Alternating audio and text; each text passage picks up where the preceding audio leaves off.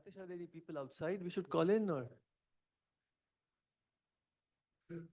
Okay, we'll start now. So welcome everyone. Thank you for coming all this way to Ashoka University in this cold, foggy weather. We'll need to come together and warm the place up. So hopefully we'll do that. This is, so I'll just start very briefly talking about the conference a little bit. Then I'll request our chairman of Board of Trustees and our key founder, Dr. Pramod Sinha, to address all of us. And then our Vice Chancellor, Professor Chaudhary will, Rai Chaudhary will speak to all of us. And then I'll say a little bit about the center and then we start with the event. So that's the agenda right now. So this is Explore 25. So it's explorations. So S is silent. So it's explorations in statistics, probability, learning, and optimization research. It's kind of a new, these are areas which are coming together. So there should be a community which addresses this. This is these are the areas of the future. We all know that AI and machine learning, coupled with all these mathematical techniques, are transforming the world. So we are creating a community. This is organized jointly with Malik Rao, who's here, Malik Rao from IIT Bombay, and Vivek Borkar and Praneet from Google. But hopefully it's a start of a regular event. So you'll see more of these happening either annually or biannually. And we'll start with Ashoka, but maybe this will be something we'll see all over the country over time. So that's the purpose. And right now we have, I guess, speakers coming from all over the country and many students from Ashoka and many faculty from Ashoka. So welcome again. I request Pramod to say a few words.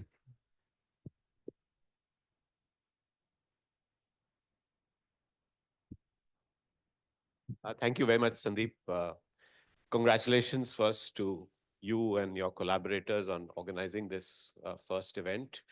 I think for the center, this is the first time we are doing something like this. And so it's a big milestone for us at Ashoka. I'll quickly, for those of you who are not from Ashoka, I would just like to quickly tell you a bit about where Ashoka is today. I'm sure you know something about Ashoka, but we started about 13 years ago with the Young India Fellowship Program. Many of you may know people in that program. Some of you are YF alums who are here. I just met some of you. We started the university 10 years ago. So we are actually celebrating 10 years of Ashoka University this year.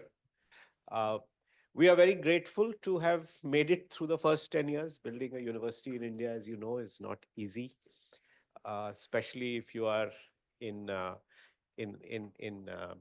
middle of nowhere in a bit because of the location, and it's hard to get here. It's become better over time. We are very proud of the fact that we have now 3,000 students.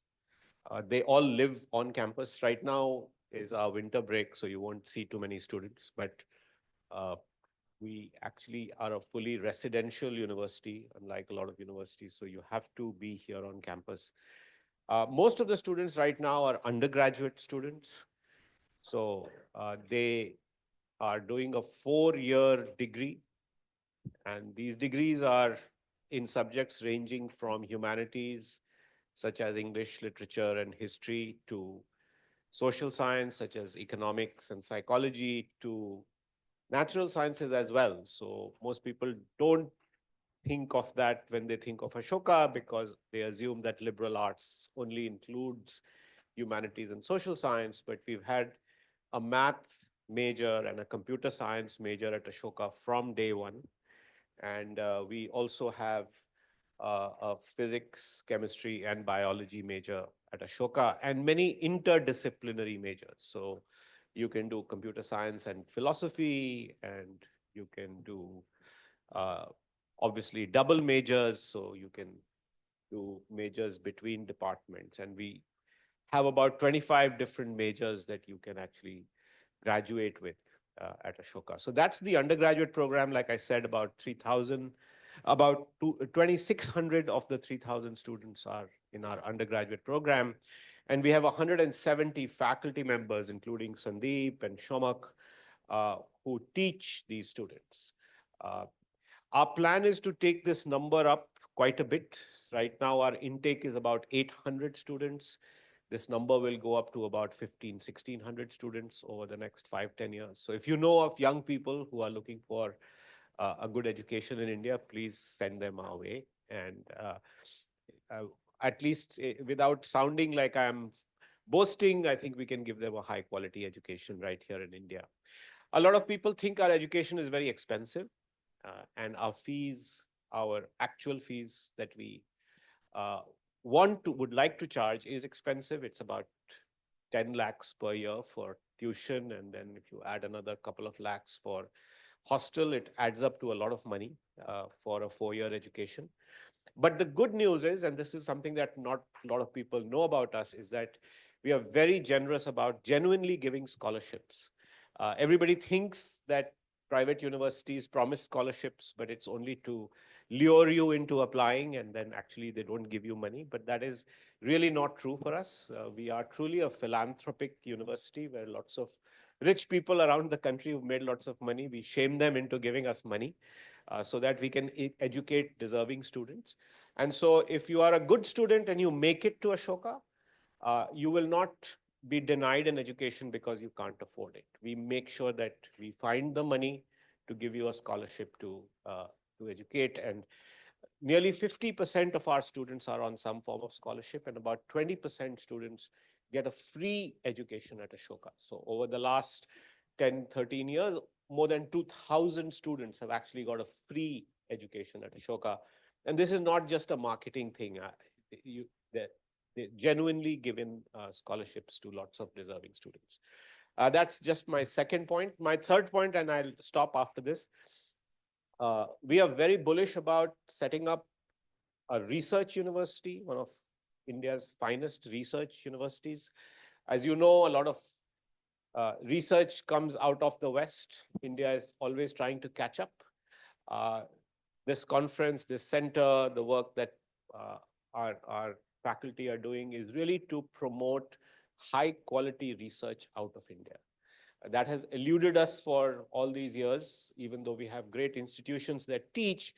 There are very few institutions that do very high quality research, and we want to set the trend in the private universities space as well to show that you can actually do high quality research out of India. And you can't do high quality research unless you have high quality faculty, and we have to some extent solved that problem with our 170 faculty and the 300 odd more faculty that we will hire. But we won't be able to do great research unless we have great PhD students and postdocs who will work with these faculty. I did my PhD 40 years ago, and when I was graduating, I went abroad. Even today, a lot of our students, of course, they are going for undergraduate and masters, but for a lot of our PhD students, PhD aspirants are also going abroad. And that's something we would like to stop.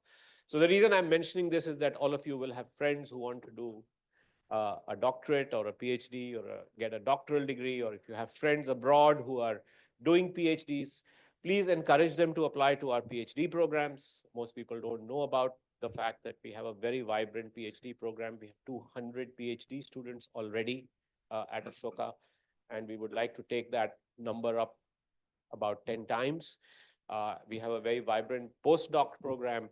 And of course, we are always looking for faculty. Like I said, we have 170 faculty going to 500 over the next few years. So I wanted to use this opportunity to use you to help us get better students, more students, both at the undergraduate level, at the PhD level, as well as to spread the word that this is a place that would welcome you as a researcher, academic at any level, whether as a student, as a postdoc, or as a faculty member. Once again, welcome to Ashoka. You're here for 2 days. Sorry, I can't do much about the weather, but please enjoy the campus. Go check out our library if you haven't been here before. Enjoy some of the eating outlets. The parathas are very good. You don't have to go all the way to Murthal. You can eat it on campus. And again, welcome and enjoy the 2 days.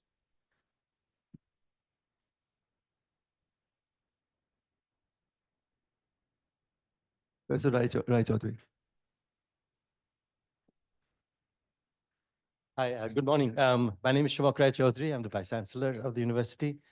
I'm also an astrophysicist, and so I'm very, very excited about the meeting that is about to start. I do a lot of data sciences myself. Um, just continuing what Pramath said about the university, my job is to not just welcome you here, but also to say a little bit about um, why we are doing this. First of all, this, as Pramath said, the university was started off as a liberal arts campus, and liberal arts often is misinterpreted as being liberal or arts. It's neither. It's about celebrating the interdisciplinarity of education, and so that students who come in have a liberal mix of things that they want to learn. As Pramath said, 800 students coming in this year. Students who come in at the undergraduate level do not commit to a major till the third semester. So the idea is that the first year, actually the first 3 semesters, they actually get a very wide-ranging education. We have 9 foundation courses. You have to pick one from each. And these are things like critical thinking, great books, literature in the world, economics, politics, and society, principles of science, quantitative reasoning. Everybody does this, right? And mind and behavior, stuff like that. So, and then you have gateway courses in which you, rather than your parents, help you pick the subject that you want to do. And we've seen a huge shift, and we gather data when people come in, ask them what you want to do, and when they actually pick the major, for about a third of the students, that changes quite a bit. So, and I hope more will change, because people really need to know what they're doing before they get into it, because now the entire field of education is going to become a lifelong activity, and what you learn at age 18 should not define you for the rest of your life. That is the whole point of setting up a university like this. The other thing, of course, is contrary to the university model in India, where universities don't really do research. They do a lot of teaching, glorified schools, essentially, textbook-based teaching. The idea here is to actually bring in research and disciplinarity at both levels of teaching and research. So as I said, these subjects that students encounter from the very beginning are truly interdisciplinary.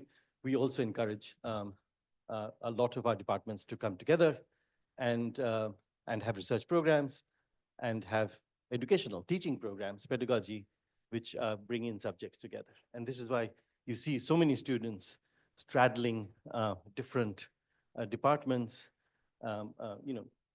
There are students there, and the initial courses that we give, the biggest hit last year, one of the biggest hits was the ethics of AI, for example, where was taught in the philosophy department rather than in the computer science department, things like that. So we try to bring in humanities, social sciences, and sciences together. And this is why the centers that we have play a very important role. We have about 20 odd centers which are externally funded, and they actually seed research at the university, involving students, involving faculty, involving external people. And this conference is organized by, Sandeep will tell you a little more about his center, one of these centers, which is to bring together lots of people from lots of departments together to essentially think about various aspects of data sciences. And this is what this conference is also about. And you look around the room and you'll see people from all kinds of disciplines, both from academia and from industry, and to bring them together in a common forum. So this is kind of represents what this university is about. And I'm very happy that that is happening right now. So one of the major activities in this, we have major themes that we've chosen at the university to concentrate on moving forward in doing research. And one of them, of course, is data sciences, but not in the sense that everybody seems to be doing. Everybody and their grandmother seems to talk about AI/ML and data sciences everywhere. The strength of Ashoka is that we have this multidisciplinarity built in from the educational level, and the fact that we have people genuinely interested in data sciences from the humanities and social sciences as well as all the sciences. So I find myself sitting across the table from economists and philosophers and historians as an astronomer talking about methods of data sciences and how one can apply things that we are learning, such as the ones we are learning in the first 2 days in the tutorials, for example, in actually quantitatively dealing with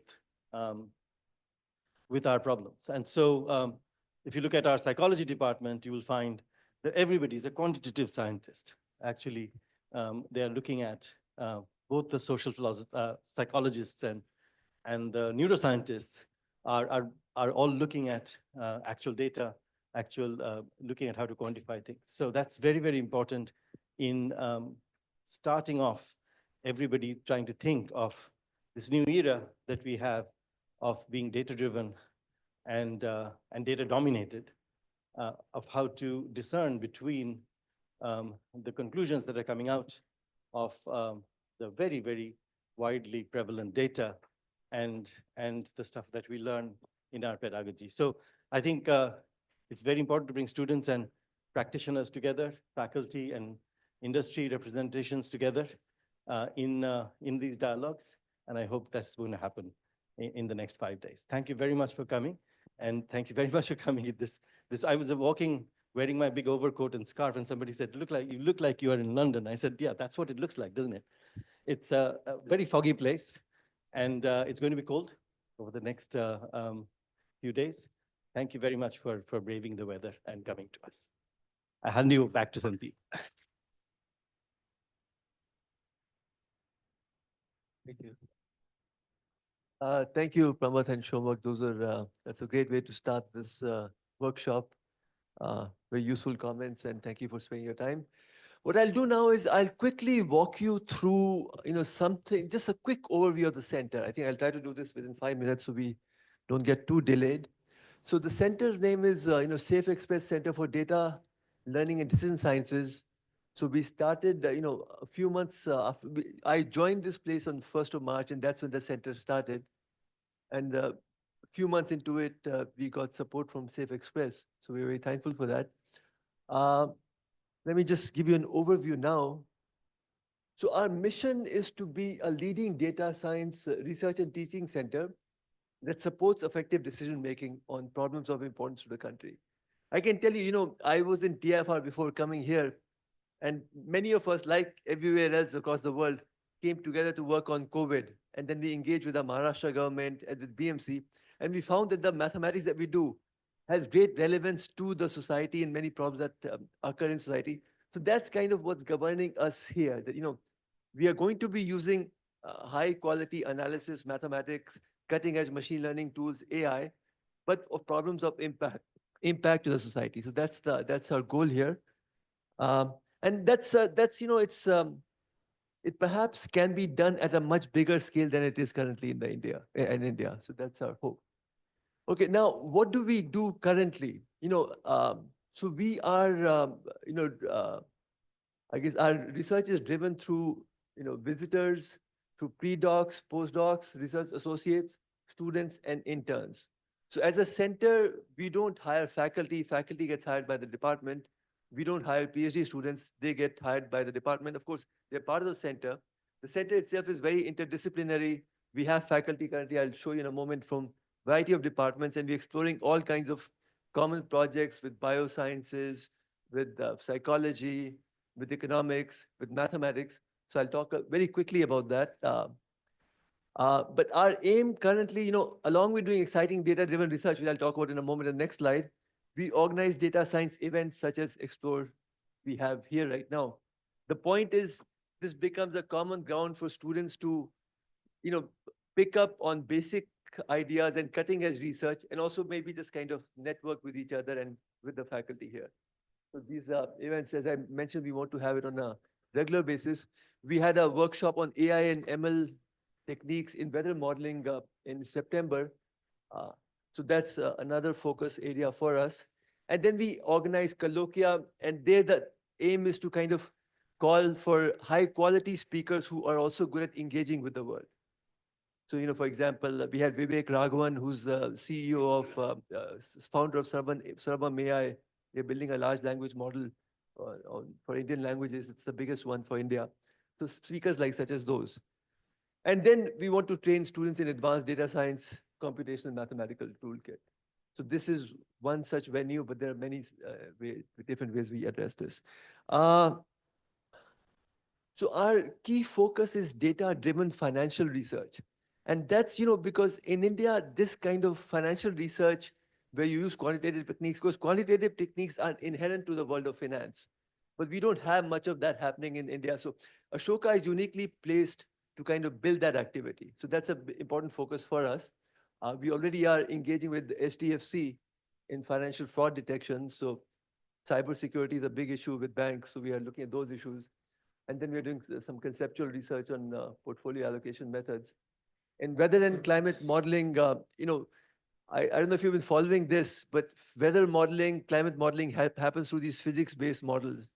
You make a grid of the whole globe, you solve Navier-Stokes equations, etc., for the next 70 to 100 years, and that's how predictions are made. But lately, people are discovering that machine learning, this is just last one or 2 years, can actually significantly improve upon physics-based predictions, at least for weather modeling. And they also combine very well. So those are kind of issues that we are working on right now, but we are kind of piggybacking on the research that's going on worldwide and seeing if we can come up with more cutting edge kind of forecasts for India for weather modeling as well as for climate modeling. Um, Epidemiological modeling, I mentioned that, we started working on this through COVID. There's already an ongoing, very, very big effort on doing infectious disease modeling in Ashoka. So we tied up with that effort and we are building models for kind of agent-based simulation models for the whole country together. So that's another effort. And reinforcement learning and application. So reinforcement learning is obviously the tool for the future. Most of the machine learning, if it's about imitating how humans act. But reinforcement learning is what gives you super intelligence. So if you see the Go game, Alpha Zero, the capacity of algorithms is far stronger than human beings. And that's what's driving that is reinforcement learning. So our aim is to kind of, do cutting edge research in that area as well. So these are our faculty members in the center so far. This is going to grow soon. But there are mathematicians here, physicists, economists, computer scientists. We have a stellar advisory board. Professor Peter Glynn from Stanford, he's generally, I guess he'll be speaking tonight, online talk, and you'll see for yourself. But he's been a great influence in the field of applied probability and also just a great mentor for our center. And then all the other stellar researchers that we have in our council. All right, and these are our members. We have a dynamic group of pre-docs, research associates. It's all building up postdoc and many very bright undergraduate students at Ashoka. So that's been a very pleasant addition to our effort. And we have distinguished visitors. So, it's just starting out. So we're hoping that we'll grow much more and there'll be a lot of more interesting activity. One aim is to tell you is that if some of you are interested, then you should consider joining us. Sorry, I think we have a tiny video here.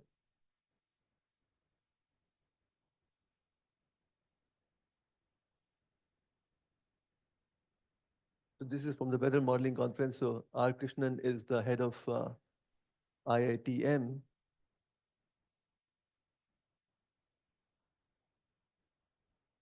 Vivek Raghavan, Sarvam AI.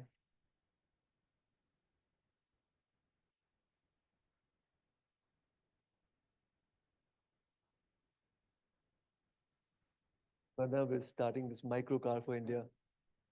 This is a two-seater four-wheeler. That's electrical vehicle. All right. Okay, so and our aim is to publish in the top 4 as we go ahead. So as this is, we're looking for high-performing BTech, master's, PhD students with exceptional quantitative aptitude problem solving. But it's an exciting journey. So if some of you are interested, please reach out. Let's see if we can engage together. Thank you. With this, we'll go ahead and start our event. Our first speaker is Professor J. Krishnan Nair from IIT Bombay. Let me just say a few things about him. I have written down here.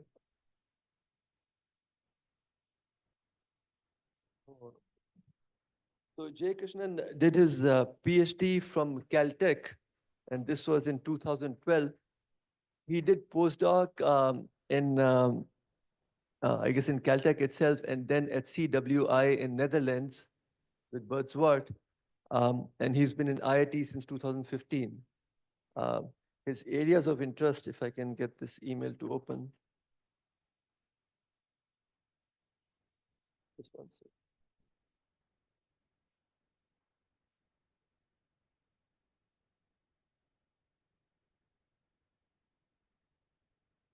Okay, I can't seem to put his email. His areas of interest are in performance evaluation, in queuing networks, in power networks, in communication networks, and many other areas. What I can say is that in the Indian community, you see few people who are as versatile as Jay Krishnan in his age group in the area of applied probability, and who kind of come up with very creative ideas. So I've always enjoyed being in his talks and seeing the new ideas that he brings and how well he kind of thinks them through and presents them. Thank you, Jay.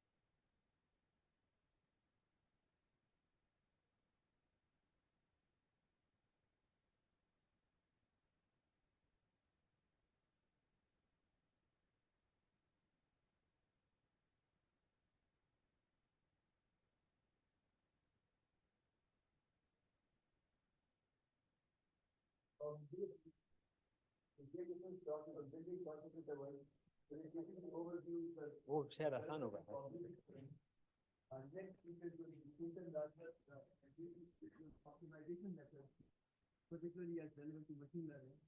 And then tomorrow we'll have Praneet Palli talk about diffusion model as we generated. So these are tutorials. Along with it, we have industry talks today and tomorrow. Thank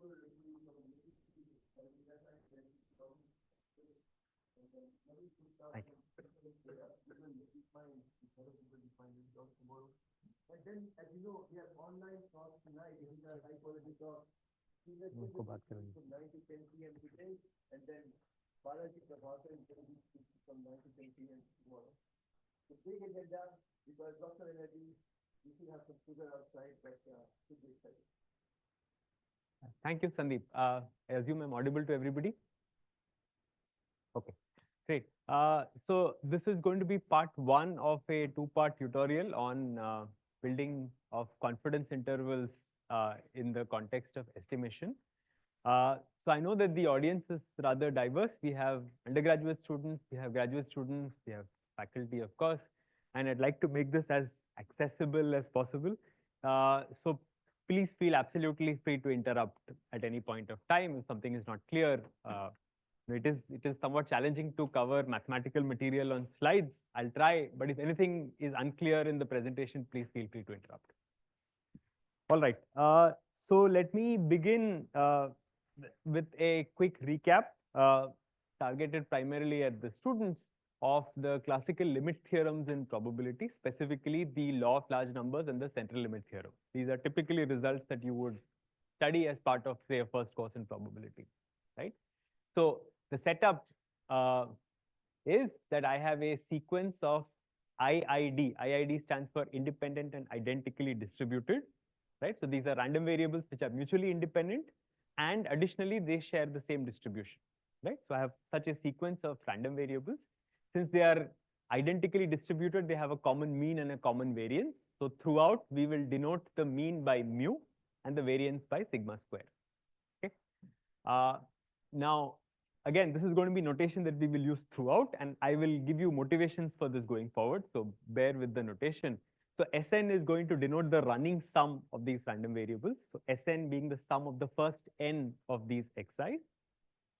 The law of large numbers formally says that if you normalize the running sum by n, in other words, you study the running average of this sequence of random variables, that running average converges with probability 1 or almost surely to the mean, right? So this is the law of large numbers. Intuitively, I mean, this is one, I think, nice way of thinking about it. The law of large numbers is telling us how the running sum scales, right? And it is telling you that the first order behavior of the running sum is a deterministic behavior, which is just n times the mean, right? So if you are, this is just an intuitive way of thinking of the running sum in the context of law of large numbers. What the law of large numbers tells you is that the running sum is scaling linearly with n, with the slope being equal to the mean. And the error associated with this first order approximation, let's call it the law of large numbers approximation, is little o of n. What little o of L means that it is negligible relative to n. If you divide by n, it gets washed away, right? That is one way to think about the law of large numbers. So I mean, just you can draw these pictures quite easily. So I've just simulated these xi's as being exponentially distributed with mean 1.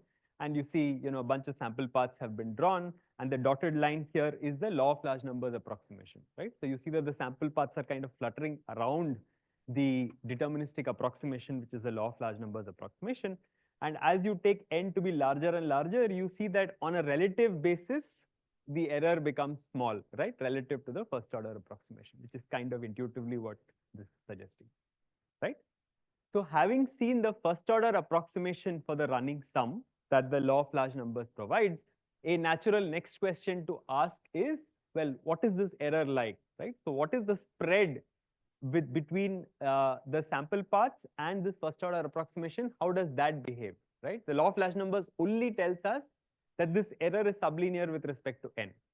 But is it logarithmic in n? Is it random? You expect it to be.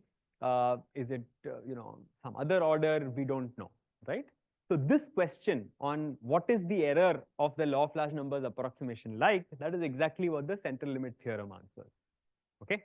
So what the central limit theorem, as a reminder, tells us is that if you actually study on the left hand side, you'll see that the numerator is exactly the error associated with the law of large numbers approximation, right? Equivalently, you can think of it as simply centering the running sum by subtracting away its mean, right? So what the central limit theorem tells you is that this error essentially scales as square root n, right? I should emphasize that implicit in all of this is the assumption that the variance of my random sequence is bounded. If the variance is not bounded, it turns out there's a more nuanced answer to this question, which I won't get into. But let's pretend that the variance is bounded. In which case, the central limit theorem tells me that this law of large numbers error, if you will, is actually scaling as square root n. We knew it was sublinear. We know more precisely that it is actually square root n, right? And how does one formalize this? The way you formalize this is to say that if you take the error and normalize it by square root n, right, then this normalized error actually approaches a certain limit in distribution as n becomes large. Specifically, that distribution is the Gaussian distribution, right? So that is what the central limit theorem tells us, right? So again, if I want to think of this from an intuitive standpoint, yeah, this is just a picture. Again, I think a bunch of sample paths taken for n equals 300, and then you actually compute this left-hand side normalized error on each sample path and plot a histogram. You get this very pleasing bell curve, which is actually quite easy to see. Intuitively, what does this mean? It means that if you think of the running sum, the first term here is the law of large numbers approximation. The second term is the second order approximation provided by the central limit theorem. The second term is actually now random. It is square root n times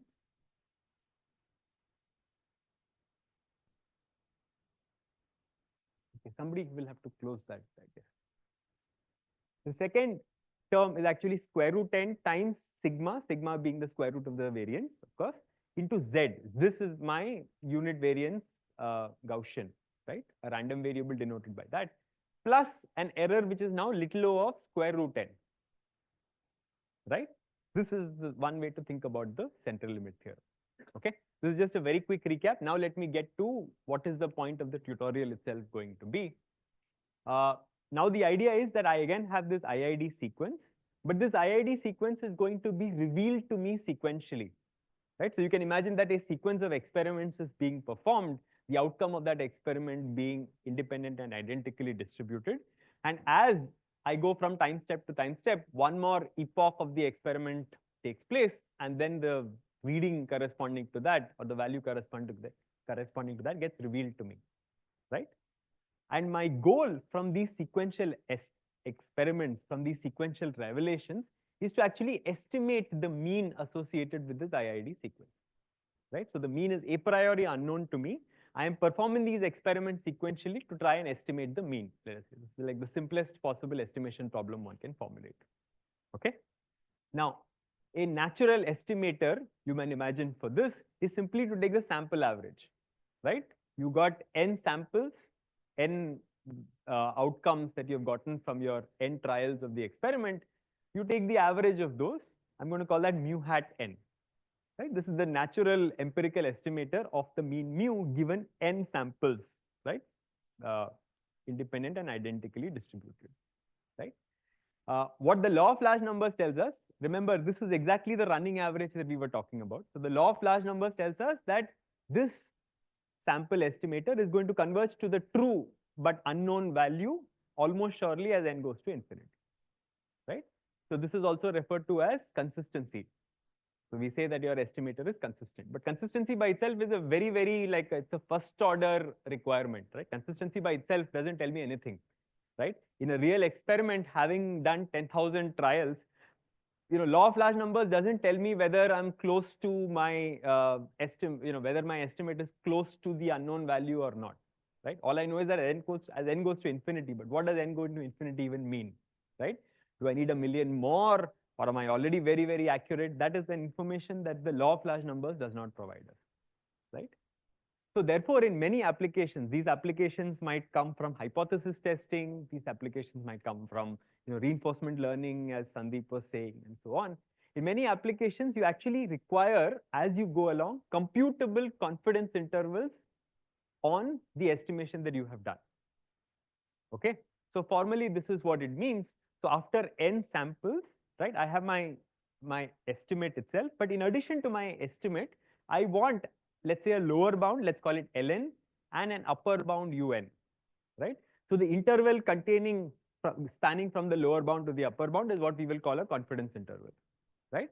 So I want a computable confidence interval, right, such that formally, with high probability, the true mean, which is unknown and which is what I want to estimate, will lie within this interval with some high probability, right? So this delta is basically some sort of an error threshold or a confidence threshold. If think of delta as being very small, right? So if delta is 0.1, that means that with 0.9 probability, the unknown number that I seek to estimate lies within the interval. What is the confidence you care about? Do you want to be 90% sure? In that case, you would set delta to be 0.1. If you want to be 99% sure, you would set delta to be 0.01, right? You specify delta, and then in terms of that delta, oftentimes, of course, you want to be able to compute an interval such that the object that I'm actually trying to estimate lies with that confidence within the interval. Okay, so that is what is a confidence interval. So how to construct these confidence intervals is going to be the goal of this tutorial. Okay, any questions on the motivation?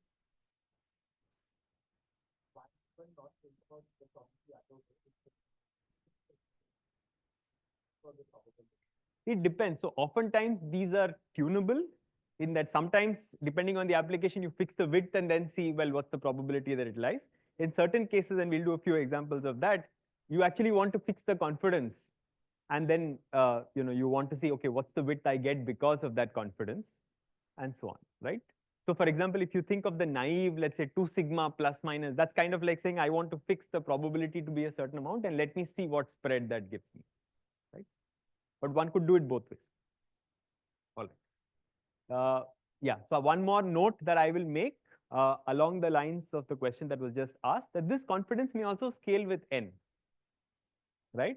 Maybe as you go along, as you get more and more samples, right, you might want to be more confident of your estimate, right? And so you might want to tune the confidence that you want to associate with your interval with n as well, and that's allowed as well. Okay, fine. So let me begin by an imprecise way of building confidence intervals. Okay, and then we will spend the rest of the tutorial trying to make it correct and more formal. Okay.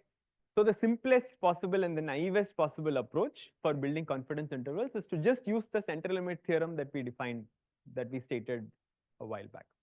Right? So what does the central limit theorem tell us? The central limit theorem tells us that if you fix a certain c which is positive, right, then this quantity, which is the difference between the running sum and its mean, what I call the law of large numbers error before, normalized by square root n times sigma, sigma being the standard deviation. The probability that that exceeds c, where c is whatever number you choose, some deterministic constant, that approaches as n tends to infinity to the probability that a standard Gaussian exceeds c. So if I set c to be 1, for example, then the probability that this normalized error exceeds 1 will approach as n tends to infinity the probability that a standard Gaussian random variable exceeds 1. Right? That's the central limit here. Now, if I just massage this out, you will see that if I divide numerator by n, then effectively I get mu hat n minus mu, and then I just multiply the square root n on the other side. And you see that the first statement is in fact equivalent to the second statement. And what is the second statement? The second statement tells me that the probability that the estimate that I'm computing overshoots the mean that I seek to estimate by more than c sigma by square root n. This probability actually approaches a constant, which is the probability that the standard Gaussian crosses the value c. Okay? Just a restatement of the central limit theorem, right? Now, I have asked the question in one direction, what is the probability of an overshoot by c sigma by square root n? A symmetric argument just on the left will tell you that the probability that I undershoot by c sigma by square root n, which is to say that my estimate actually goes below mu by more than this amount, also approaches the same limit. Okay? So if I now patch these two together, I will conclude, everything here is formal so far, that the probability that the estimator deviates from the mean on either side by more than c sigma by square root n, that actually converges formally by central limit theorem to 2 times the probability that a standard Gaussian exceeds c. Okay, so this is a formal calculation and it holds for any positive c, right? You can choose c to be any positive number. Okay, so this is just a restatement really of the central limit theorem. How do I use this to come up with imprecise confidence intervals? Let us see. This is just a restatement of the conclusion from the previous slide. Now what I can do is essentially take that right-hand side that I have and specify whatever confidence delta I want. Right? So the probability that the value exceeds, this in absolute, that is upper bounded by, that is approaching this probability, right? So this is basically my violation probability. So I equate that violation probability to delta, whatever delta you might have chosen. Now the advantage I have here is that this right-hand side is computable. I know exactly what the probability of a Gaussian exceeding any threshold is. So if I equate it to delta, I can now invert that and figure out what is the C that will give me that particular delta, right? So if you set delta to be 0.01, then you can figure out what is the C, just a simple numerical inversion to figure out what is the C such that this RHS is 0.01, right? What that means is that approximately the mean, the probability that the estimate will exceed this, will deviate from mu by more than this quantity, which is the inverted C of delta, is going to be at most 1 minus delta, which means to say that with probability, approximately, with probability at least 1 minus delta, the mean will in fact lie in this interval, right? So the probability of a deviation has been approximated by delta, and so therefore with probability at least 1 minus delta, you expect that you will lie within this interval, right? So this becomes a very simple, intuitively constructed confidence interval. Okay, so you figure out whatever delta you care about, invert this RHS, put it into your favorite numerical program, figure out what C that corresponds to, and plonk that C here, right? And now what this interval looks like is you take your empirical estimator, subtract this quantity. You can think of this as the radius of the confidence interval, C times sigma by square root n. Okay, so either side by that radius, that defines your interval. And now you say that, okay, with probability 1 minus delta, the unknown mu actually lies in this interval, right? And appealingly, the width of this interval shrinks as n grows. It shrinks as 1 by square root n. So the more samples you get, right, this mu hat will, of course, by law of large numbers approach mu, but the width of this interval will also keep shrinking, right? So that is the appealing aspect of this, as you should expect. Okay, so this is our first approximate, somewhat imprecise construction of a confidence interval, right? I say what confidence I seek, and based on the central limit theorem, I approximate a certain interval in which I believe that my estimator lies, that not the estimator, but rather the object, the number I want to estimate lies. Okay, now, why is this an approximation?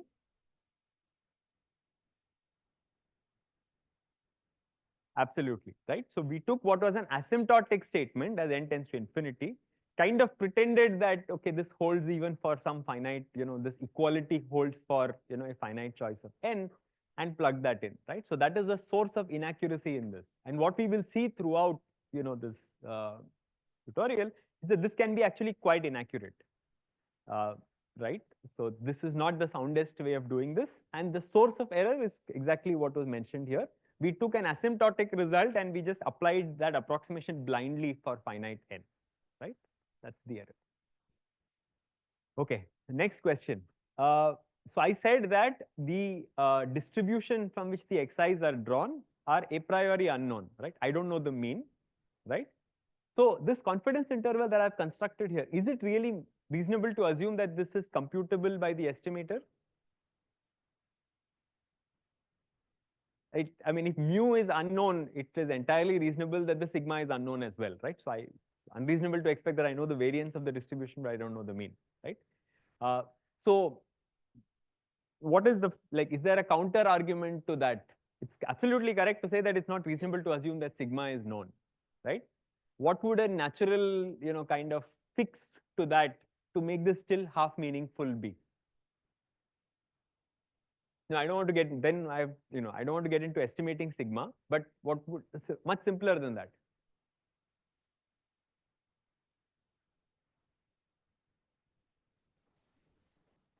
What is sigma hat? Correct, but then I have to worry about the error in the estimation of the sigma hat, right? So then I have to do those things.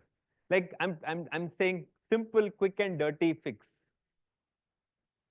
Exactly, right? So in saying that this is in fact algorithm computable, I am not really assuming the knowledge of the variance of these xi's.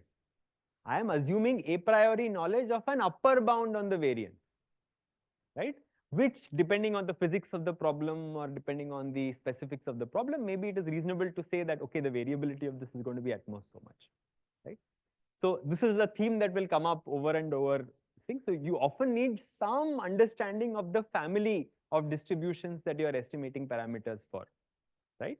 So in writing this confidence interval, in spite of the approximation that we get from taking the central limit theorem, which is an asymptotic statement, and plonking that approximation for a finite value exactly, notwithstanding that, the assumption here is that I know some upper bound on the sigma, right?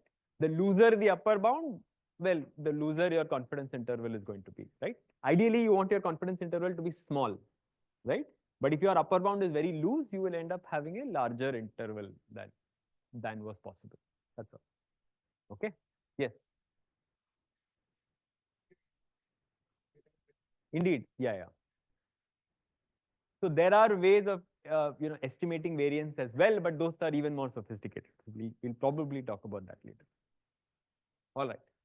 So this hopefully gives you some understanding of what we are trying to do. We want to come up with algorithm computable confidence intervals, right? And we want to do them more formally than what we have done, right? So this is what the tutorial is roughly going to look like. So first we will look at the setting where the random variables are assumed to be from a class of distributions called sub-Gaussians.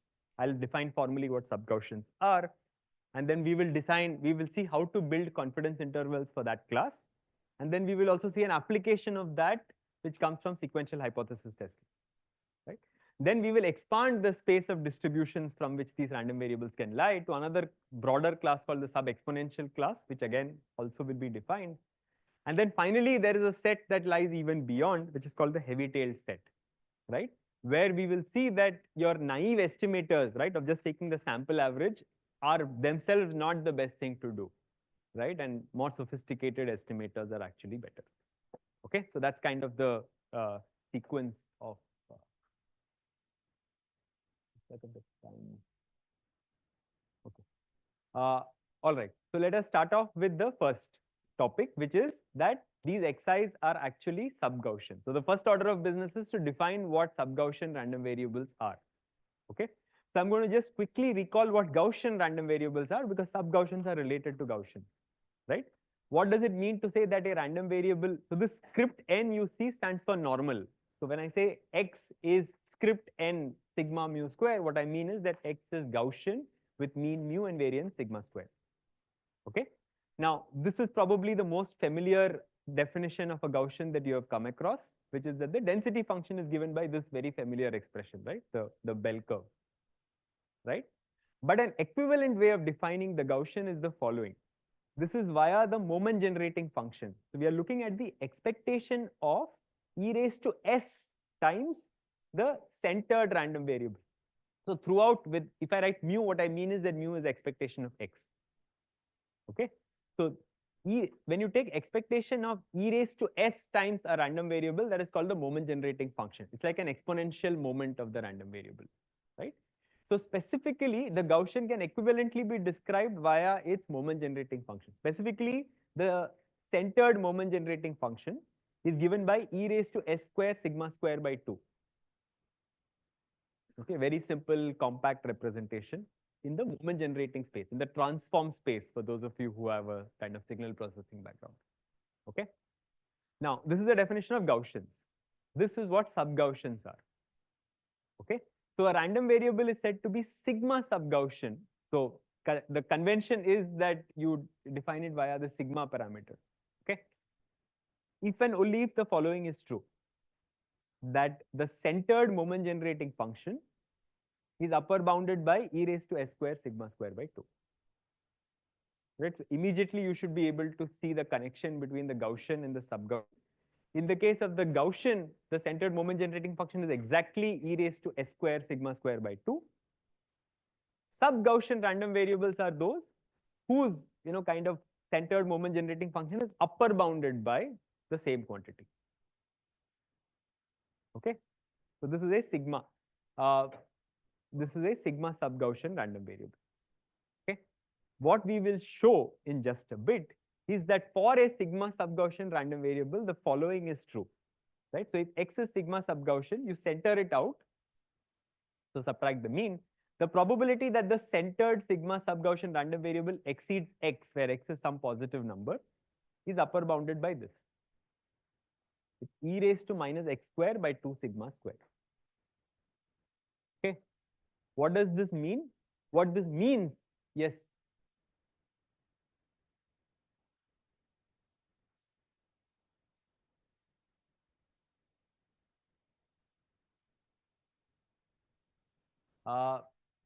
Sub-Gaussian, so I didn't quite catch your question. Why is it called sub-Gaussian? Or?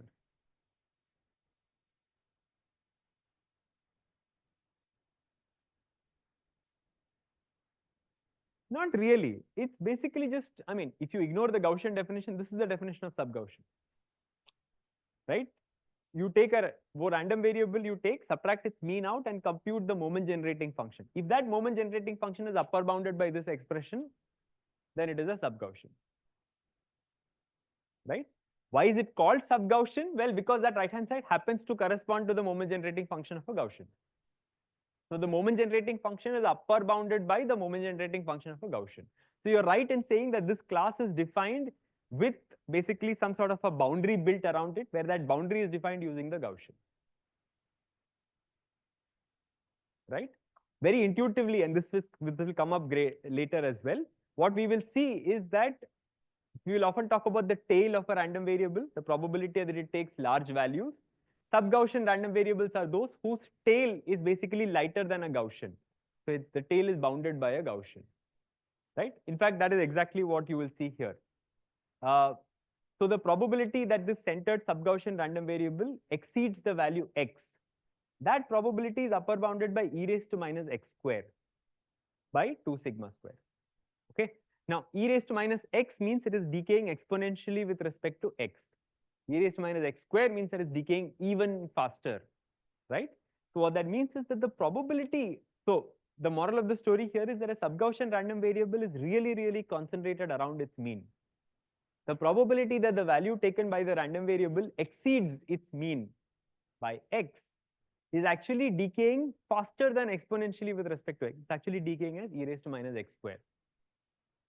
Right? This is also true of the Gaussian, in fact. So in that sense, the Gaussian is very, very well centered around its mean.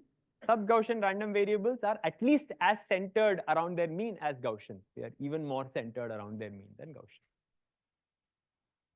Okay, that is the story here. They are kind of, if you want to think about it in terms of variability, sub-Gaussian random variables are at most as variable as Gaussians, right? They are less variable than Gaussians. Right? That is how you should think of sub-Gaussian random variable. Yes. This one. Actually, you don't need a continuity theorem. So continuity theorem comes if you are trying to look at, okay, the moment generating function has a certain limit and from there you want to conclude something else, right? Here, so I will actually go through the proof of this. The proof is actually just a couple of lines. Right? Yeah. So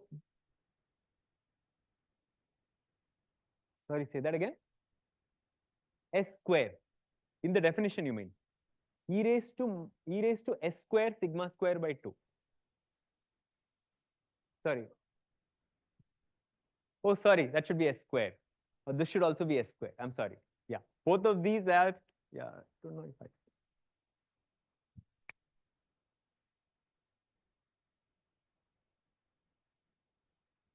Yeah, sorry about the typo, right? So thanks for catching it.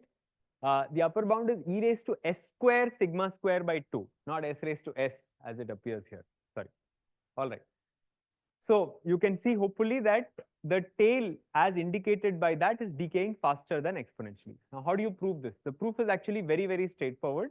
And the proof actually follows what you might call the Chernoff approach. Those of you who have studied Chernoff inequality from intro probability will see the, So I'm just going to go through this one proof because this idea is going to come up over and over again. Okay. So the idea is as follows. So I want to estimate or bound the probability that the centered random variable, which is sigma sub-Gaussian, exceeds x. Okay. Now I pick some s that is positive. Now, do you see that this probability is the same as if I basically just e raised to s times the left-hand side is greater than e raised to s times the right-hand side?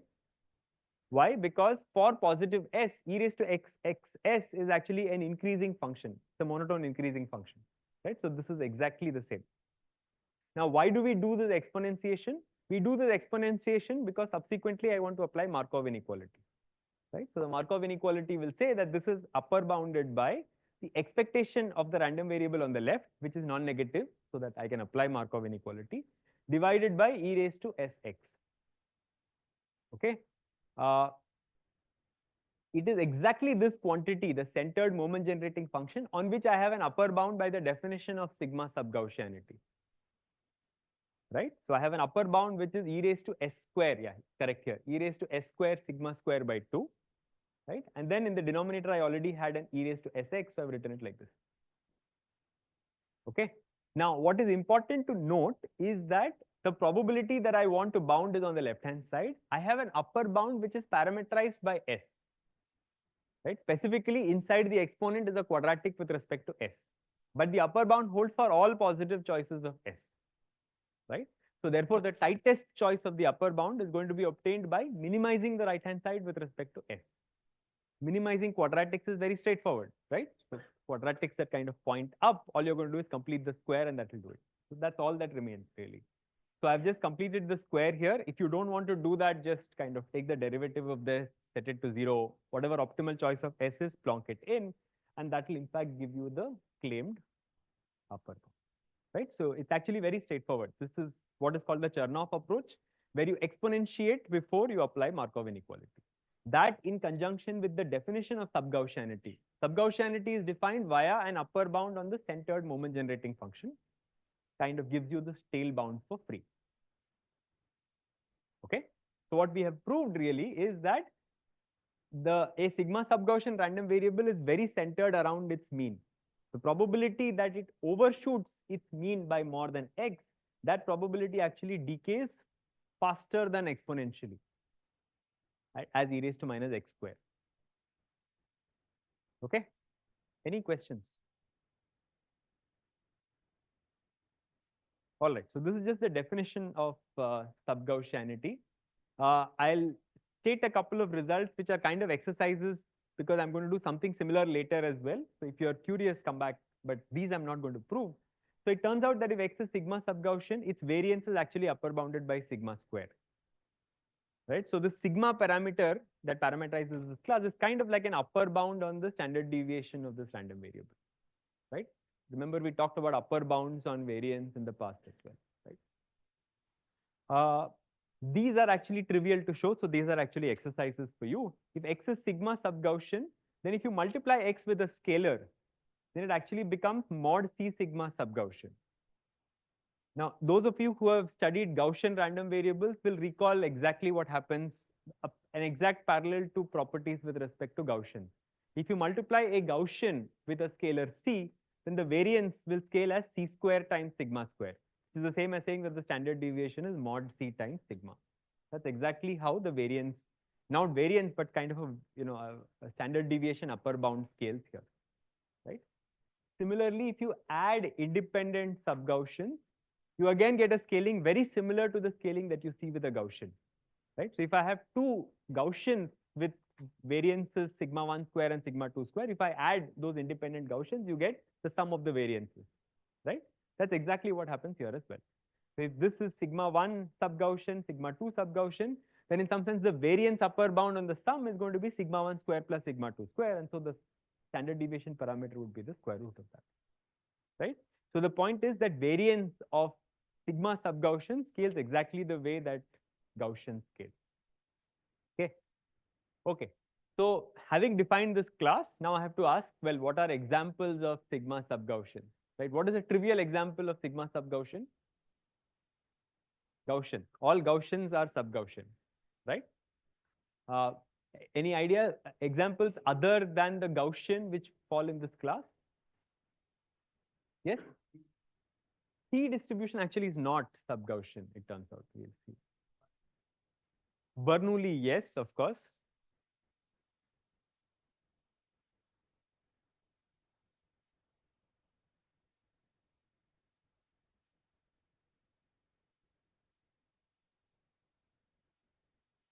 Moments don't, you mean for what kind of moments? Are you talking polynomial moments? Polynomial moments don't vanish. Good, good, good. I understand. So somebody said Bernoulli. Bernoulli is a bounded distribution. You were suggesting a distribution between having support from -1 to 1. So broadly, you might think that because I motivated this class as one where the random variables are very, very centered around their mean, you might think that bounded random variables might fall in, bounded distributions might fall in this category, and that is in fact the case. Okay. And this is actually formalized by what is called Hoeffding's lemma, right? If depending on how we are doing on time, we can go through a proof of this very quickly. What this says is that if a random variable x has support over this bounded interval, let's say from a to b, where a, b is arbitrary, right? Then its centered moment generating function is upper bounded by e raised to s square b minus a the whole square, b minus a being the length of the interval over which the random variable is supported, divided by 8. Okay, so Hovding's lemma basically gives me an upper bound on the centered moment generating function of any bounded random variable. Okay, from Hovding's lemma, does it follow? Let's ignore the proof of Hovding's lemma for a bit, but does it follow that bounded distributions are in fact sub-Gaussian? The definition of sub-Gaussianity is right above. Yes, and what is the sigma parameter associated with a bounded distribution? The interval length divided by 2, right? Because if you plonk, so bounded random variables with support a, b are actually b minus a by 2 sub-Gaussian, because if you plonk that sigma in, you will see that this upper bound is consistent with the definition of sub-Gaussian, right? So it turns out that all bounded distributions are in fact sub-Gaussian, right? And this lemma is basically telling us what is the sigma parameter, what is the sub-Gaussianity parameter associated with any bounded distribution. It depends only on the interval width, the width over which the random variable is supported. Okay. Okay. Can somebody tell me the time? I just want to get a sense of how we are doing. 50. Okay, fine. So maybe we can go through this somewhat quickly. So this is actually a very easy result to prove. So for such things, I'm going to skim through the proof. The slides will be provided, so you can feel free to take a look at them later, right? Now, remember that the Hovding lemma is basically on the moment generating function of a centered random variable, right? And consistently, all that matters is the width, not the positioning of the interval, but only the width of the interval, right? So without loss of generality, I can kind of translate the interval such that I can force the mean of the random variable to be 0. No loss of generality there. And here, as a starting point, we're just going to use the convexity of the function e raised to sx for positive s. Actually, yeah, this doesn't have to be positive. This is for any s, right? So the idea, I mean, pictorially is actually very straightforward. So the exponential function kind of looks like this. If this is a and this is b, then what you see on the right hand side is just a straight line joining a and b, and the left hand side is the exponential function, right? So the convexity actually results in this first statement. Now, this inequality is true for all x lying in the interval ab. I don't think I've mentioned here, but this is true for only x lying between a and b, right? But my random variable also takes values between a and b. So I can replace a little x here by the random variable and now take expectation on both sides. If you take expectation on both sides, I have the moment generating function I care about. Remember, I've assumed the mean is 0, so there's no more centering required, right? So this is the object I want to upper bound in Hovding's lemma, and that's upper bounded by basically this right hand side. What has happened is that I have expectation of x showing up here, which is assumed to be 0, right? So this is my upper bound.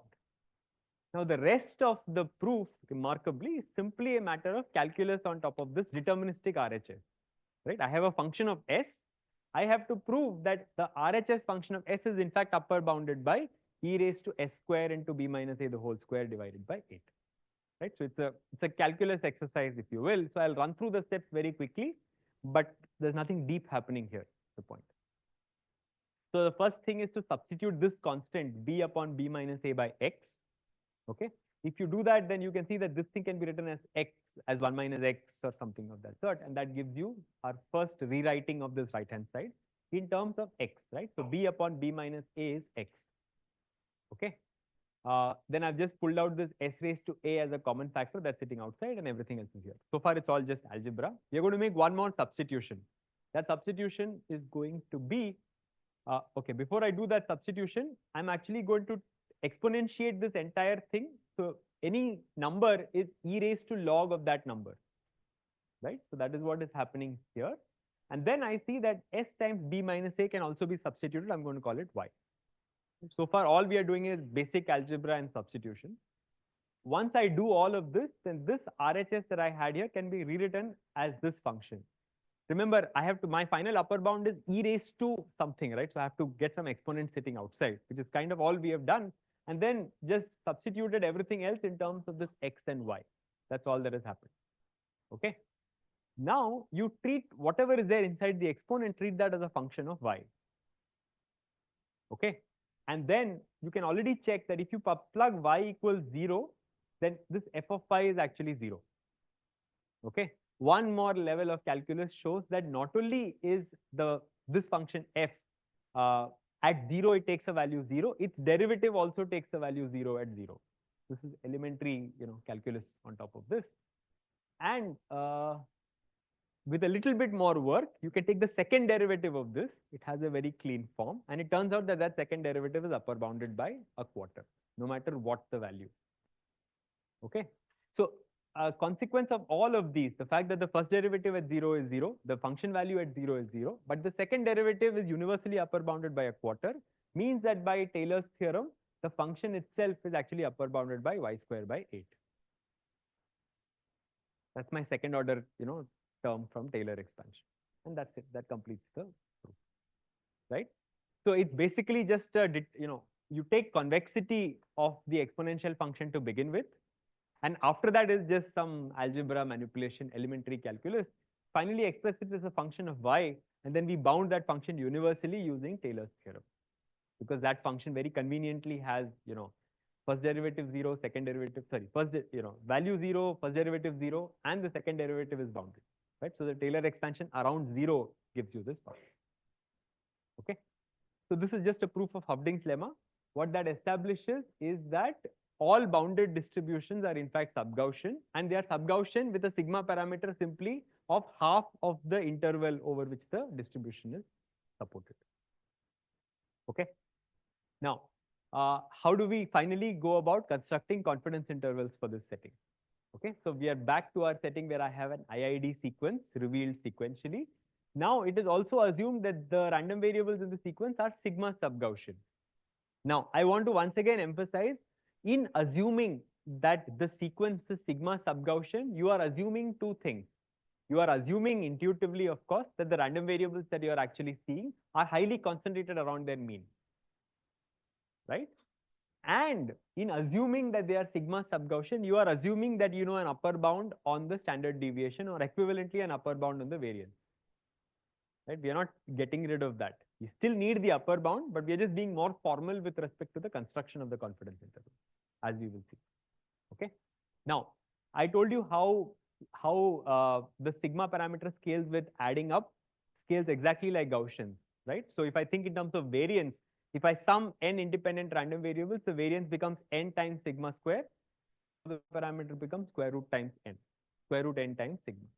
Now, if you multiply a number by a Gaussian by a scalar, then the variance gets scaled by basically the absolute value of that number. So when I divide this running sum by n to get my estimator, I get a sigma by square root n sub-Gaussian. Okay. And it turns out this itself is enough for me to construct a confidence interval, right? Because when I'm taking the running average of a sequence of sigma sub-Gaussian random variables, the estimators that I'm collecting along the way are in fact sigma by square root n sub-Gaussian.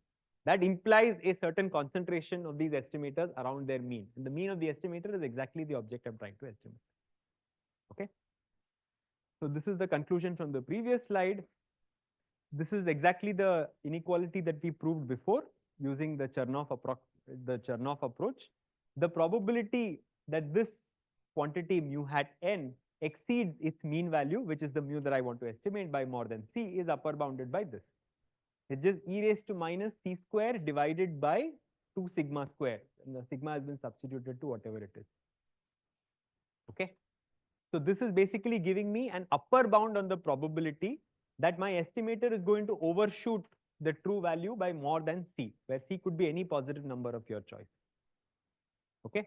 Now, just as you did the Markov inequality on the right, you can also do the Markov inequality and the exponentiation on the left. So the exact same calculation that we have done before also implies the probability of an undershoot by c is also upper bounded by exactly the same quantity. Okay, so if you patch these two together, you see that the probability that you have a deviation of more than C between the estimator and the true value. In other words, the probability that your estimation error exceeds in absolute value C is upper bounded by 2 times this quantity. This is true for any finite n. This upper bound holds for any finite n. This is not an asymptotic result like the central limit theorem was. Now I can invert this to get an algorithm computable or estimator computable confidence interval, right? Yeah, so moral of the story, and this is something that I will contrast subsequently when we study, kind of more variable distributions. Note that the probability that you have an order 1 error in the estimator, order 1, I mean relative to n, right? So C is order 1. So the probability that you have an order 1 estimation error is actually decaying exponentially with the number of samples, right? And that's an appealing property, as you can imagine, right? Now, how do I construct a confidence interval? Well, you decide what is the probability of error that you're willing to tolerate. What is the probability that the value that you care about actually lies outside your confidence interval? You fix that to be delta, whatever that might be. And now just invert this and figure out what is the C corresponding to this, right? In this case, this is a trivial calculation. You can invert this and the C will end up being this, right? So just equate this right-hand side to delta and figure out what C evaluates to. That now becomes the radius of your confidence interval, right?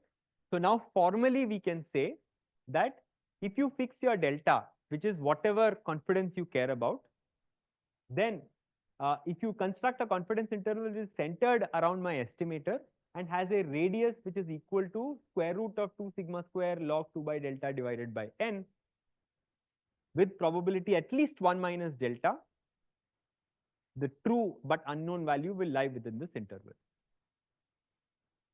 right? And this is true for any n. So there's no asymptotic approximation. This is a formally sound confidence interval construction. Okay. Some basic sanity checks you can make. If you fix delta, right? So delta is 0.01, so which means I want a 99% guarantee that mu lies within the interval that I'm computing. This width for that fixed delta will actually shrink as you get more and more samples, and it shrinks by 1 by square root n, right? Also, intuitively, you should expect that as your delta becomes smaller, which means that you want to be more and more sure about having caught the correct value of mu within the interval. If you shrink delta, the width of the interval will grow, right? If you want more surety, then your interval has to expand clearly, okay? And one more thing I did not point out, but should actually be apparent, is that this delta is something I can choose. So in particular, there's nothing that stops me from setting delta in a manner that also depends with n, right? So we will see examples of this where there might be applications where I want the confidence associated with the interval to also scale with n, nothing changes, right? If instead of delta, you replace that by delta sub n, right? Everything that we have constructed continues to hold. Okay. So this is how you construct confidence intervals for the sub-Gaussian setting. Okay. This is just easy. I'm just stating it for completeness. If I specialize this to bounded random variables over the interval a to b, then remember these are sub-Gaussian with sigma being just b minus a by 2. So I can just apply blindly. So this is the concentration inequality that you would get for the probability of a C deviation or a C error between the estimator and the mean, right? That scales in this manner. All I've done is substituted sigma equals b minus a by 2 in the preceding inequality, right? This inequality is called Hufding's inequality. Okay. And finally, for bounded random variables, this now becomes an explicit statement of the confidence interval, right? So again, it simply boils down to a substitution of sigma equals b minus a by 2 in the previous construction, right? So we have seen that even if you want to specialize to bounded random variables, this is how you can do algorithm computable or estimator computable confidence intervals, right? In the bounded setting, it is more reasonable to assume that you know the bound, right? So if you're collecting customer ratings from Amazon or something of that sort, you know that customer ratings are going to be between 1 and 2, right? or sorry, 1 and 5 or 0 and 5 or something of that sort. It turns out that knowing that interval automatically gives you an upper bound on the variance that is possible, right? And that's how your sigma is constructed. Your sigma is basically telling you what is the worst case standard deviation associated with a random variable over that distribution, right? So therefore, if I know the interval over which my random variables are supported, implicitly I know an upper bound on the standard deviation, and so therefore I know my sigma to plonk into my confidence interval. Okay. All right. Now let us apply this to a hypothesis testing problem. Okay. So the idea is actually very straightforward. I give you a coin. Okay. I am going to tell you ahead of time that the coin is biased. Okay. It's not a fair coin, right? Your goal, so I'm given a biased coin. The probability of heads is not half. It's an unfair coin, if you will, right? Your goal via repeatedly tossing this coin, right? Feel free to toss it. Your goal is to figure out whether this is a coin that favors heads or favors tails, right? So this is an experiment that maybe Amitabh Bachchan got this coin from somebody else, and he had to do this experiment before figuring out how to rig the toss, right? Between us. So that's the hypothesis testing problem we are after, right? I'm giving you a biased coin. Your job is to determine the direction of the bias, right? And to do so with a fixed confidence, right? So I give you this coin in your hand, and I tell you that you are supposed to report to me whether the coin is heads heavy or tails heavy, right? With probability at least 1 minus delta. In other words, if I specify delta to be 0.1, your answer should be correct with probability at least 0.9. So I'm imposing a probabilistic accuracy guarantee on you ahead of time. What I'm not imposing is how many times you toss the coin. You toss it as many times as you want. But in the end, your answer should be correct with probability at least 1 minus delta. Problem setting clear? So we want to use the machinery that we have built earlier to come up with a sound confidence interval based approach to solve this hypothesis testing problem. Any questions on the formulation that we are studying? The simplest possible, hypothesis testing problem to construct. Okay, but it's a fixed confidence problem, right? Your answer should be correct with probability at least 1 minus delta, where delta is pre-specified to you. Okay. All right. So natural thing to do would be to map heads to 1 and tails to 0, right? In which case, every time you're tossing the coin, you're basically getting a sample from a Bernoulli distribution with parameter p, because p is the probability of heads. Okay. So what are we really saying? What we are saying is that your job is to figure out, when you say, is it heads heavy or tails heavy? You want to figure out whether the bias or the mean of this Bernoulli random variable, is it more than half or less than half? Okay. What do I do? The natural thing to do would be to just estimate the bias of this with samples, right? So after t samples, you have tossed the coin t times, and you got a certain number of heads and a certain number of tails, or equivalently, a certain number of ones and a certain number of zeros. What is a natural estimator for the mean value or the p value associated with the Bernoulli? It is just going to be the frequency of heads, total number of heads up to time t divided by the total number of tosses up to time t. The denominator is just t. Okay. This is the natural estimator that you might think of. This is in fact the empirical estimator associated with the Bernoulli. Okay. Now what we know from our machinery is that Bernoulli distributions are bounded between 0 and 1. So they are bounded. Being bounded, I know how to construct confidence intervals, right? So which means that I can choose what delta t is. Okay. But whatever I choose delta t to be, the actual bias p will lie between plus minus an interval which is p hat minus something, p hat plus something, and that radius is in fact given by square root of 2 by delta t divided by 2t. All we have done is applied b minus a equals 1 in the preceding inequality. Okay. So I know after t tosses that, okay, this is where my empirical average is pointing. I know that with a confidence that I can dictate delta t, I can compute an interval around this estimate and say that, okay, with that probability, the true p is actually going to lie in this interval. Okay. Now, any thoughts on how I should go about setting delta t and how I should go about solving the, problem in such a way that finally, when I do give my answer should be correct with probability at least 1 minus delta. Any thoughts on what you might do?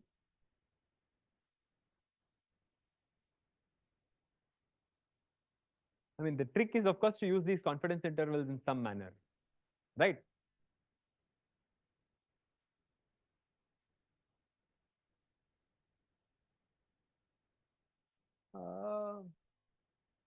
So eventually, you kind of want to move this interval to either side of half, right? So if the interval is kind of on the right side of half, you might think that, oh, with high probability, assuming you have tuned the intervals correctly, with high probability, this is a heads-heavy coin, right? If the interval shifts, so what does it mean to say that the interval shifts to the right of 0.5? Which means the left end point should be to the right of 0.5. Or if the interval shifts to the left of 0.5, then you might say with some confidence that, oh, this is a tails-heavy coin. Okay. Now the question is that you don't know when that's going to happen, right? Because you don't know how long it is actually going to take for the interval to actually go to either side of half, right? So I have to set delta t in some suitable manner. So here is a very simple, naive way of setting this delta t in a, in a correct manner, in that your answer will be correct with probability 1 minus delta. Okay. So I'm going to set delta t to be delta. Remember, delta is my overall error probability, right? Which has been pre-specified to me. I'm going to set delta t to be delta divided by 2t square. Okay. T runs from 1, 2, 3, 4, and so on, right? With that choice of delta t, I keep track of these confidence intervals as I go along. Now, why have I chosen delta t to be delta by 2t square? So what is the probability that the confidence intervals ever become invalid? At any time t, when I say confidence interval becomes invalid, what I really mean is that the mean is actually outside the confidence interval, right? At time t, the probability that that happens is at most delta t. What is the probability that it ever happens? The probability that it ever happens is the union of it happening at time t. So by the union bound, the probability that my confidence intervals ever become invalid, assuming that I'm doing, an infinite sequence of coin tosses, is in fact upper bounded by summation of delta t. Yes?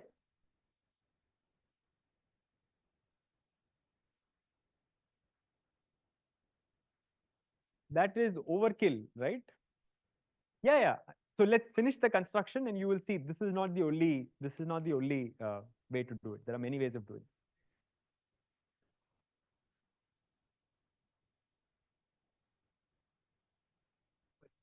Yeah.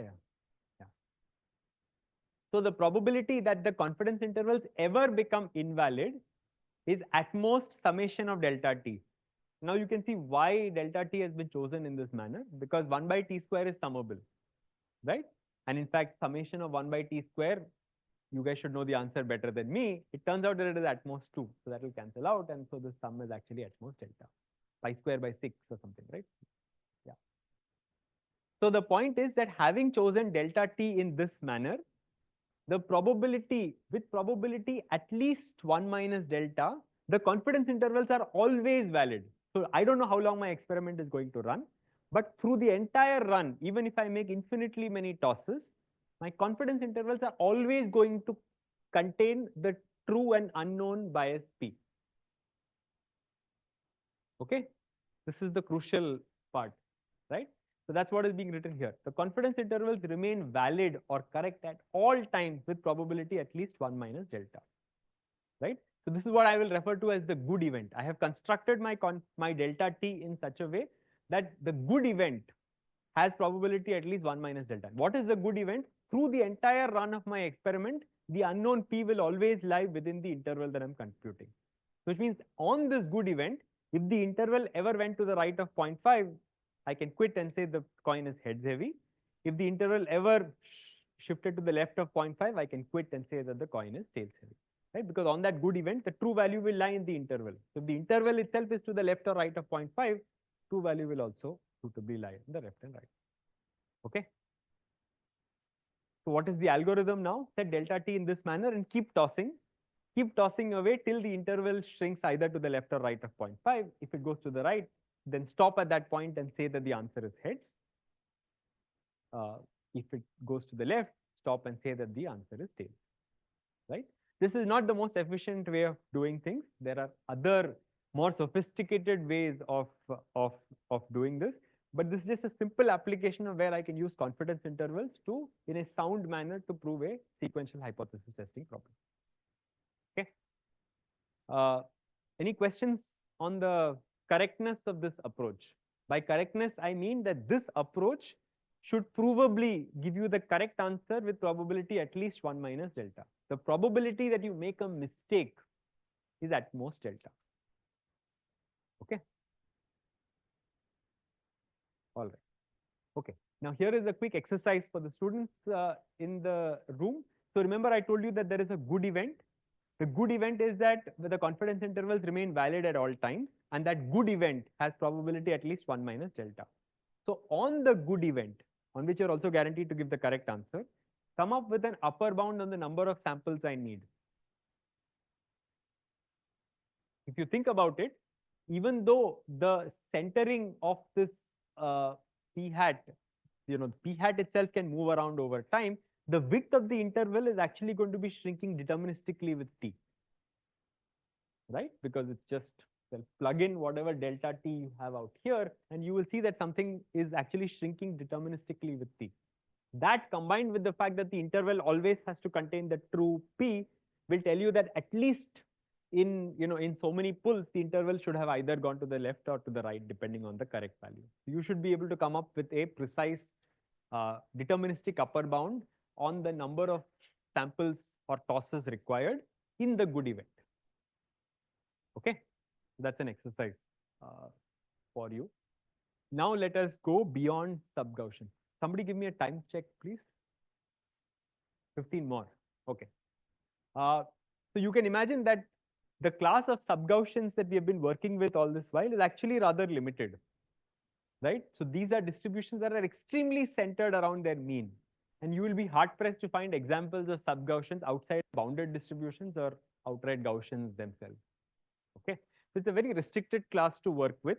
And you might want to actually work with a broader class of distributions because they might arise in practice, right?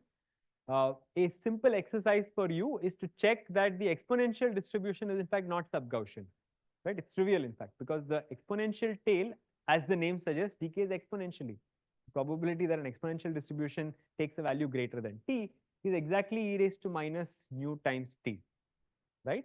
So which means the tail is actually decaying exponentially, but to be sub-Gaussian, the tail has to decay faster than exponentially. So that itself tells you that exponentials are in fact not sub-Gaussian, right? If you take a Gaussian, which is sub-Gaussian, and if you square it, again, you will not get a sub-Gaussian anymore, right? Because a Gaussian by itself has a tail that decays as e raised to minus x squared, but once you square it, the tail has a different decay. In fact, the tail decays exponentially, and so therefore even that is not sub-Gaussian. You can do small things to sub-Gaussians and go out of this class because it's a very restricted class. Okay, that motivates for where we want to go next, right? So this next class of distributions that we will consider are in some sense a class of distributions that allow for more variability than the sub-Gaussians. Sub-Gaussians are extremely centered around their mean, right? So if you want to allow for more variability, the next class that we will consider is the class of sub-Exponential. Okay, now sub-Exponential distributions, this is a reminder of the definition of sub-Gaussian first. Sub-Gaussian random variables are defined via an upper bound on the centered moment generating function, right? So the upper bound, this is still typo, e raised to s square sigma square by 2. Okay. A random variable is going to be sub-exponential, but now with two parameters, lambda and alpha. Okay, this is messed up. Yeah, again, wherever you see s raised to s, you should treat that as s squared. So the centered moment generating function is in fact upper bounded by e raised to s square lambda square by 2, lambda being the first of the two parameters defining this class. So it structurally looks like it's very similar to the upper bound that we assumed on the sub-Gaussian setting, right? If you replace lambda by sigma, it looks exactly the same. But the key difference is that while in the sub-Gaussian case, you assume that the upper bound held for all s, again, the typo, this should have been for mod s less than 1 by alpha, right? So there you expect that upper bound to hold for all choices of s. In the sub-exponential case, the upper bound only holds for mod s less than equal to 1 minus alpha. So alpha being the second of those two parameters, right? So the first parameter in the, just a moment, the first parameter in the sub-exponential case is basically giving you an upper bound on the centered moment generating function, analogous to how we had in the sub-Gaussian case. The second parameter is telling you what is the interval around the origin on S on which this inequality is actually expected to hold. In particular, we are not imposing that the inequality hold for all S. Yes.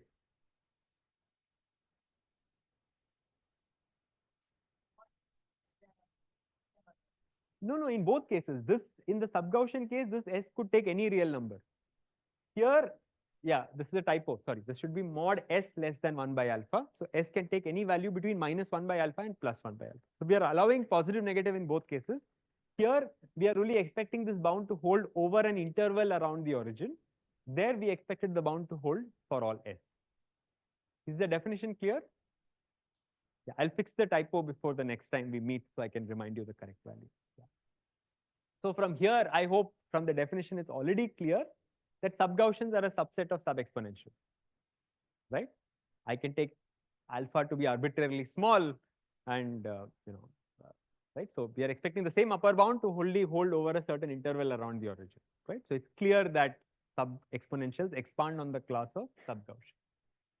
This class of sub-exponential distributions is also referred to as light-tailed distributions, right? To be contrasted with heavy-tailed distributions, which we will cover later. Okay. Yes, typo remains. No, this is the definition of light-tailed distribution. So to be more precise, this is the definition of a sub-exponential with parameter lambda alpha. A random variable will just be sub-exponential if there exists a lambda alpha such that this holds. So this class here is the space of all such distributions, and that class is also called light-tailed. Okay. Okay. Definition with the typo. This is the lemma that basically tells you about what this class actually includes. Okay. So it gives you different equivalent definitions of sub-exponential. Now, so the lemma says that these three statements are in fact equivalent. The first of these statements is that x is sub-exponential. As was asked just now, when I say x is sub-exponential, what I mean is there exists a lambda and alpha such that that definition holds. Okay.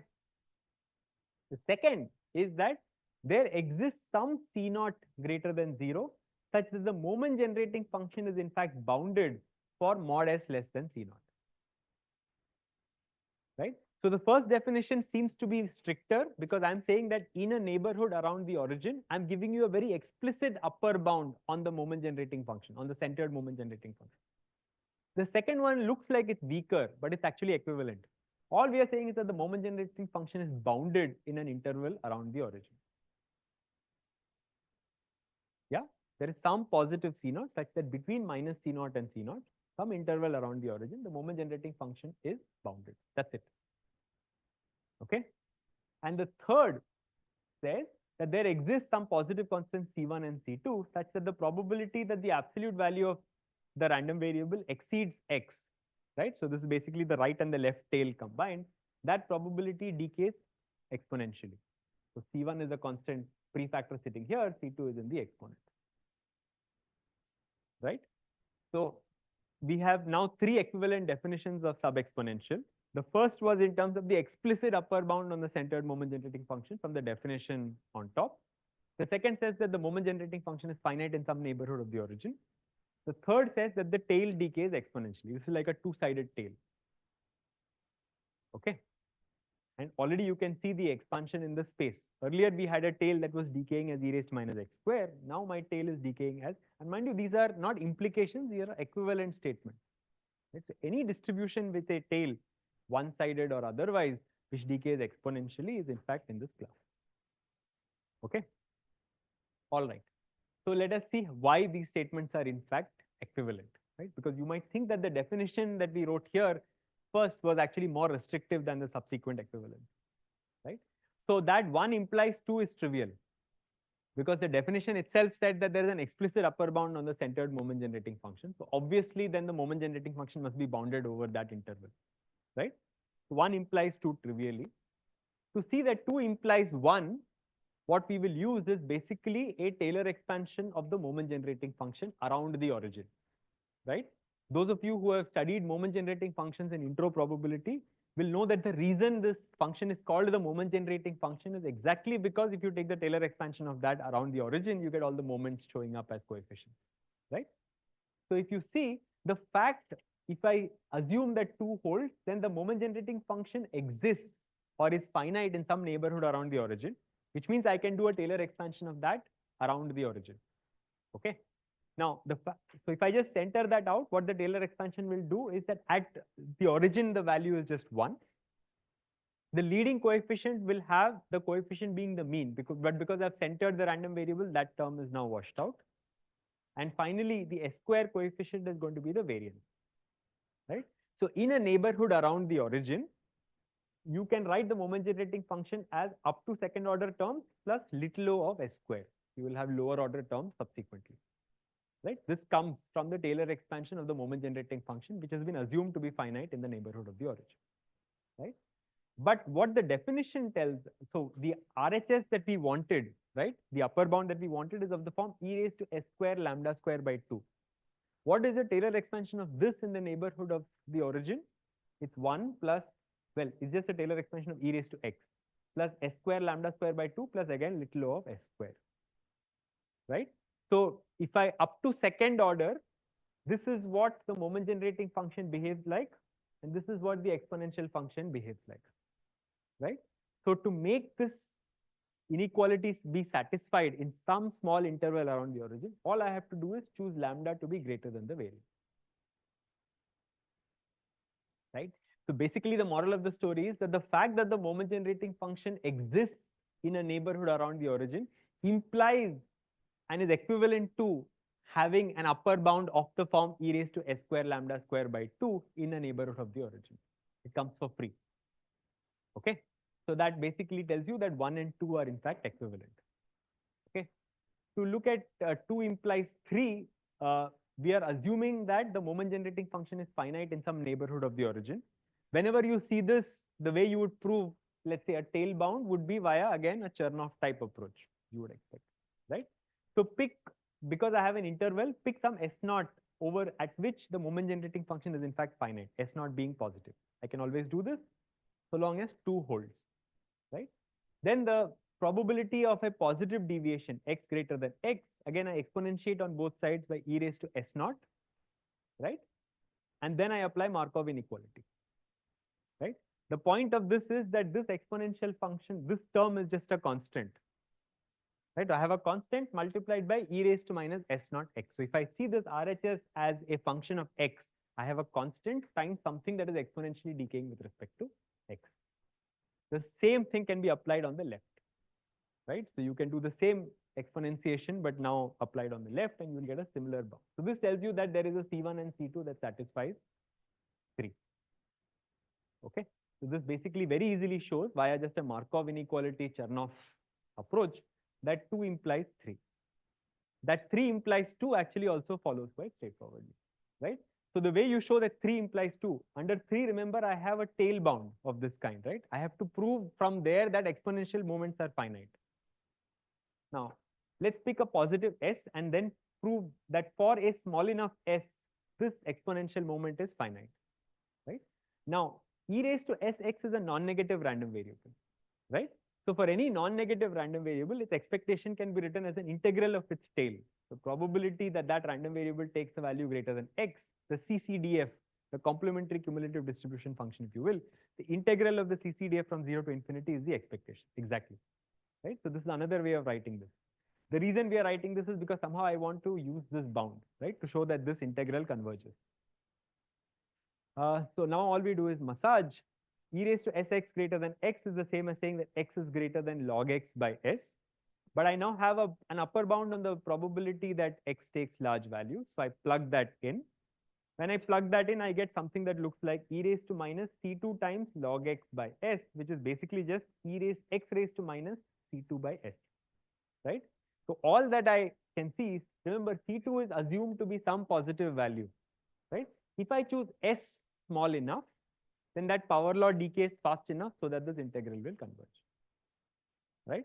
So for example, I can simply choose s to be c2 by 2, in which case I'm looking at integral of x raised to minus 2, right?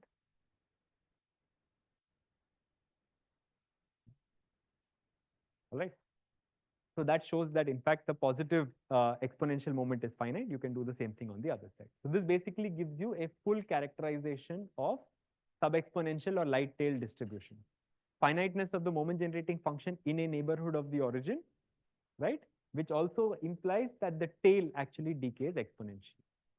Okay, and this represents a much broader class as compared to the sub-exponential, sub-Gaussian class that we studied earlier. Okay, now the construction of confidence intervals can be done very quickly. So the fact that I have this definition of sigma sub-Gaussian, sigma sub-exponentials with parameter lambda and alpha implies that the tail actually decays in this manner. Okay, I'm not going to go through the proof of this. The proof is identical to what we did before. I do exponentiation, Chernoff, and the definition gives me an upper bound on the moment generating function. I plonk that in and optimize with respect to the exponent. That gives me this, right? The moral of the story here is that the probability that the centered sub-exponential random variable exceeds x, if x is small, then you can upper bound very similar to the sub-Gaussian case. Right? For small exceedances, you get a bound that looks like the sub-Gaussian bound. But for large x, you actually get something that is exponentially decaying and not super exponentially decaying as before, right? And that is consistent with the lemma that we proved before. Okay.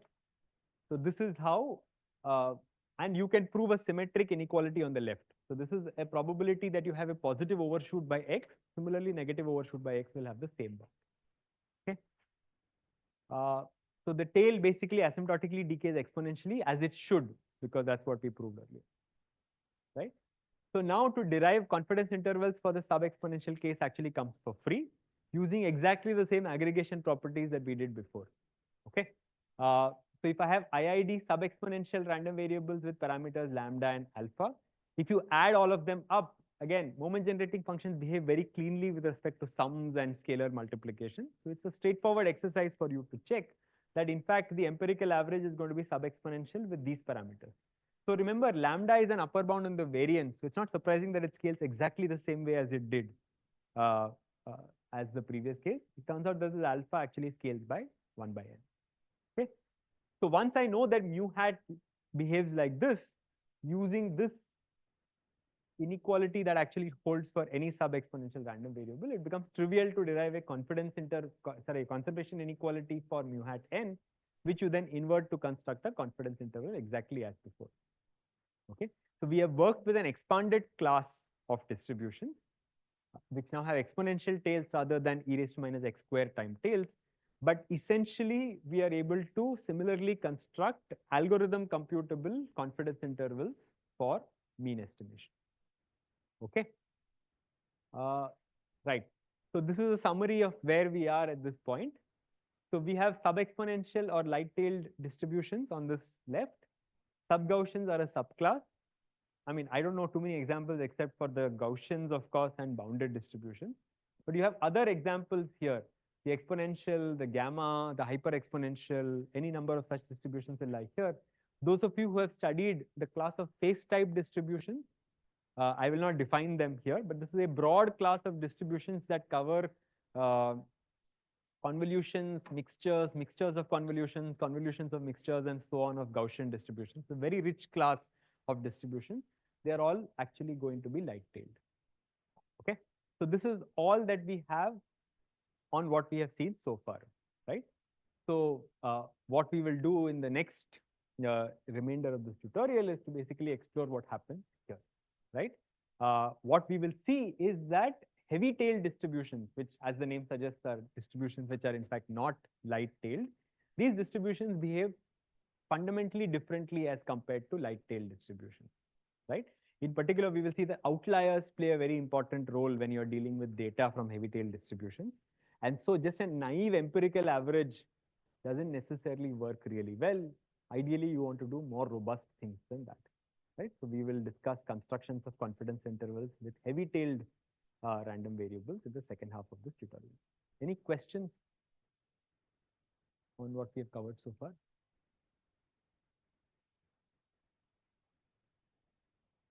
If you tell me which part, I can go quickly. Okay.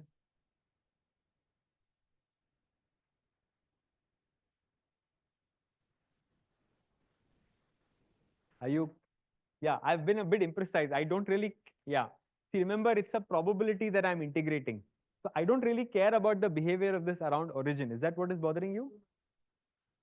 I mean, you can just take that to be 1 if you want. It's the behavior at infinity that I really care about bounding.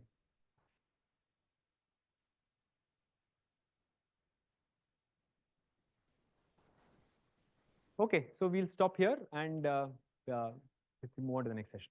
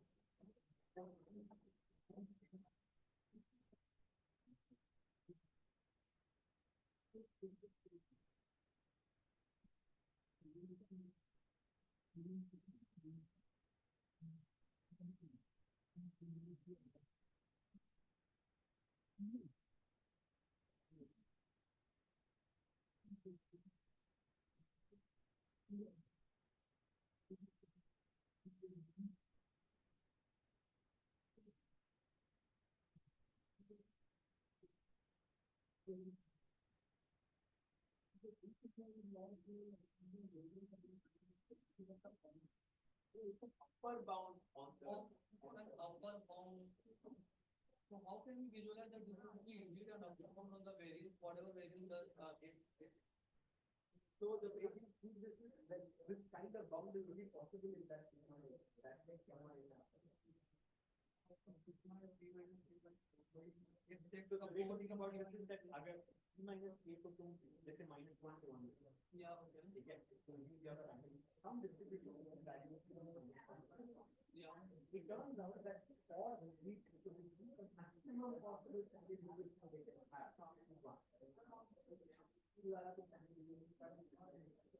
तो ये inequality integration को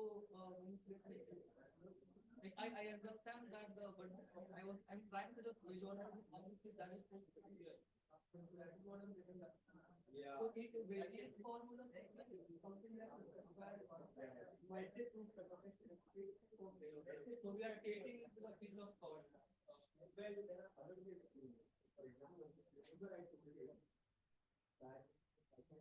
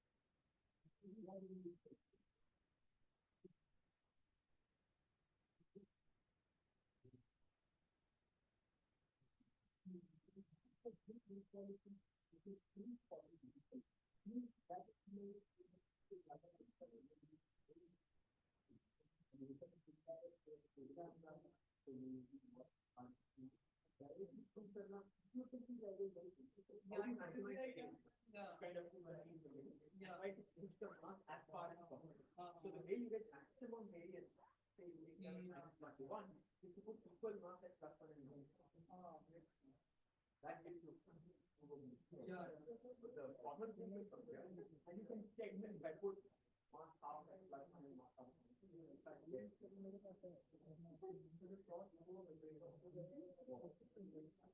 Even some of the definition, but I can start it's so again. I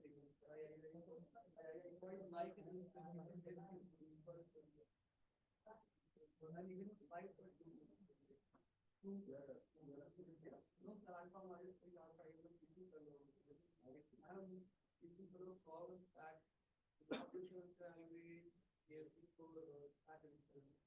so I have done my major theoretic probability back in the year of I don't remember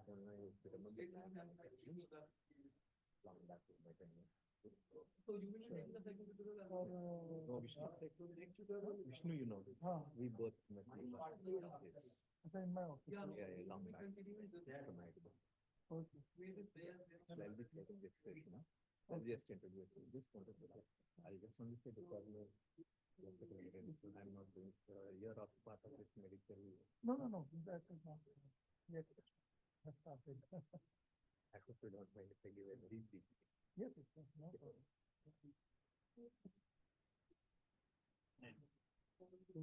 But yeah, approximately it comes because usually when we write constant intervals or anything with no, that's why I wrote it like that. But under the approximation, it is approximately equal to rather than greater. Because then it's correct.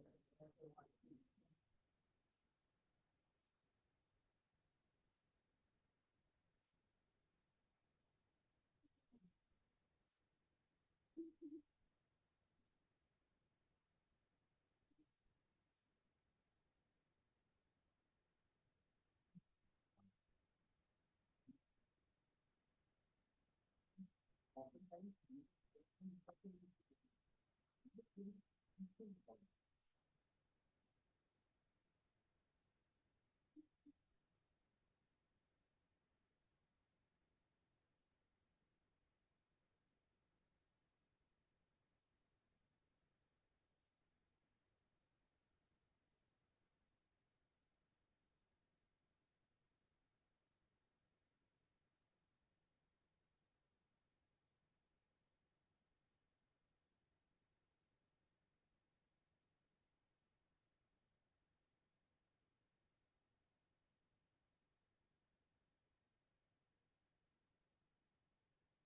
they tend to fit heavily in because of the fact that we have these typical value and every now and then it's an extreme outlier, which will completely mess up, you know. So that's why I'm aware of several civil engineers and so on who use different techniques that they like for everything. I won't get enough stuff that I'm too much, but then definitely some.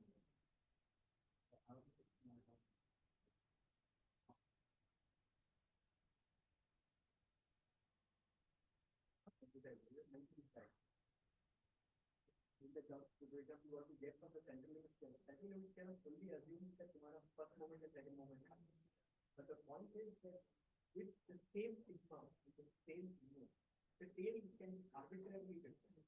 You can have a tail that is very, very quick to behave, you can have a tail that is very slow. Both are possible with the same thing.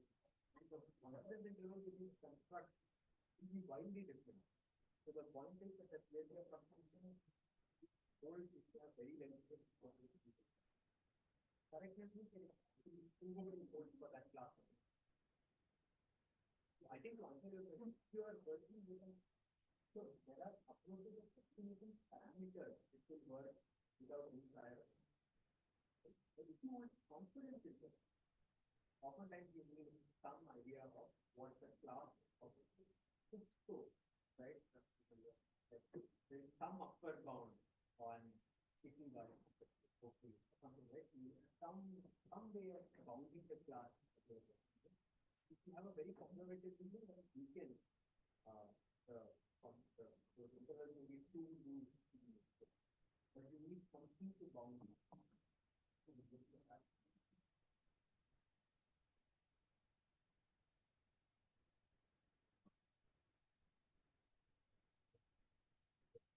Correct.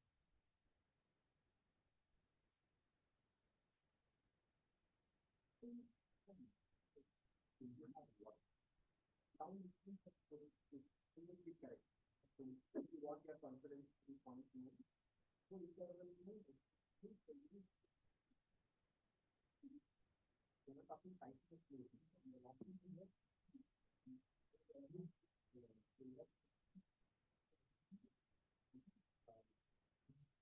generally.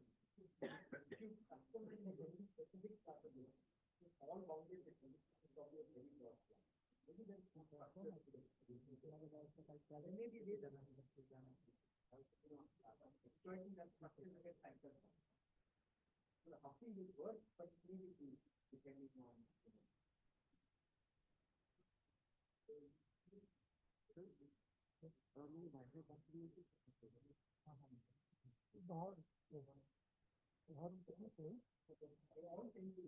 ये जो registration देखते हैं वहाँ पे उनके पास एक sheet है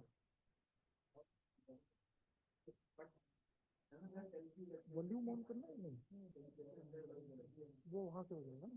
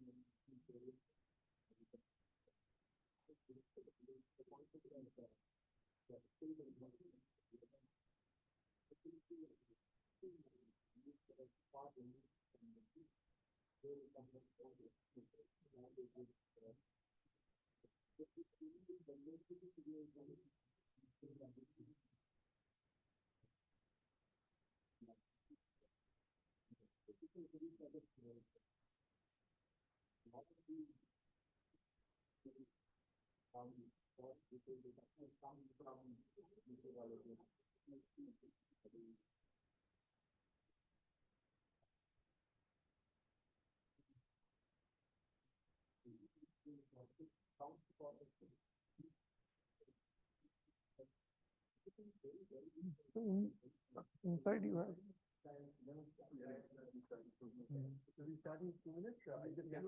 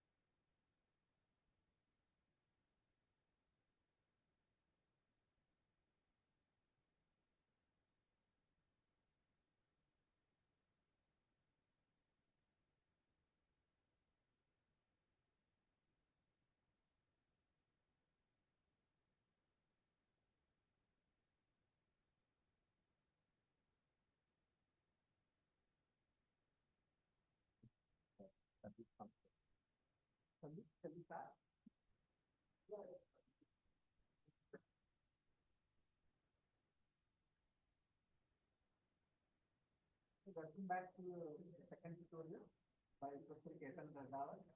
He is currently with the Department of Electrical Engineering. Earlier, he had done his PhD from University of Minnesota.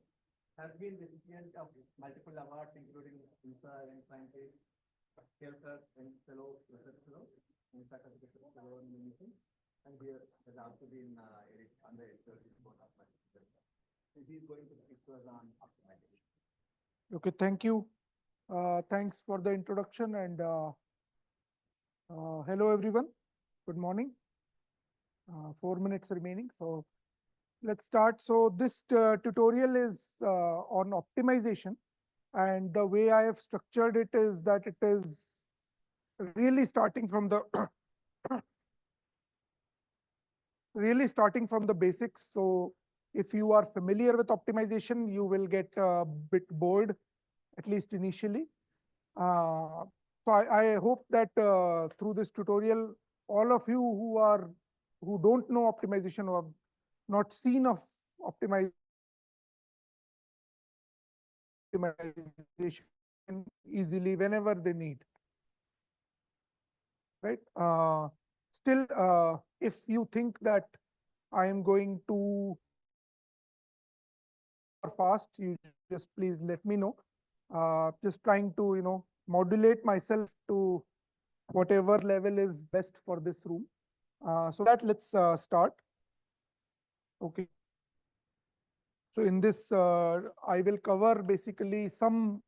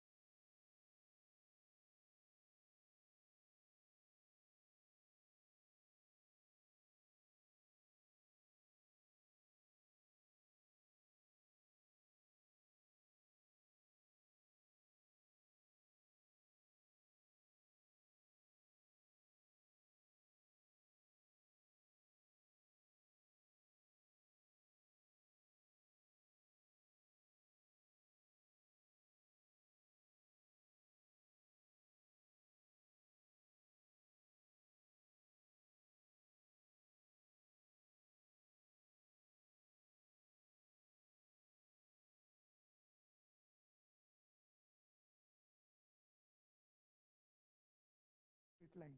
It could actually involve a little bit of curving going around. Essentially, you could say riding the currents so that it reaches the goal quicker or with less energy, right? So this is example of a optimization problem. And the optimum value is this energy optimal path is the green one, while you could say that the straight line path is your analytical solution ignoring the ocean currents, right? If you ignore the ocean currents, then that is your analytical solution, right? So I hope this is just to motivate the optimization framework, and this is not easy, this is complicated, and therefore some algorithm has to be used. You cannot find the green one analytically. Even if you know the analytical, I mean, somehow if you know the analytical way the ocean currents vary, then also it is not easy to find actually the solution of this green or the formula for this green trajectory. Right. So let's continue then. From the ocean navigation problem to the optimization algorithm, let's say a flowchart.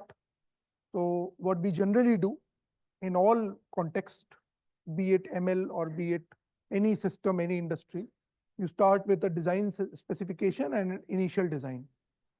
And then there is an algorithm which actually evaluates whether that design is good enough. We tune it a little bit, right? If it is good, then we are done. If it is not good, we tune it a little bit and tune the design till it is good with respect to some metric generally. And then that becomes our final design. And this is a very simple framework. You could make it complex also. You could add more steps here, but this is very simple for you to understand that this is how optimization will generally work. We'll not generally have the luxury of finding the optimal solution analytically and substituting. We'll always use this approach. Okay.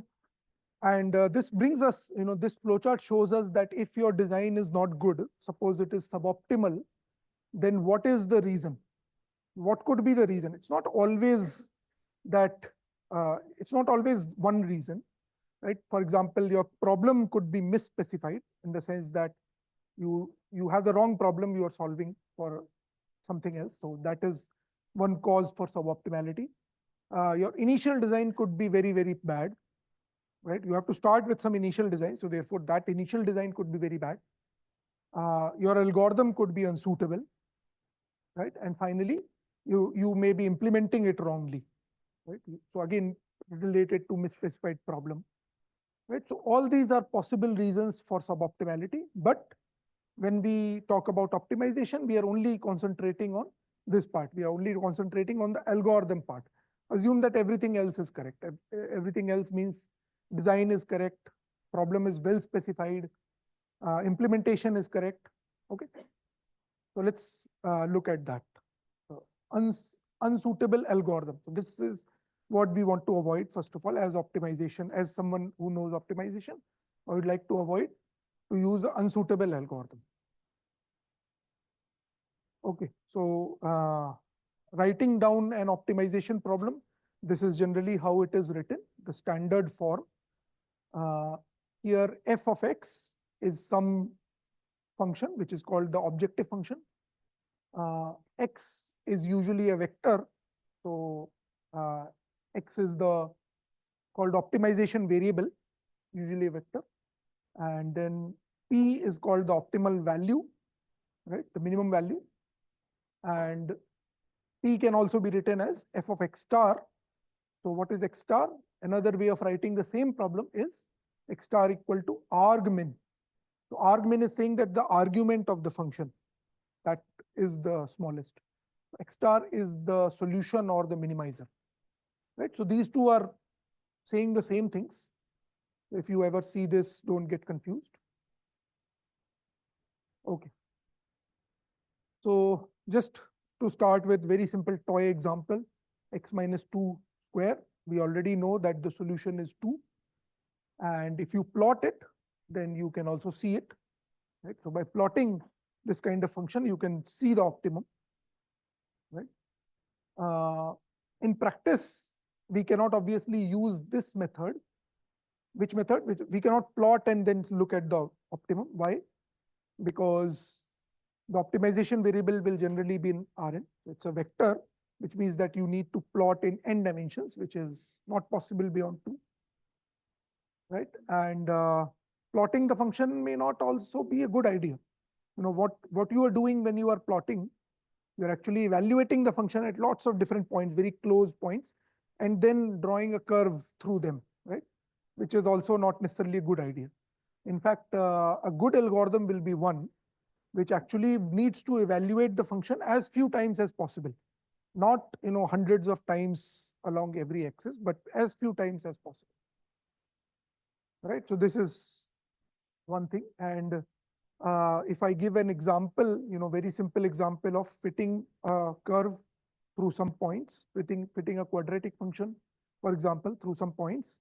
This is covered in the, has everyone seen this problem? Least squares problem, or you could say linear least squares problem. You can find the analytical solution in some cases. If A is invertible, definitely, or A transpose A is invertible, then also you can find it. Otherwise, if these two are not the case, then you need to find through some other way. For example, you can find through singular value decomposition. Right? So I'm not going through these, you know, linear algebra. I assume that some of you know. Even if you don't know, you can just believe me that you can find through linear algebra. Right? The challenge here in this analytical solution, so this is an interesting one. The challenge here is that its complexity is order n cube. Now, what do I mean by that? Its complexity depends on the cube of n. N is what? It's the size of x, right? So a size of x. So complexity is cube of n, and of course there are other constants which are multiplied by n cube, which I have hidden in this notation of O. Right? There are constants that depend on the accuracy to which you want the solution. There are other constants. I have just hidden them. Okay, so complexity here is order n cube. But the question here, we have an analytical solution. Still, you may say that I want a faster algorithm. Maybe it can be less accurate, I don't care. I want a faster algorithm, especially for the case when n is large. You know, imagine n to be 1 million. Right? 1 million cube is how much? Very, very large, right? 10 power 18. So we don't want that much complexity. I don't care about the accuracy. I can live with less accuracy, but I just want to run my algorithm in the first place.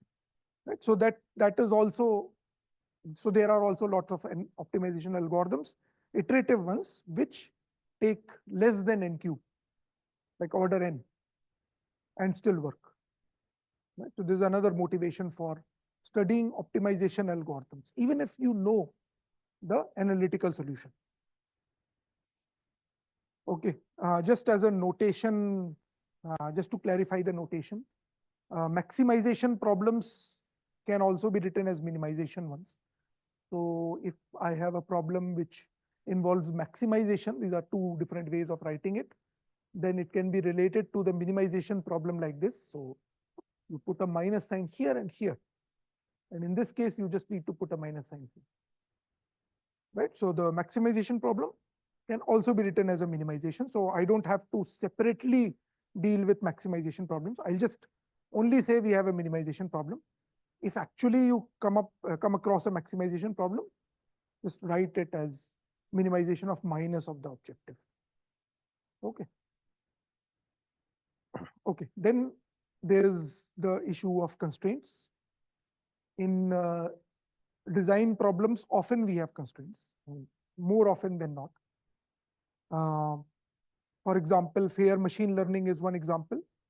Have people heard about fair machine learning?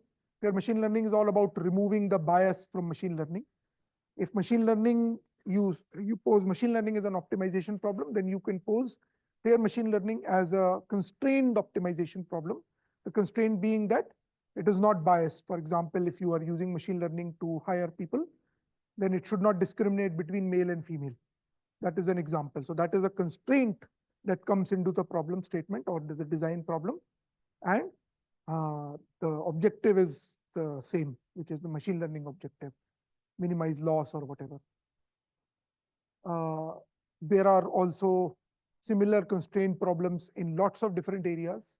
It's a huge area of study, constraint optimization. So for example, image reconstruction, we have non-negative version of least squares. The least squares problem is the same, but now X is required to be non-negative. And then similarly, parameter estimation, if you do ever, you look at lots of distributions, right? You have to estimate some parameter that is ultimately an optimization problem. And there you have constraints such as variance being positive, right? Particularly when you are doing from data, you may sometimes need to impose that constraint, especially if number of parameters very large. Okay, so constraint can be written as gx less than equal to 0. So some function has to be less than equal to 0 or greater than equal to 0, something like that. Equal to 0 also, another possibility. If you have multiple constraints, then all of them you can put together. So this would be a general form of a constraint, inequality constraint optimization problem. Similarly, you could have equality constraints. Right, and ST I have written that stands for such that. Another way of writing, sometimes you will see this in, especially in mathematics books, which is that minimize f of x subject to x lying in some set. And that set is actually describing all the constraints that are there. Right, so just two different ways of writing. Not that one is simpler than the other, because these are two different ways of writing. I mean, I'm assuming that you can write it in this form. Okay.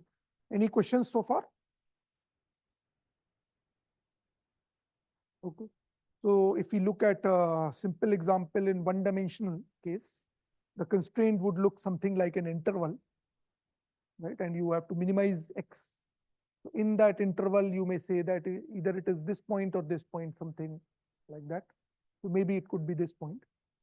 While globally, this is the minimum. So because it is constrained in this interval, you need to find this.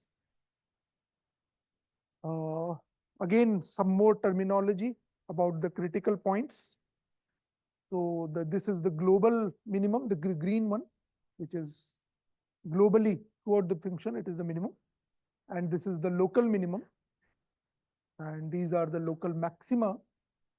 And then there is also a saddle point. Right, so this is some terminology.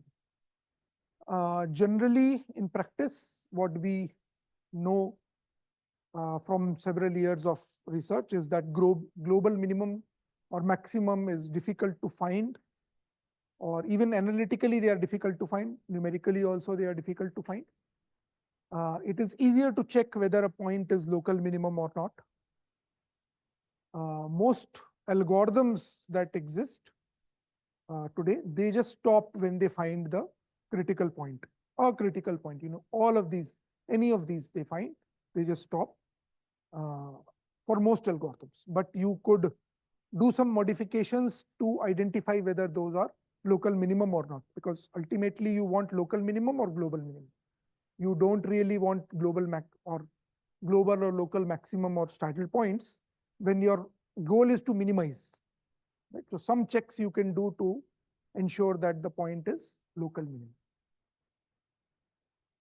Right? So generally you can check if it is a local minimum and restart otherwise. That is one possibility. Right?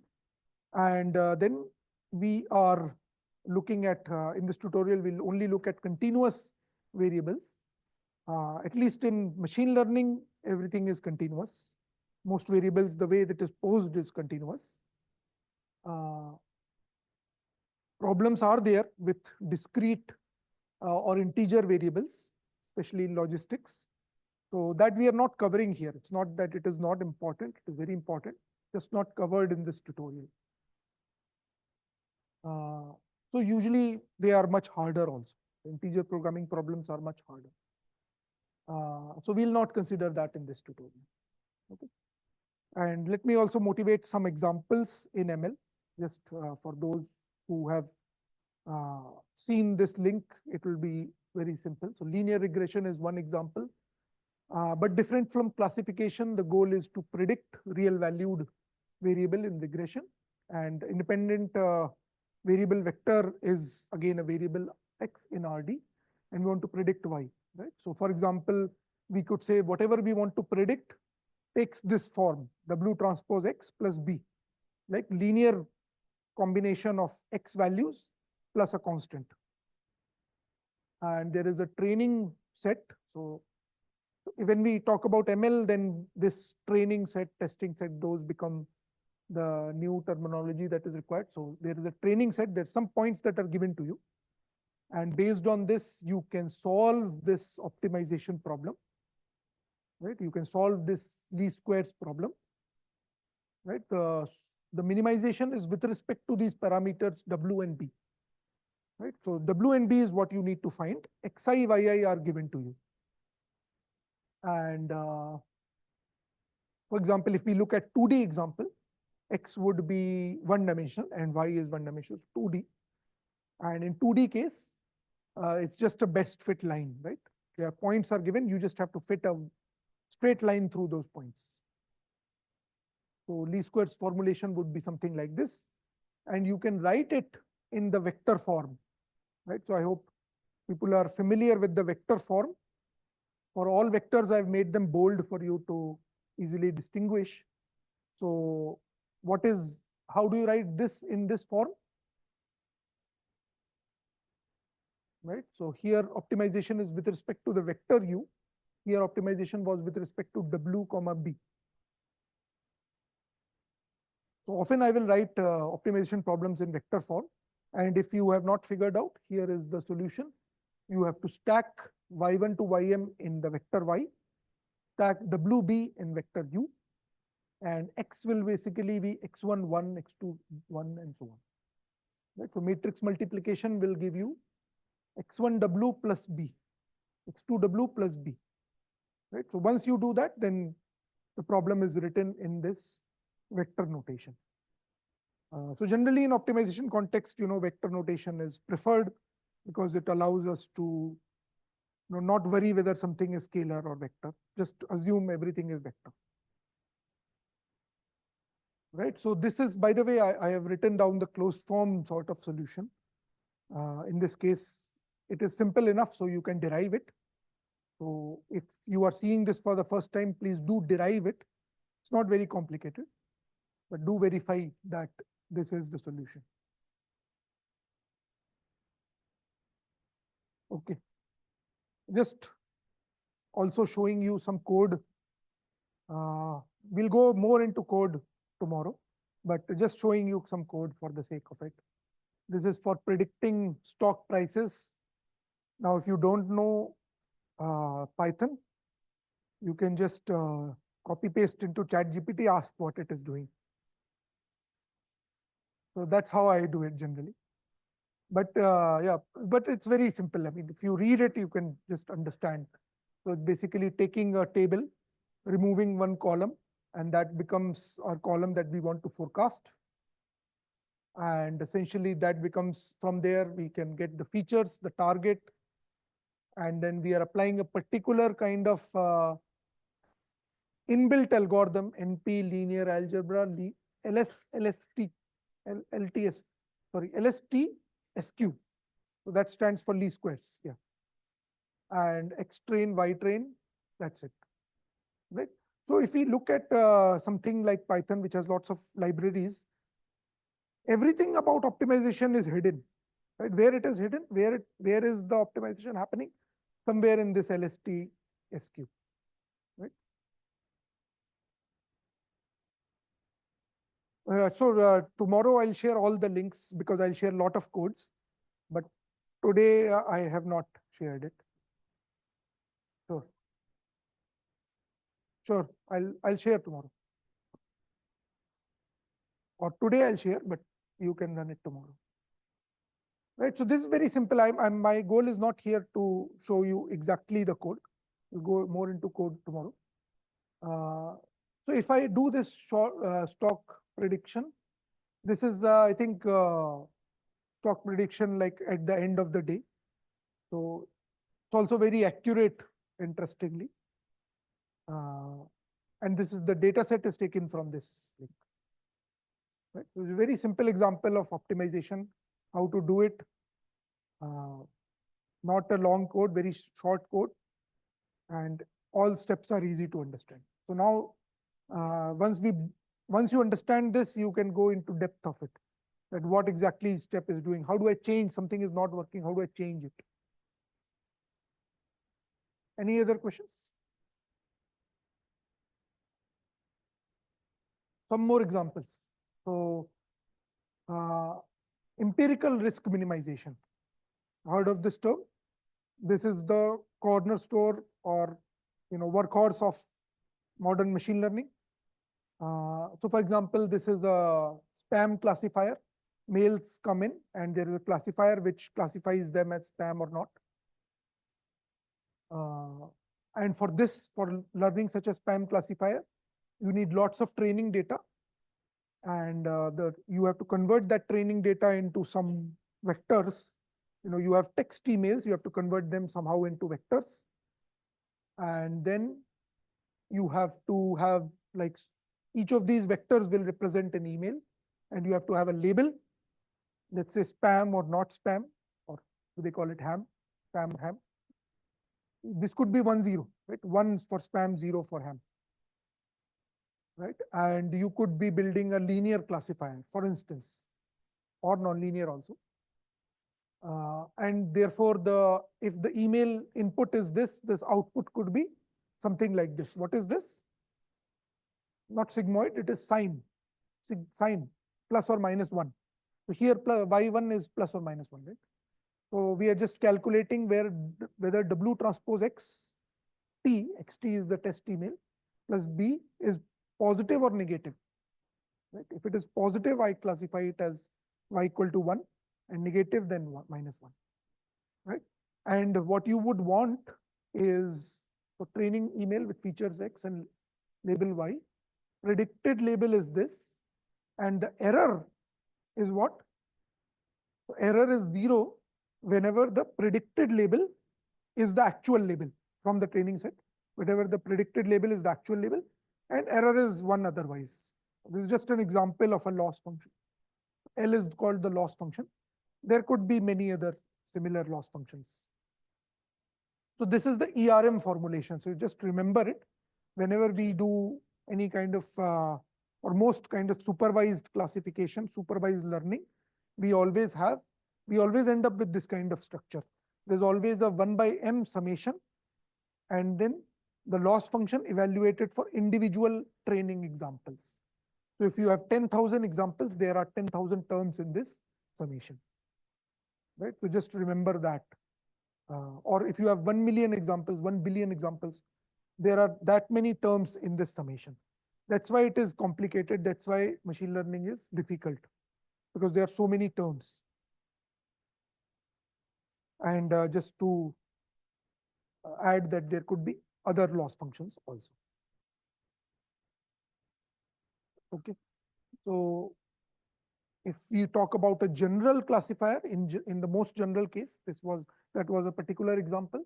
In the general classifier, the predicted label would be fwxi, right? So f would be a function, w would be some parameter, and it acts on xi. Xi is the feature vector which represents, for example, your email or your image or your text, or it could be any feature. So predicted label is always written as fwxi. And one particular example of fwxi was W transpose X plus B, that is the linear. Or you could have a quadratic term.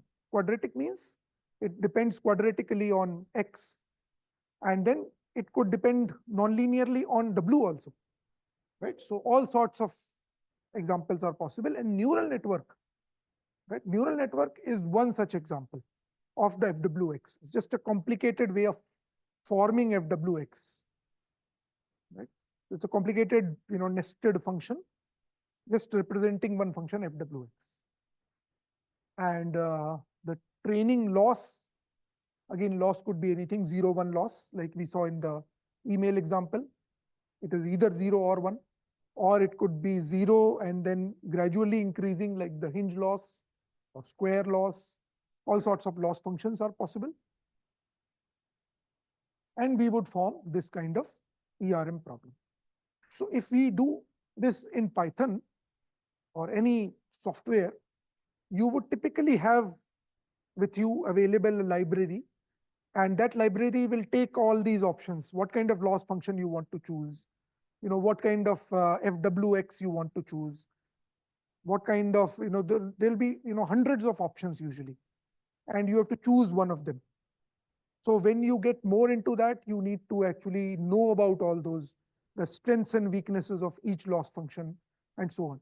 But from the perspective of optimization, when we are focusing only on optimization, all I need to know is, okay, there is some loss function, there is some FWX, there is some objective function. How do we minimize it? Right? So we will not worry about specific loss functions.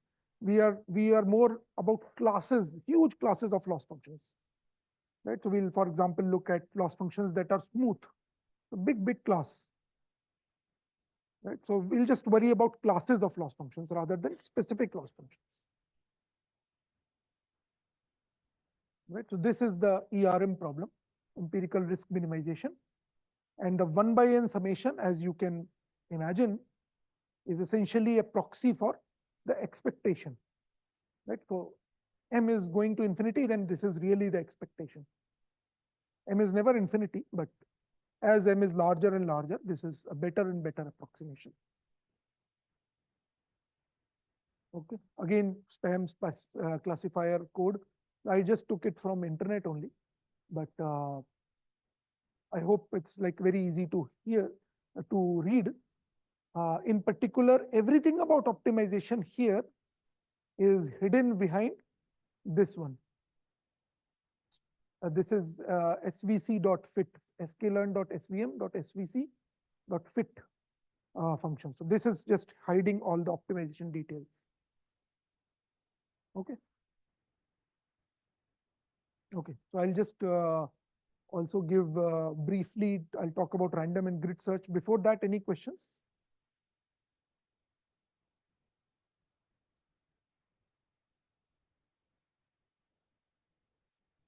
Okay. So random and grid search, I'll not go much, just a few slides, because this is something that most people do it or have to do at some point of time. So we should know what it is. So these are essentially search algorithms. Optimization is indeed a search for the minimum or maximum optimum. And sophisticated algorithms are generally much faster. But sometimes we use very simple algorithms just because, either it is not very important to use a sophisticated algorithm, or we can just get away with using a simple algorithm. Sometimes that is the case. So this is called native search algorithms. So simple to explain and implement. Yeah, implementation complexity is also simple. So that's another reason. We don't want to spend a lot of time implementing it. Just quickly implement it, check it. Generally, they will take more time. So random and grid search will take more time, and they are inefficient overall. And but they serve as baseline often to compare with sophisticated algorithms. If you are familiar with machine learning, you will know that many times several of the hyperparameters are searched like this only. We don't bother about actually writing optimization routines for that. Just search, just do random search, grid search. Right. So we'll look at random and grid search, and if exhaustive search, if search space is small, then exhaustive search is also possible. This is for discrete. Okay. So how does random search work? Just start with some infinity value. Repeat as many times as possible. Select a random value of x, right? Remember, our problem was minimize f of x. So select a random value of x, calculate f of x, right? And pick the minimum of the two, whether the stored value is minimum or the f of x is minimum. And that's your algorithm, right? Of course, this is highly parallelizable. You can just, calculate your f of x at multiple machines and then, once in a while bring them together, pick the minimum. This works better if input space is compact. Obviously, if you are searching from -infinity to infinity, it's not going to work so well. Or if we know that the optimum lies in some region, then you can restrict your search to that region. And if fx can be calculated efficiently, then this is very fast, right? So for example, if you have a small formula to calculate f of x, or quickly you can calculate, then this is very fast. Right, so this is the code for that. Now this code is not very complicated. I am just importing the libraries, defining the objective function. In this case, it is just x square, and selecting some samples in a particular range. This is one dimensional, right? So selecting some samples between -5 and 5. 100 samples between -5 and 5. Right? And then what do I have to do next? I will evaluate the objective function at those samples. Now I have defined my objective function so that if it can evaluate for the entire, all the samples in one go, right?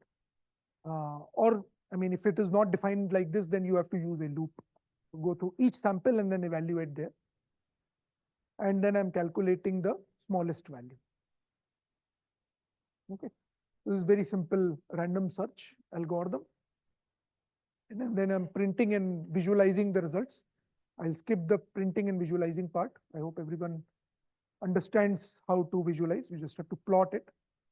So this is the visualization I will get, right? So all these points are where I evaluated, and this is the optimum value I got, right? So all the things that I mentioned about optimization, they are visible from here. First of all, this is definitely better than plotting, because in plotting I have to evaluate a lot more points. Answer is inaccurate, right? Not 0 exactly, it's inaccurate. Or this is not 0 also, this is also inaccurate. And each time you run, you will get a different answer. It's another point about a random algorithm like this. And I would leave it up to you to check it. This is very simple to do mathematically, that whether your result will change with number of samples. Right? So for example, if I make the number of samples 10 times, what will be the impact on the result? So please think about it, and we'll revisit maybe tomorrow. So what will be the impact of result if I increase the number of samples, say 10 times? Will it become more accurate or not? Fast, yeah, fast also. Another point is how fast it will be. It will be 10 times slower, right? But will it become more accurate, and how much more accurate? Right? Will it become twice as accurate or 10 times as accurate? Right? So please try to do it mathematically. Okay. Then another, brother of random search is grid search. Again, widely used in pretty much the same way. Instead of randomly evaluating, we just evaluate on a grid. And grid is sometimes uniformly spaced, sometimes we space it logarithmically. In machine learning, it's very common to space it logarithmically.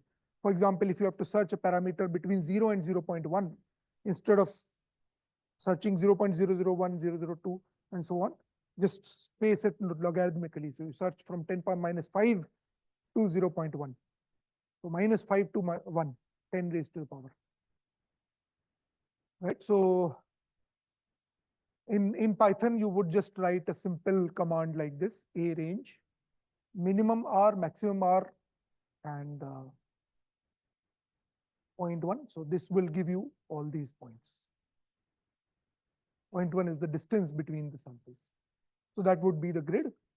If you do it in 2D, the grid would look something like this. You have to take samples such that both dimensions are covered, right? So in summary, the grid search would be something like this. You are searching the point here. Random search would be something like this, right? Just taking random points and finding the minimum. Okay. Now there is a major issue with grid search and random search as we increase n, and that is called curse of dimensionality. So what is it? You consider x in Rn, right? N-dimensional vector. Then suppose you do 100 divisions per dimension, right? So for example, you are doing grid search and you say 100 divisions from 0 to 1 in each dimension. Then how many number of grid points are there for you to evaluate? 100 raised to the power n, or 10 raised to the power 2n.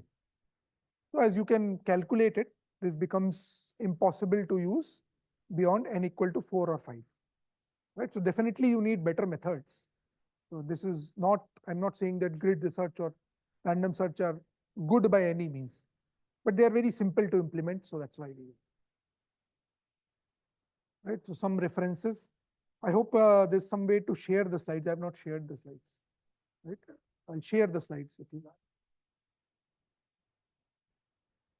Yeah, slides and videos will be on the website, so you can access from there. Okay, then let us discuss something very fundamental. I hope everyone understands it, but let's discuss anyway, which is the gradients. And the way I would like to discuss it is like not go into calculus at all, but just draw some intuition from there so that we can understand directional derivative better. That's where I'm going. So we generally write the gradient of f as gx, and we write it as df by dx. One way to think of dx is a very small number, and instead of an infinitesimally small number, just a very small number. And therefore we can multiply both sides by dx, and therefore dfx is gx dx, right? So what is the intuition for dfx? Dfx is f of x plus dx minus f of x, right?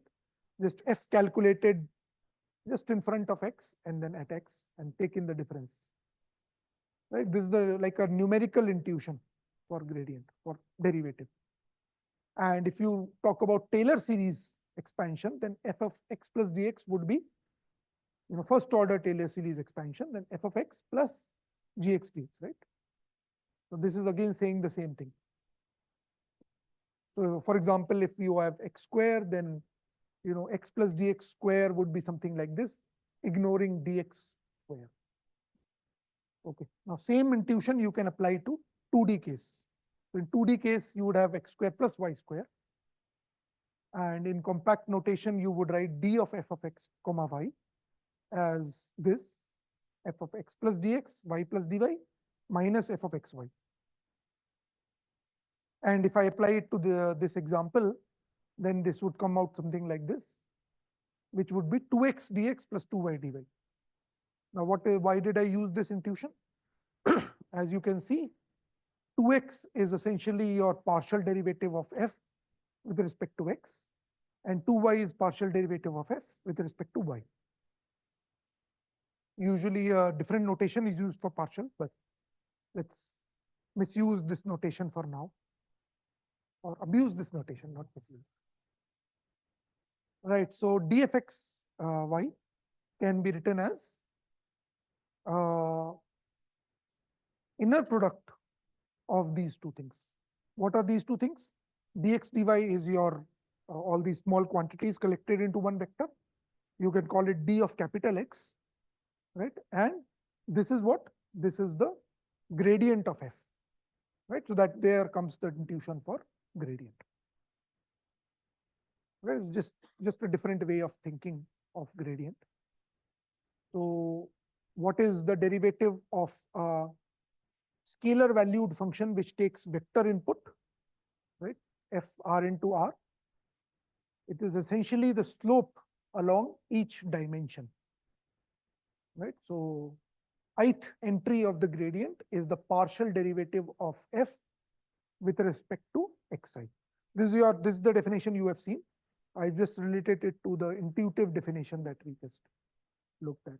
So derivative with respect to xi, while other variables are treated as constant. For example, in this case, look at this, then gradient is like this. And numerically, if you want to evaluate, you would essentially calculate x plus h ei. Ei is what? Ei is the standard unit vector, 0 everywhere, 1 at the ith position. Right? So if I evaluate and take the difference, then I'll get the numerical derivative, numerical partial derivative. So ith entry of the gradient. Okay. And then how do we relate it to directional derivative? So directional derivative is essentially derivative along a certain direction, not necessarily the standard unit direction. This just could be any direction. So what we are doing is we are saying x plus h, h is some very small value, and s could be any vector along which we are taking the direction, right? S denotes a direction because it is any vector, right? So f of x plus hs minus fx by h. Generally, we take s to be unit vector so that it is just only denoting a direction. And this quantifies the rate of increase of the function along s, right? So how much the function has increased from f of x as it goes along s. So that is the directional derivative, right? Another way of writing, so let's now bring all these together. One way of writing of the ith entry of the gradient is the partial derivative with respect to ei, xi, and that is also the, from our definition, that is also the directional derivative along ei, ei being one vector, right? And also the directional derivative along s is basically the inner product of gradient with s, right? So this is interesting. Inner product of the gradient with s is actually the directional derivative, which is defined like this. Another way of writing, I mean, just another way, like lots of different alternative ways. I hope, like if you are confused at any of this, just try to read it and relate all of them together.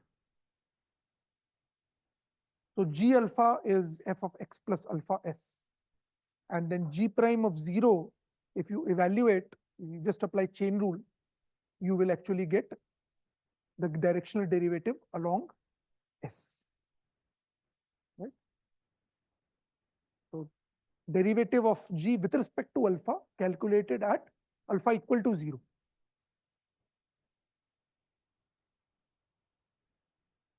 So just let's take an example. fxy is x times y, and its gradient is given by yx, right? I hope everyone understands. Derivative with respect to x, derivative with respect to y. Directional derivative along s, which is equal to -1, would actually be minus x minus y. Why? Because you take inner product with -1. And the other formula that we said, g alpha, will give you this. And if you take it derivative, set alpha equal to 0, you'll also get minus x minus y. Right. So if we look at some visualization or some intuition, consider any unit vector such that norm of u is equal to 1. And let us ask this question, that for what choice of u is the directional derivative along u largest? Right? So what is the choice of u for which the directional derivative along u largest? Right? So how do we solve this optimization problem. This is also optimization problem essentially. We're trying to find the u along which the directional derivative is lost. Without using optimization algorithm, I'm just trying to solve it analytically. So directional derivative with respect to u is inner product of gradient with respect to u, sorry, inner product of gradient and u, and apply Cauchy-Schwarz. So gradient norm times u norm, and u norm was already 1. So just this is equal to norm of the gradient, right?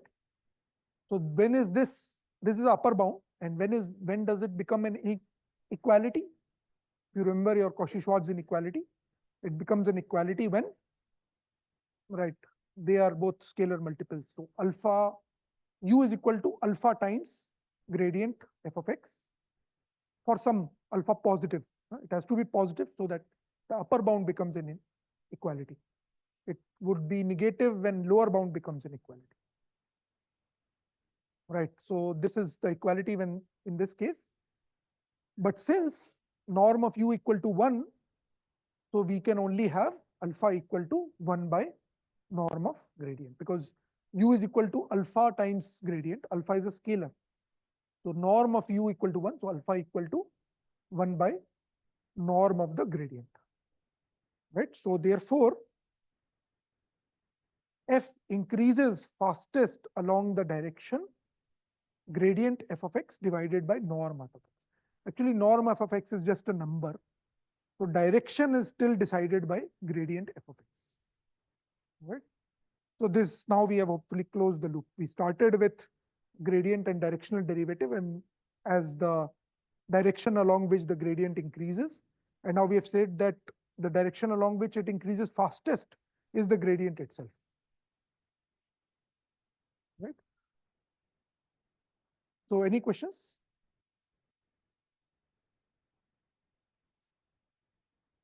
Okay. So f increases fastest along this direction, decreases fastest along negative of this direction. You can just apply the Cauchy-Schwarz in negative direction, and then same result can be obtained. So this is the figure that is showing the same thing. It is increasing most rapidly in this direction, decreasing most rapidly in this direction.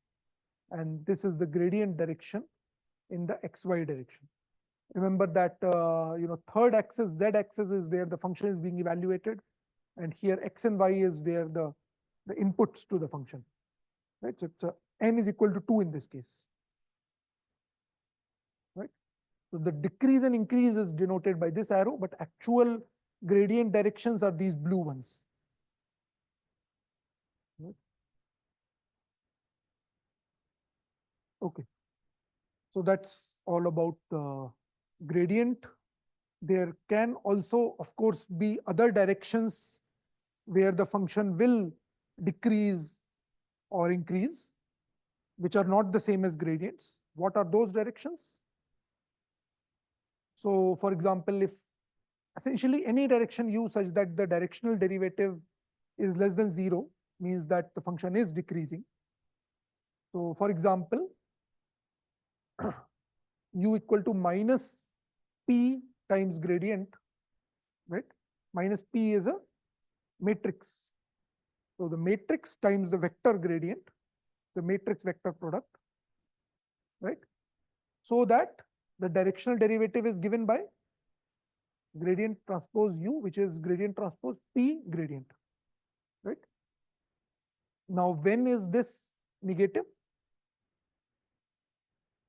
When is the directional derivative negative? Right. So u is a descent direction whenever this is negative, and this is negative when p is positive semi-definite. Has everyone seen this notation? This is literally the definition of p being positive semi-definite for all vectors such that u transpose pu is greater than or equal to 0. That is called a positive definite matrix.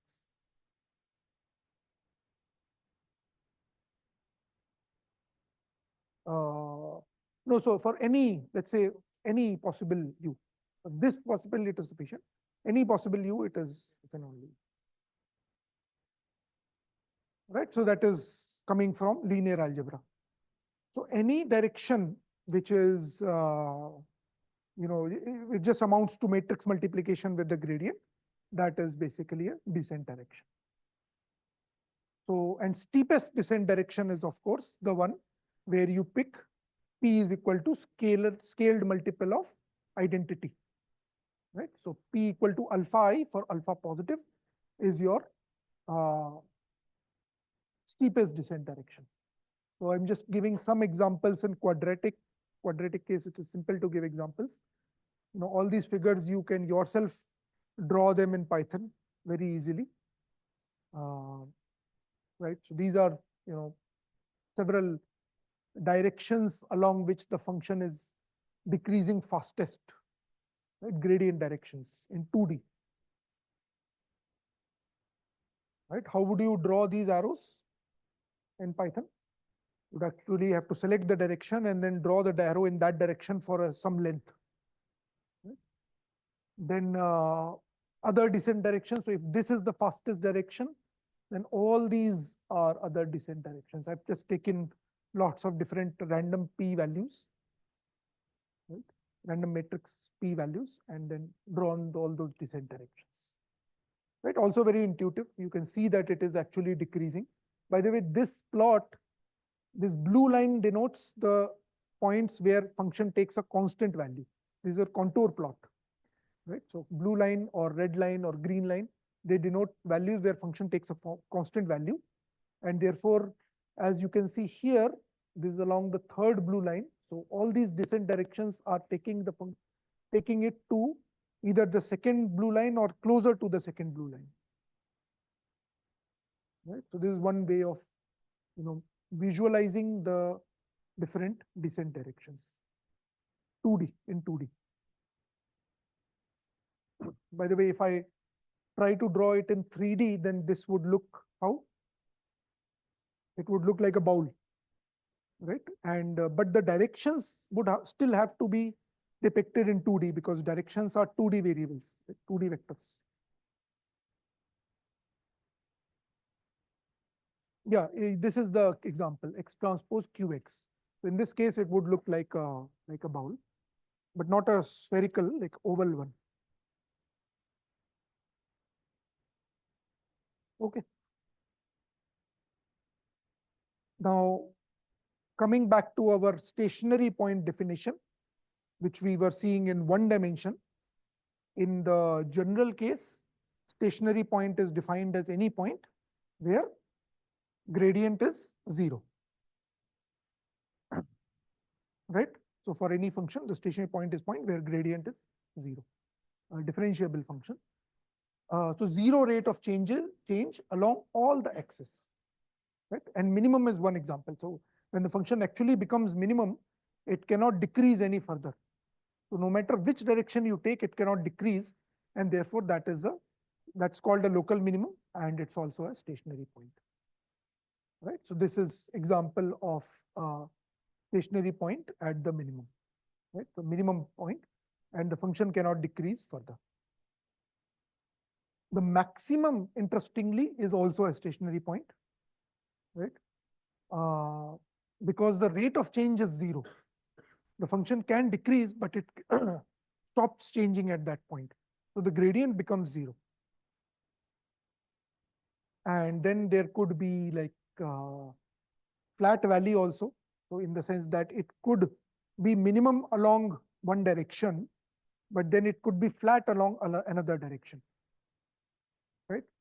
So that is also possible. It could be flat along one particular, not necessarily axis, direction. Any direction it could be flat, and orthogonal direction it could be just a minimum. And then of course there is saddle point. It could be minimum along one direction and maximum along one direction. Right? And this is easy to visualize in 2D, but ND it is really difficult or impossible, I would say, to visualize. But therefore you have to stick to the definition that gradient is 0. And you can of course apply this definition that there exists some direction along which the gradient transpose is minimized. There is some direction along which the function is minimized in some direction along which it is maximized or flat. Okay. So this is all for gradient.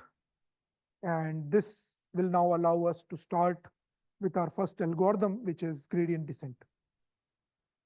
Right? Slowly I'm building to gradient. Okay. So gradient descent is a local descent algorithm. Any local descent algorithm works like this. We start at some x and calculate at the tth iteration, you calculate xt. Given xt, you calculate dt, which is the direction in which you want to move. Right? In the gradient descent, there's a particular direction, but you could calculate any direction in which you want to move. And then you update like this, so xt plus eta t times that direction. So you move in that direction essentially by some factor called eta t, by some scale called eta t. And then, so that is the local descent algorithm. And in the case of gradient descent, we always choose dt as the direction of steepest descent. Right? One thing to emphasize here is that the direction of steepest descent at xt is not necessarily the best direction. Right? So we'll just revisit that point again, but just to emphasize, it's not necessarily the best direction overall. It is just the direction along which the function is decreasing fastest at that point. It could decrease fastest along another direction at a different point. So yeah, may or may not choose eta t to be fixed. Sometimes we choose it to be fixed, sometimes not. Right? And motivation for gradient descent, one could be just greedy search. It's just a greedy way of doing optimization, which is that essentially I am asking this question: find d, find the direction such that xt plus eta times d, right? My next point, xt plus 1, is the minimum possible. I want to go a certain distance and I want to find the point where it is, the function is minimized. Right? As d is the direction, let's consider d norm equal to 1. So local descent amounts to solving dt equal to argmin f of xt plus eta d. Right? That's one way of looking at it. Right? But obviously, I mean, I don't exactly want to solve this because I don't want to solve any optimization problem while I'm doing optimization. I just want to approximately solve it. And that's what gradient descent does. It approximately solves this problem. How does it approximately solve? It is basically approximating this function with its first order Taylor series.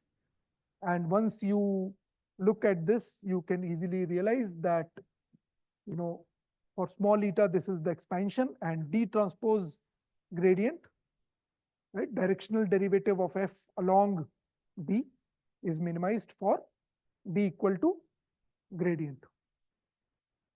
Right? So we just need to solve this problem. If I ignore this additive constant, because xt is given if xt is constant. So if I ignore the additive constant, I just need to solve this, and we already solved this. In few slides back, we already solved this. So therefore, the solution, I'm just writing it again, but now in the reverse direction. So d transpose gradient is greater than equal to this. Did I miss a minus sign? Right, there is a minus sign here. It's greater than minus gradient, lower bound, sorry, not upper bound. And this achieves an equality when it is minus alpha gradient for alpha positive.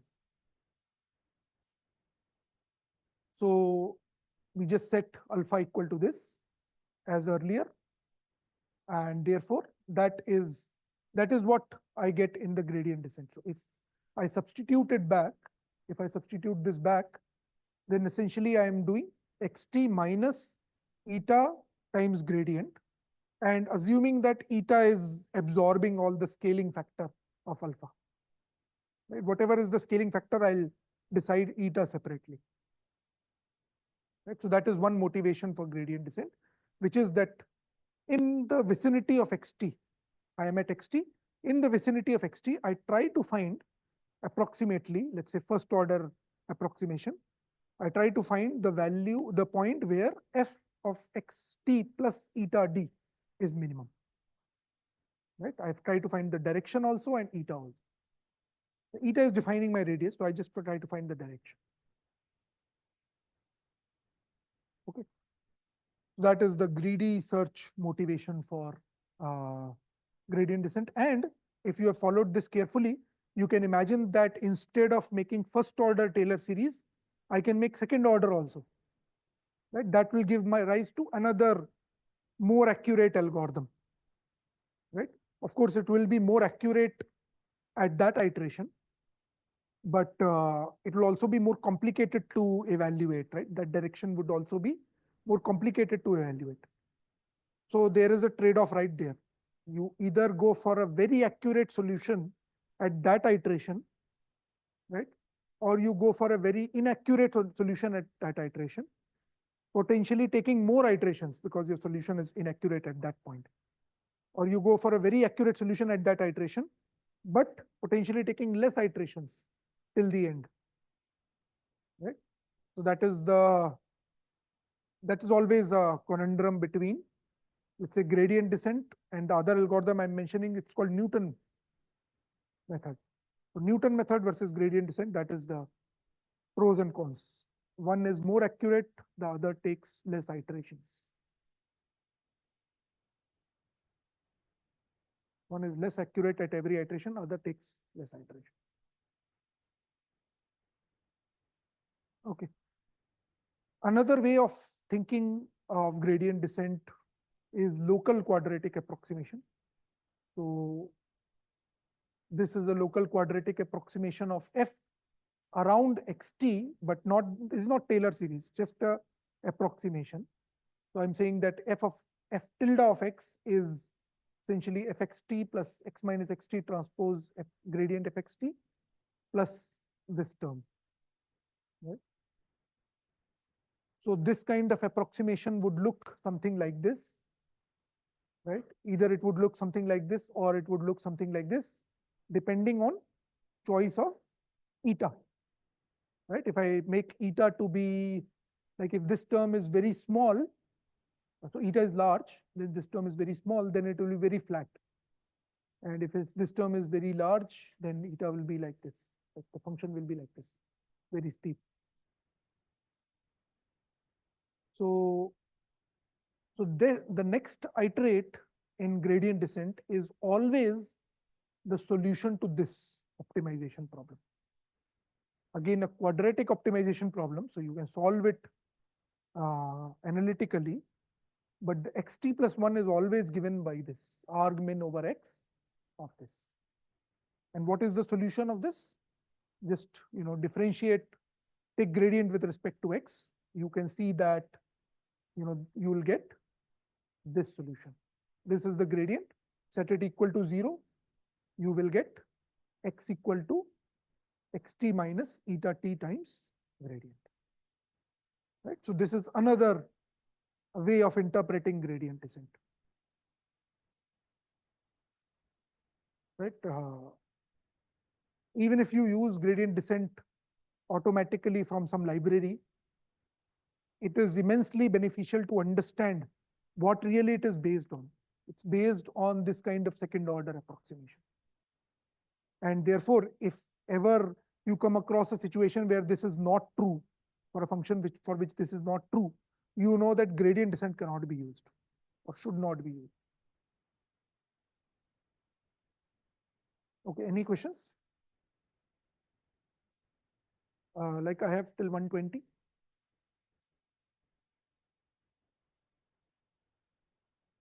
Okay. Okay. So let's take a simple example, x minus 1 square plus y minus x square square. Right. So this is a specific function. It's called Rosenbrock function.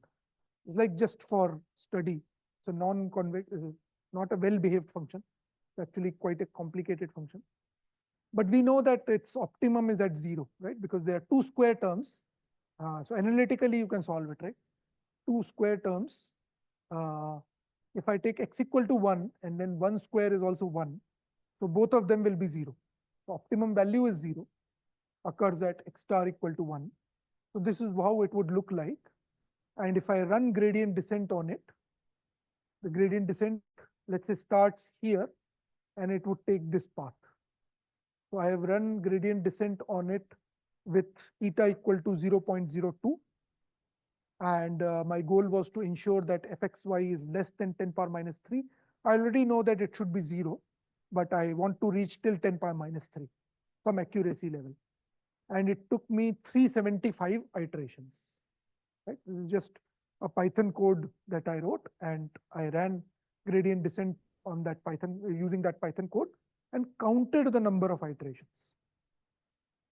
Okay, with this choice of eta. Now, let's say you run it for some function and you find this.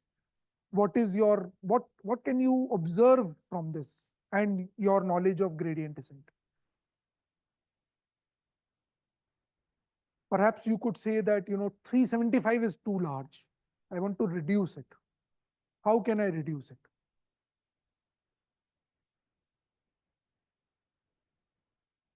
So though both are correct. So first of all, you should choose a different initial point.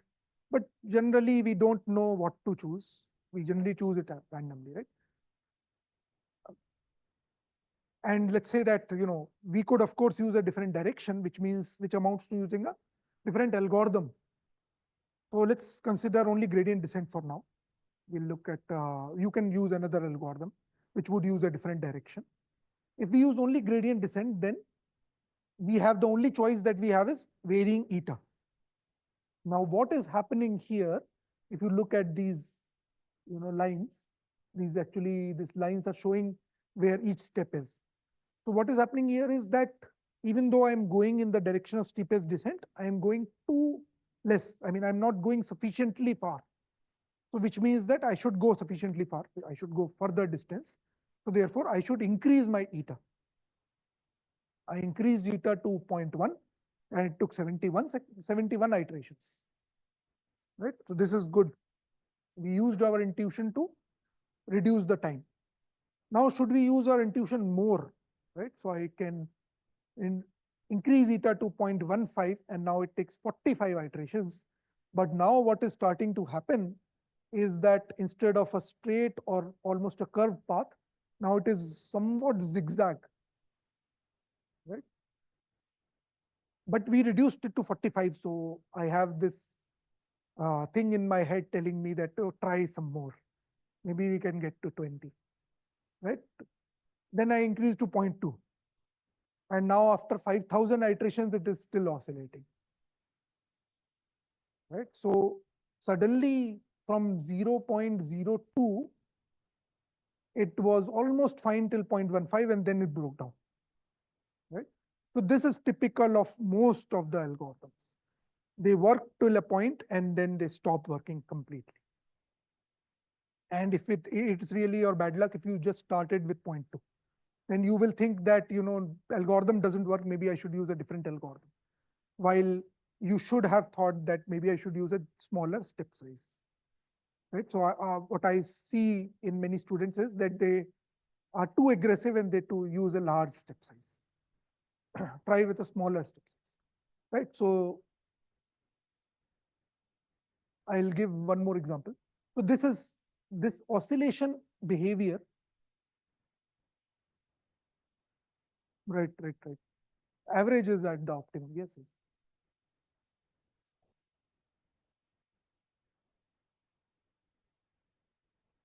Correct. We can do. That's more advanced. I'll not mention, but we can do that. Yeah. Right. So the lesson here is that use a step size which is not too small, but small enough. There is also another approach to doing this, which is to choose a step size differently. For example, this case, there is a diminishing step size, right? It decreases with t. So as I get larger and larger number of iterations, I decrease my step size. But then now this is really difficult to tune. I've tuned it to 0.18 t raised to a minus 0.5. But this is really difficult because I don't know how many iterations I'm going to take. I mean, after all, my goal was to take as few iterations as possible.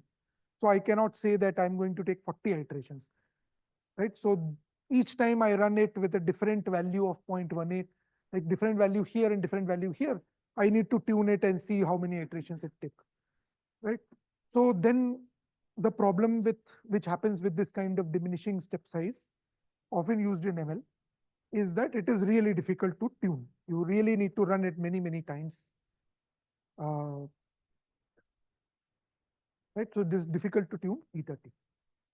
So if I conclude this discussion on vanilla gradient descent, it is definitely simple to implement as long as you can calculate the gradient.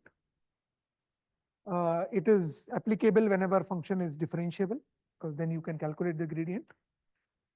Works for large n with low memory requirement. We didn't discuss it, but you can imagine that no matter how large n is, even if n is 1 million, all you need to do at every iteration is calculate the gradient. Suppose there is some function that can calculate.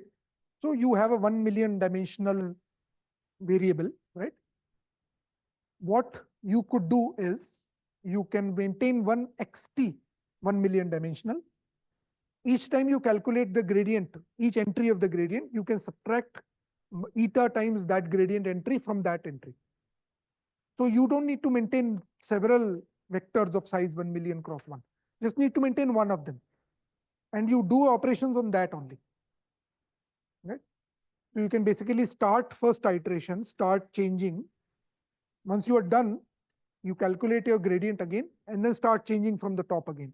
Or you could randomly change entries here and there. That's also possible. So that's the like a parallelism that gives rise to parallelism. So the memory overhead of gradient descent is really low, and you can really scale it up for very, very large n. And if you talk about the order complexity is order n, because n is the number of entries, so order n. But it is therefore that's why gradient descent is widely used. And the downsides are, of course, that if you take large n eta, then it may oscillate, and slow eta, it will converge slowly. Either it is slow or oscillate, and you have to really find the sweet spot between the two. So it may converge too slowly for small eta and oscillate for large eta. And another one technique that sometimes people use, is not widely used, but sometimes it is used. At least in theory, it is good. In practice, not so much, which is line search of eta. So what you could say is that when I'm trying to select my next point, instead of picking one eta constant, I will just test out a few values of eta. Not many, let's say 5, 10 values of eta, and pick the one that is best. And then again, next time I'll do that. So your requirement complexity increases. Therefore, each iteration you need to search for different values of eta. But then it could reduce the number of iterations significantly and prevent oscillations, right? So yeah, I'll come to that. Yeah, I'll come to that. So ideally, you can choose eta t to be such that argmin over eta f of xt minus eta gradient. Right? I am essentially now again, each time I have to do something, I pose an optimization problem, right? So I have to solve this optimization problem now at every iteration. Obviously, I'll not solve it exactly. I'll again do some approximation. What I can do is that essentially consider this as a 1D search and do a grid search on eta. Right? I could say, okay, let me search 0.01, 0.1, 0.2, 0.15, some 10 values, and takes the one that is minimum. There are also slightly more complicated schemes called line search schemes. There are few, 4 or 5 schemes. But the downside here is that line search itself could be costly, right? Because in each of these, you need to calculate f, right? You need to calculate f for a particular value. Now, at every iteration, instead of calculating f once, you are calculating it 5 times or 10 times. So that is 10 times more complexity. So this will only work well when f can be calculated very easily. If f calculation of f itself is complicated, you better not use it, right? Yeah, this solving this problem is called line search. So like a 1D, so I did not discuss one-dimensional algorithms. There are some other optimization algorithms which are suited for one dimension, right? So those can be used.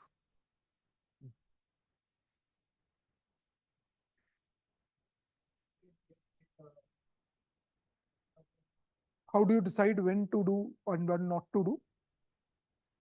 There's no way around it. I mean, you don't know when to do, right? So you either do it every time or not do it at all.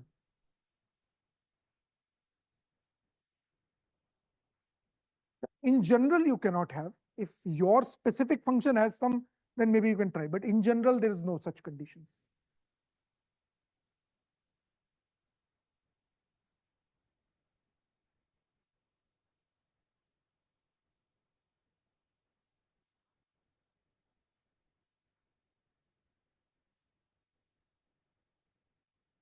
So bad is 2 times of bad, right? Either not converge, so then you definitely cannot choose it. But slow, you can work with, right? So slow is what you have to compromise.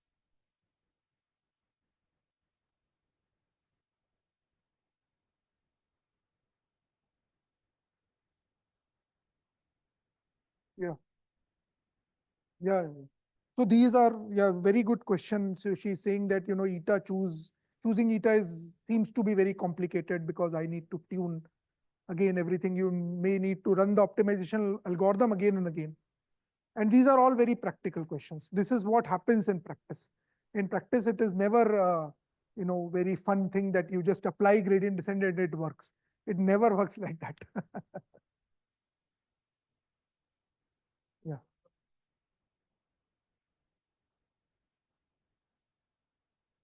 What is adaptive modifier?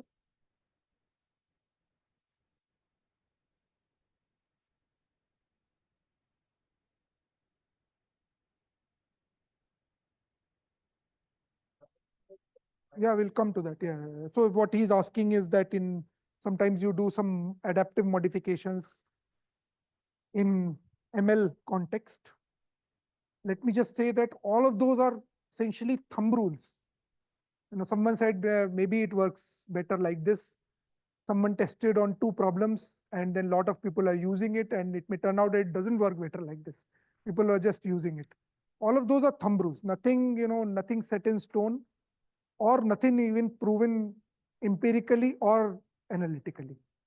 They're just, guesswork, essentially. It works in, let's say, you could say that, okay, it works for image processing. That way it could say, but you can't say that it works always or in every situation. Okay, for image processing, CNN, then CNN it works. It may be like that. So specific classes of problems. Right, so that is the downside with line search. And essentially, the motto is that you find a reasonable value and go to next iteration rather than fixating on one that particular iteration. Okay, so just let me conclude this. Here I was doing grid search based methods, and it was taking the fewest number, 35. So far we've never had 35 iterations. But if you count all the function calls, that is much more, 348, not 10 times. And here the oscillations are of a particular kind. Actually, you can prove it mathematically also. The oscillations have a particular property that they are orthogonal each time. So from one to next iteration, it is orthogonal, then next iteration, it is orthogonal. It's really zigzagging behavior. No, under any line search.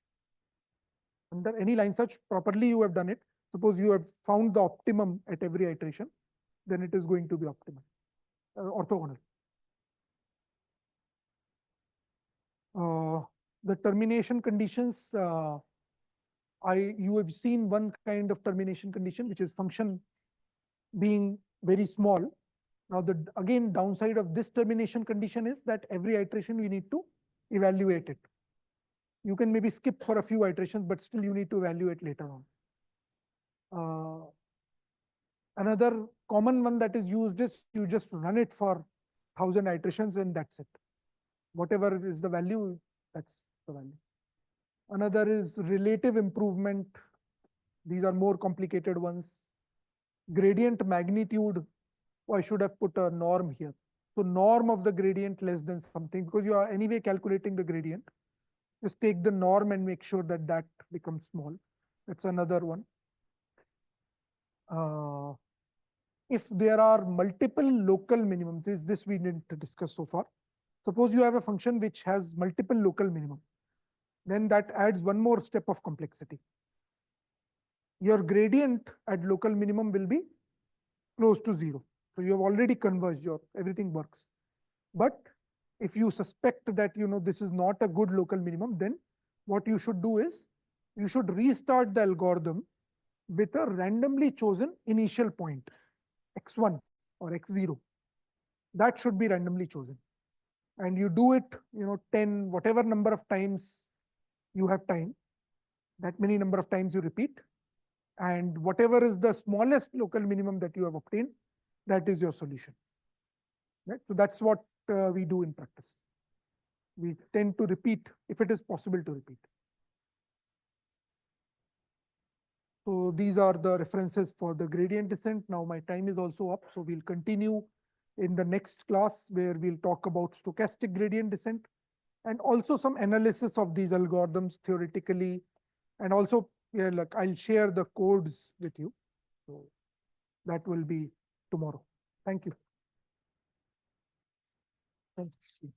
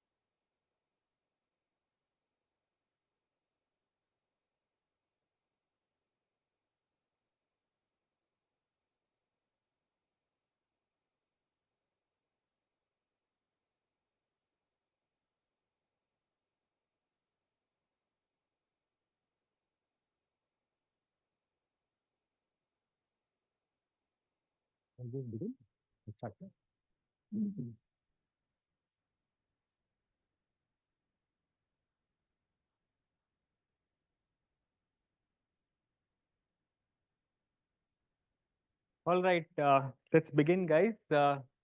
So welcome to part 2 of this tutorial on building confidence. As a quick recap, here are two classes of distributions that we saw how to build concentration inequalities and confidence intervals for. So first we talk about sub-Gaussian. A random variable is, this is the corrected definition. A random variable is sigma sub-Gaussian if its centered moment generating function is upper bounded by e raised to s square sigma square by 2. That RHS actually corresponding exactly to that of a Gaussian distribution having variance sigma square, right? Hence the name sub-Gaussian. Then we talked about sub-exponentials, where you basically have the same structural bound on the moment generating function, except that that bound is not holding for all s, but for s in some neighborhood of the origin, right? And that difference between forcing that bound for all s versus forcing it only on a neighborhood on the s substantially expands the space of distributions that are covered, right? In particular, distributions in this former class actually have tails that decay much faster than exponentially, whereas tails can decay, exponentially in the sub-exponential class. All right. So this is where we ended.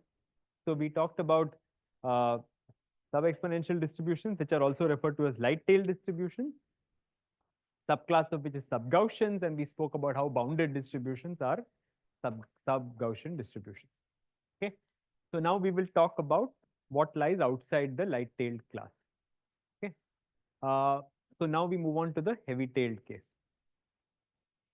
So in some sense, the distinction qualitatively between light-tailed and heavy-tailed distributions is that with light-tailed distributions, extreme values are very rare, whereas with heavy-tailed distributions, extreme values are significantly more common, right?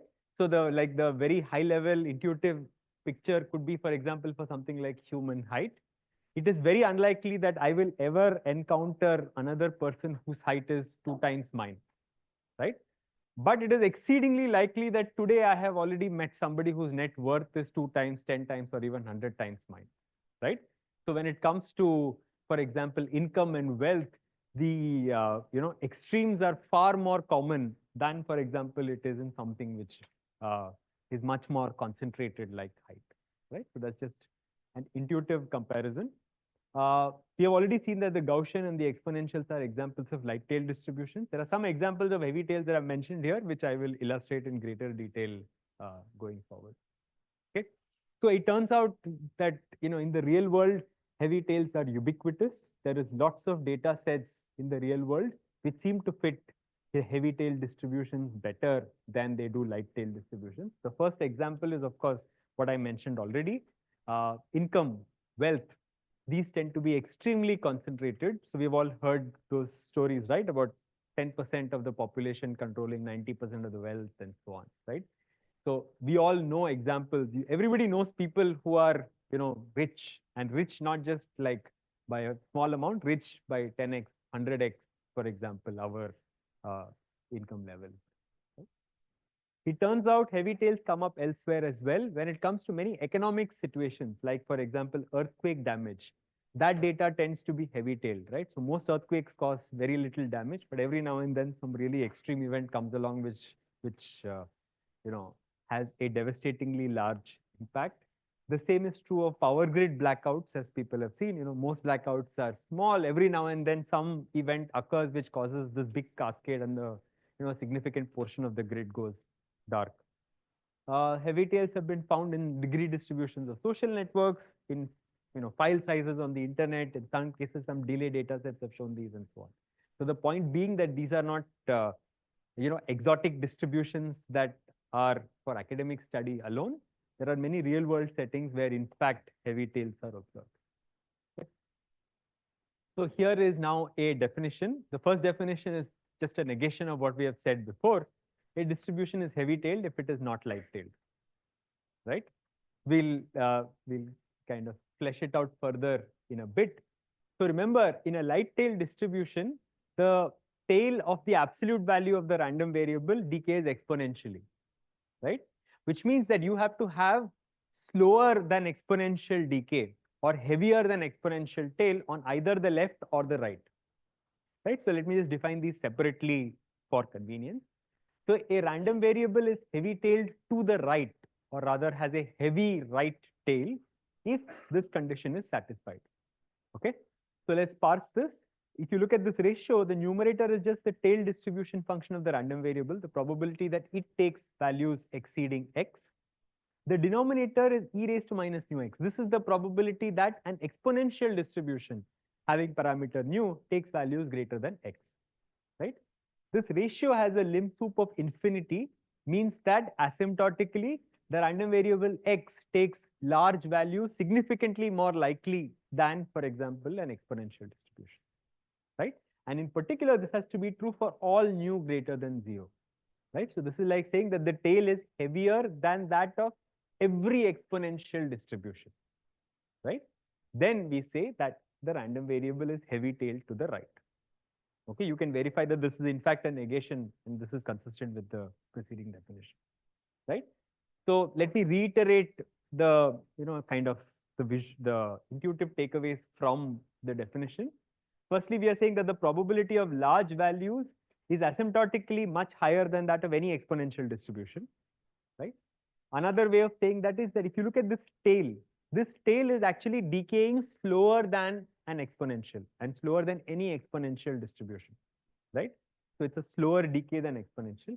Another way to say that is that because this is actually capturing the probability of values larger than x, we are saying that the tail is heavier than that of any exponential distribution, right? Hence the name, heavy tail, right? The tail is heavier, meaning that these high probability, large values are considerably more likely than they would under an exponential model. Okay.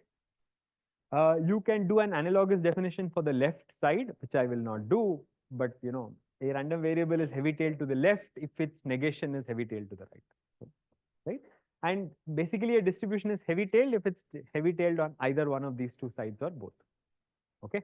So for the remaining few slides, until I say otherwise, let's pretend that we are worrying about distributions that are heavy-tailed to the right. So specifically, we will worry about distributions, the right tail of these distributions. So for simplicity, it might even be easiest to think of these random variables as being non-negative.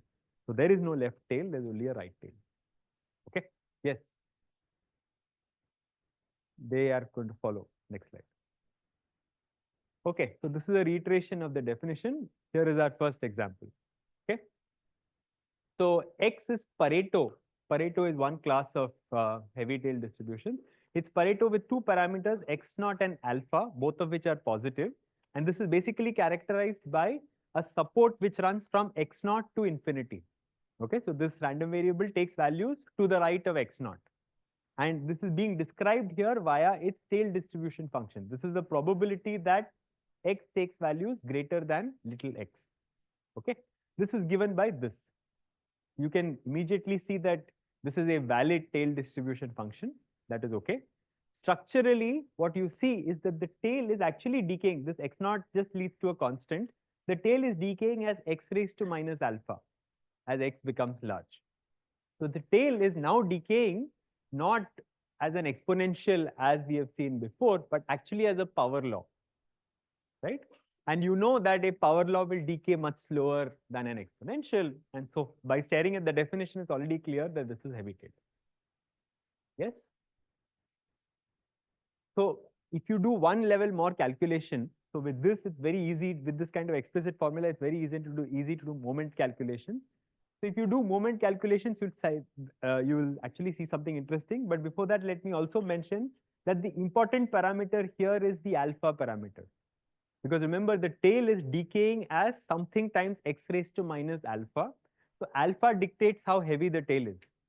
So if alpha is large, that means that the tail is decaying faster, and so the tail is therefore quote unquote lighter. If alpha is small, that means that the tail is decaying slower, and so therefore it's heavier. Okay. So in particular, it turns out that if you compute moments of this form, right, x raised to beta, which can be computed explicitly given this form, it turns out that these moments are actually finite for beta less than alpha and are infinity for beta greater than, well, actually greater than or equal to alpha. Okay. So for example, suppose that alpha is 2. Okay. So the tail is decaying as x raised to minus 2. for that Pareto distribution, the first moment is going to be finite, but the variance is going to be infinity, right? If alpha is 3, then the first moment and the second moment are finite, but the third moment onwards, they're all infinity. If alpha is 0.5, for example, the first moment is infinite. Okay, so these, so far as polynomial moments are concerned, these are finite up to a certain threshold and then they become infinite. Yes.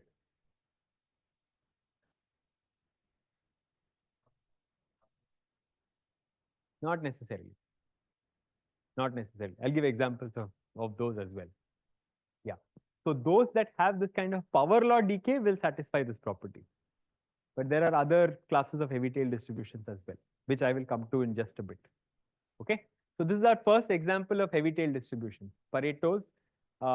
In fact, these distributions are named after an economist whose name is also Pareto.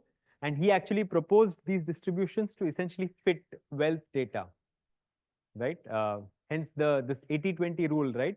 20% of the population owns 80% of the wealth. It's also called the Pareto rule. Goes back to Pareto.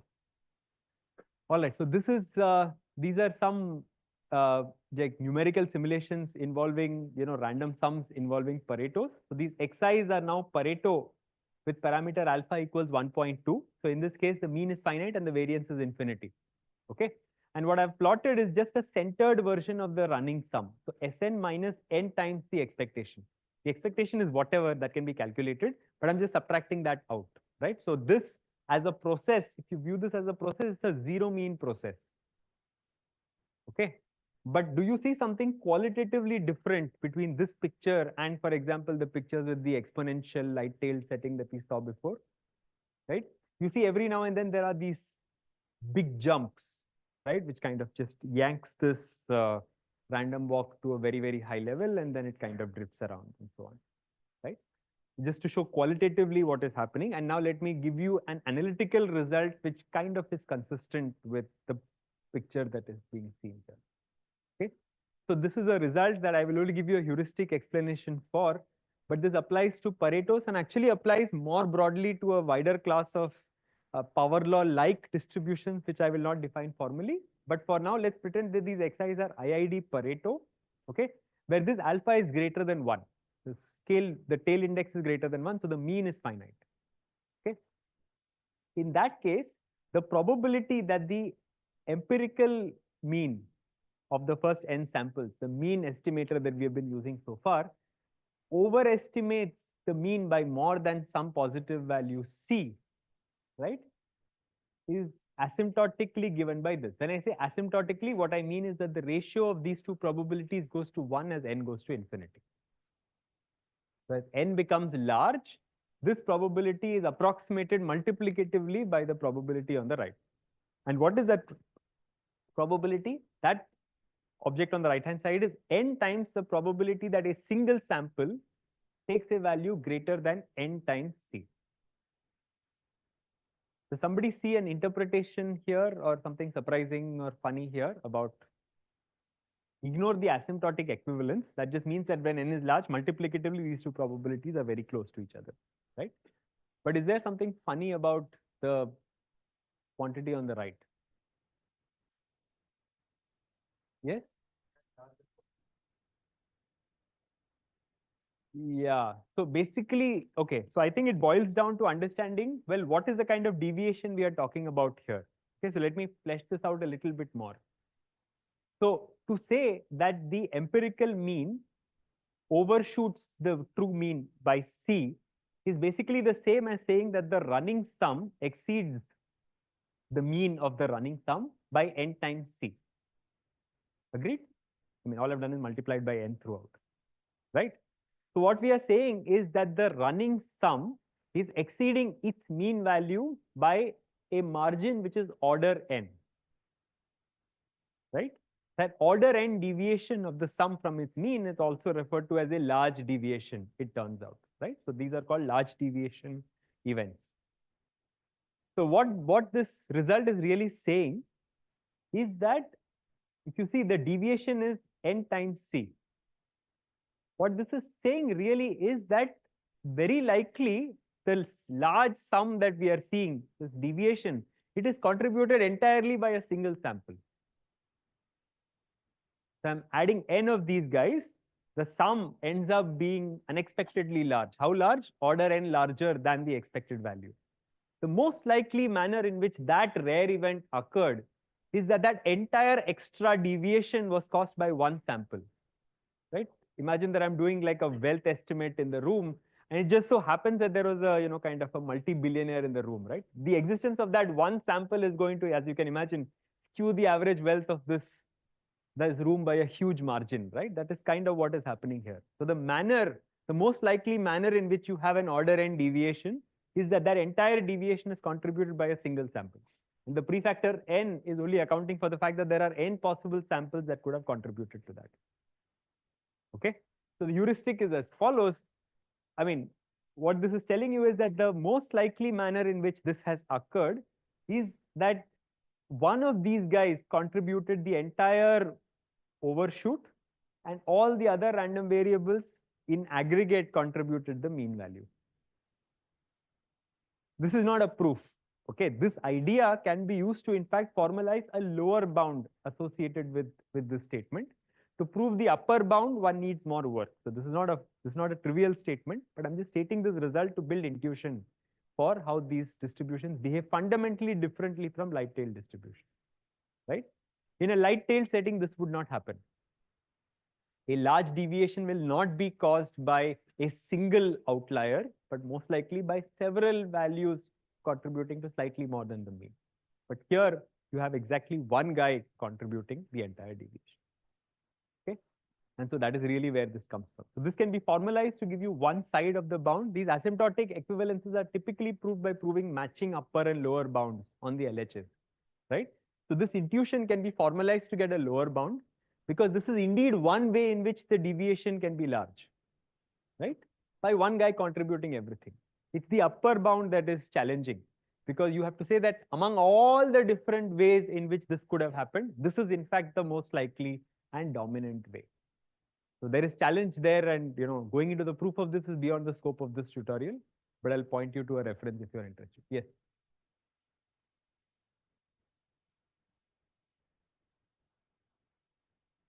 It doesn't matter. I mean, when n is large, n mu or n minus 1 mu is kind of the same. I know. Yeah, you're right. So I'm being imprecise here, but it kind of doesn't matter in the scale of the bounding, because n plus 1 asymptotically is all the same. So, okay. All right. So I hope you can see some differences in the way that Paretos behave as compared to this. And as I said, this actually holds for a much broader class than the Pareto. Yes.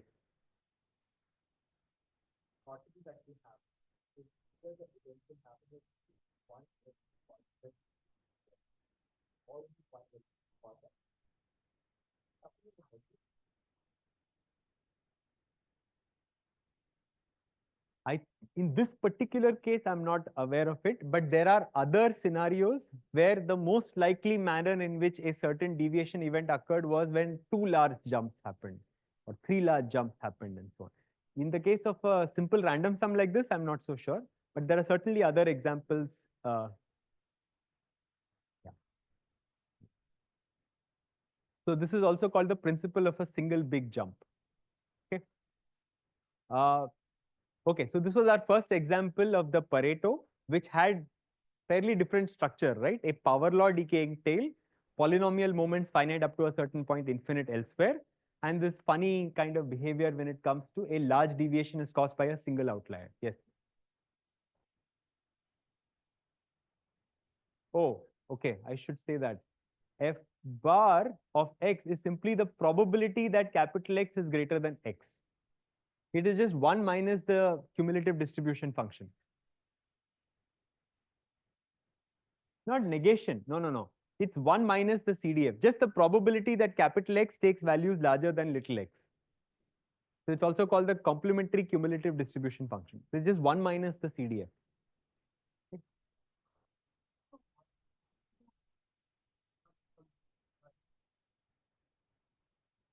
In this manner, right?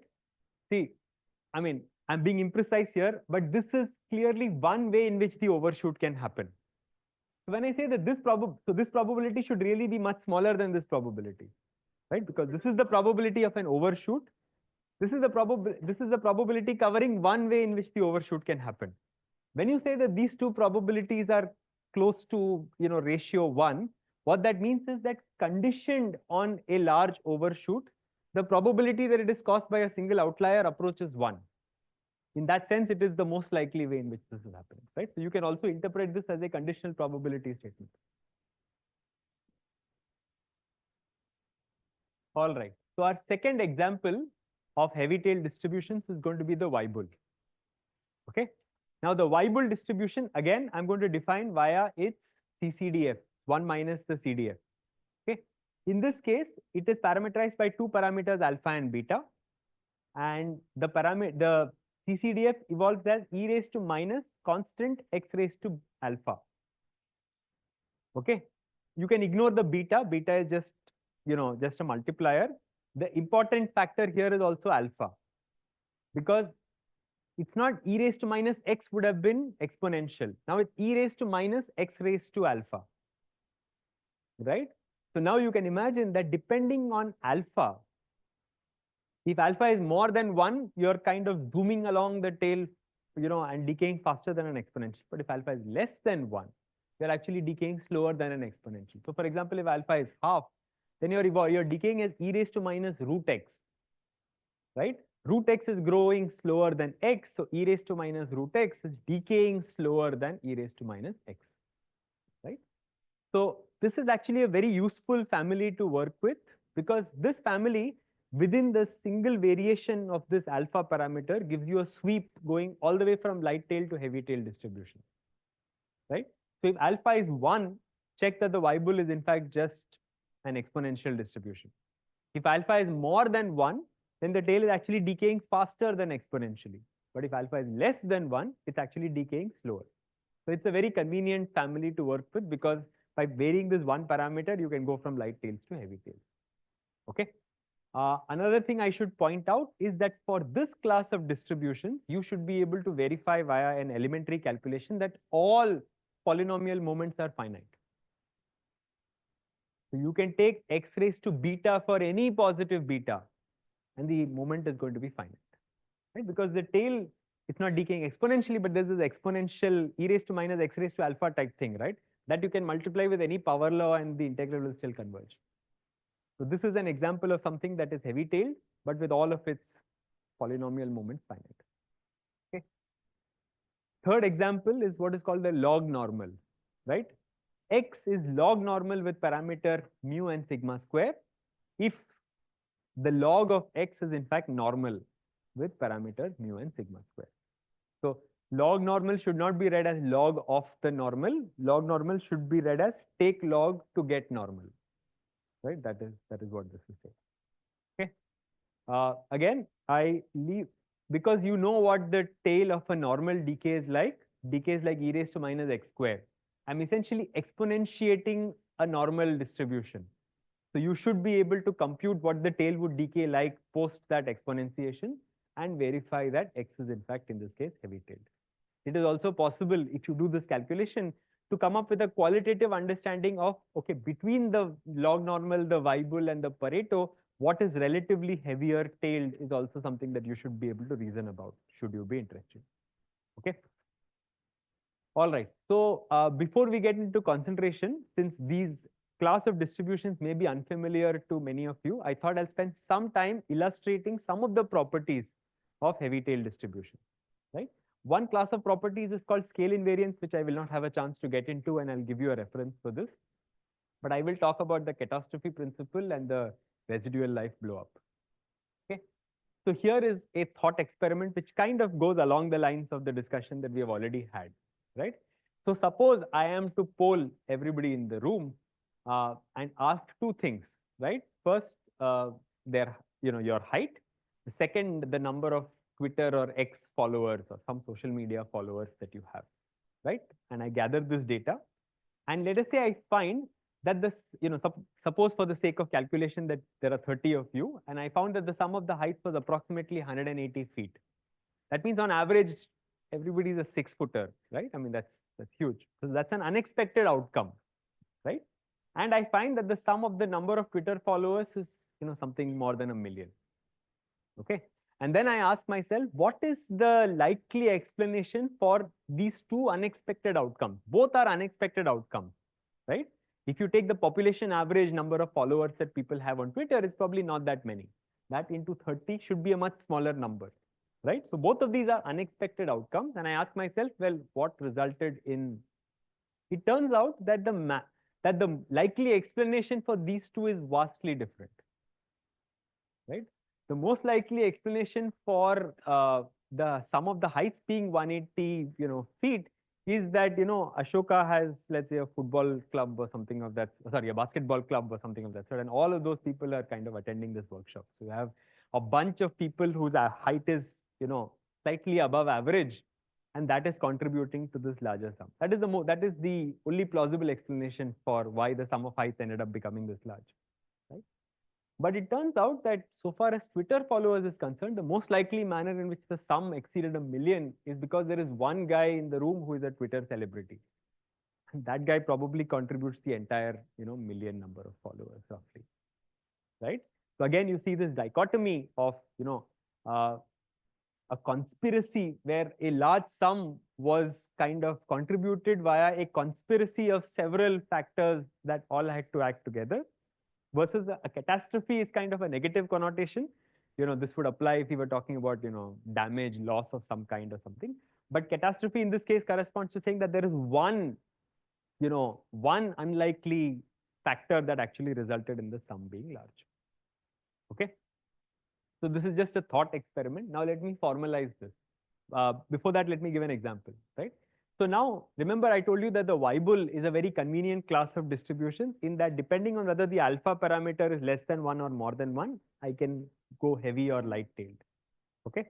So here is a simple calculation that you can all do, right? Given that I've already told you what the distribution is like. Suppose that x1 and x2 are IID Weibull, and I tune that beta parameter such that the mean is 1 for simplicity. Okay. Now I ask you, conditioned on x1 plus x2 equals 10. Remember, 10 is much higher than the mean value of the sum, right? So conditioned on this rare event, what is the conditional density of x1, right? You can compute the unconditional densities. So this is like something that one can ask in an intro probability quiz, right? I can ask you to, kind of compute exactly what this formula is, and then you can plot it out. Okay. So here is what this looks like. We have done this for alpha equals 2 and alpha equals 0.5. Okay. And the contrast is quite interesting. When alpha equals 2, this is a light-tailed case, right? Conditioned on the sum being 10, what is the conditional density of x1? Well, that looks like this. What is the meaning of this? Like, what is the interpretation of this dotted red line being the way it is? Centered around 5, which means what? We are operating in the conditional event that the sum is 10, right? When we say that the conditional density of x1 peaks around 5, what are we saying?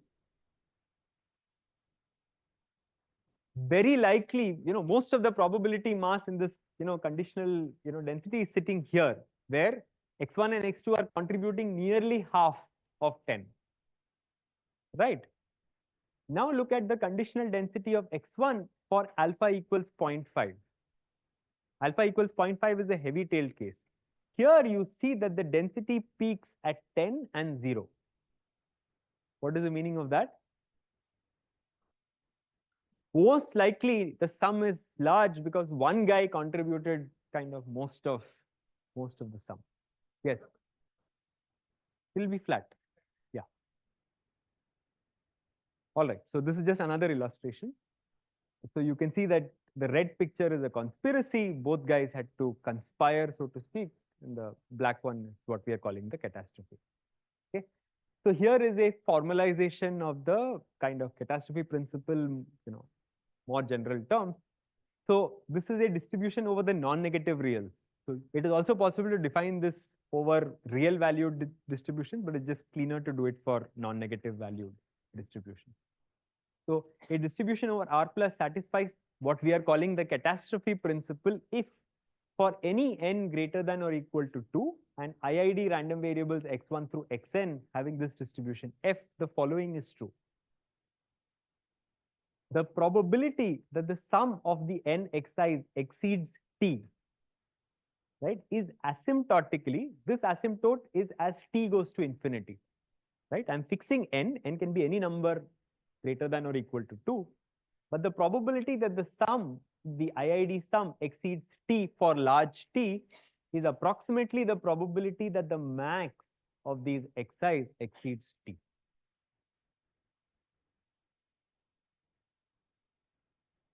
Do you see what this means? So this tilde means that the ratio of these two probabilities approaches 1 as t goes to infinity, which means as t becomes large, you should expect the right-hand side to be much smaller than the left-hand side, right? Because the max being larger than t is one way for the sum to be larger than t. These are non-negative random variables after all, right? But this, what we are saying is that this is not just one way, this is the dominant way in which this is happening. Another way to see that is via a conditional probability statement, which probably looks more convincing. Conditioned on the event that the sum is greater than t, the conditional probability that the max is greater than t approaches 1 as t goes to infinity. Right? So for large t, a large sum is most likely caused by the max itself accounting for everything. In other words, one large sum. Okay. So distributions that satisfy this property, let's just say that they are said to satisfy the catastrophe principle. So this class of distributions has a name. Unfortunately, this class of distributions is called sub-exponential. So it turns out that, so you can see why this is unfortunate, because this is a subclass of heavy-tailed distributions.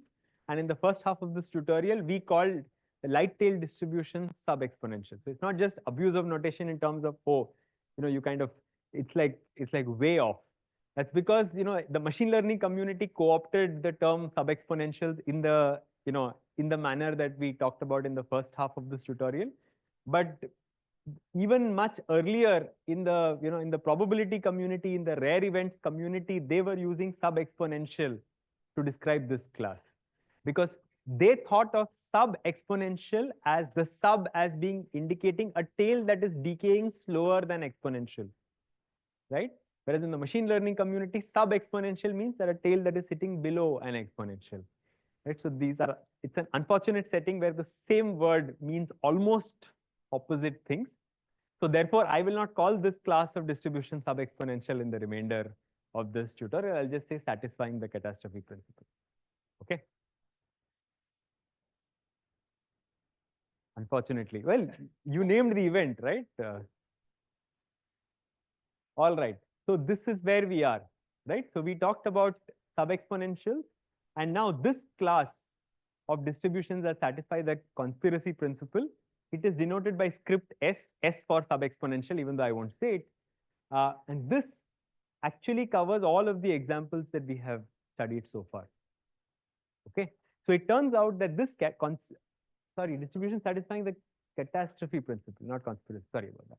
So every distribution that we have studied so far actually satisfies that catastrophe principle that I described in the previous slide. Okay.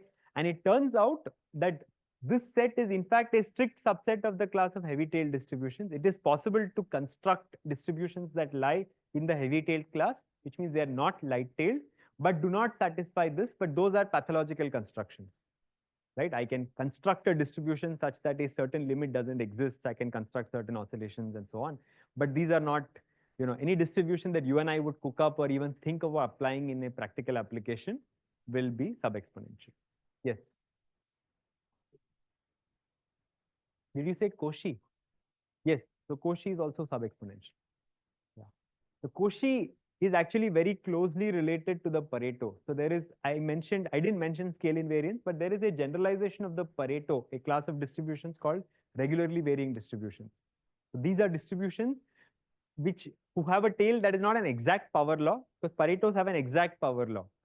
So regularly varying distributions are those whose tail is asymptotically power law. in a very precise manner. Cauchy falls in that bracket. Oh, very much. It's all sub-exponential. It's heavy-tailed, and it in fact satisfies the catastrophe principle as well. Okay? Yes.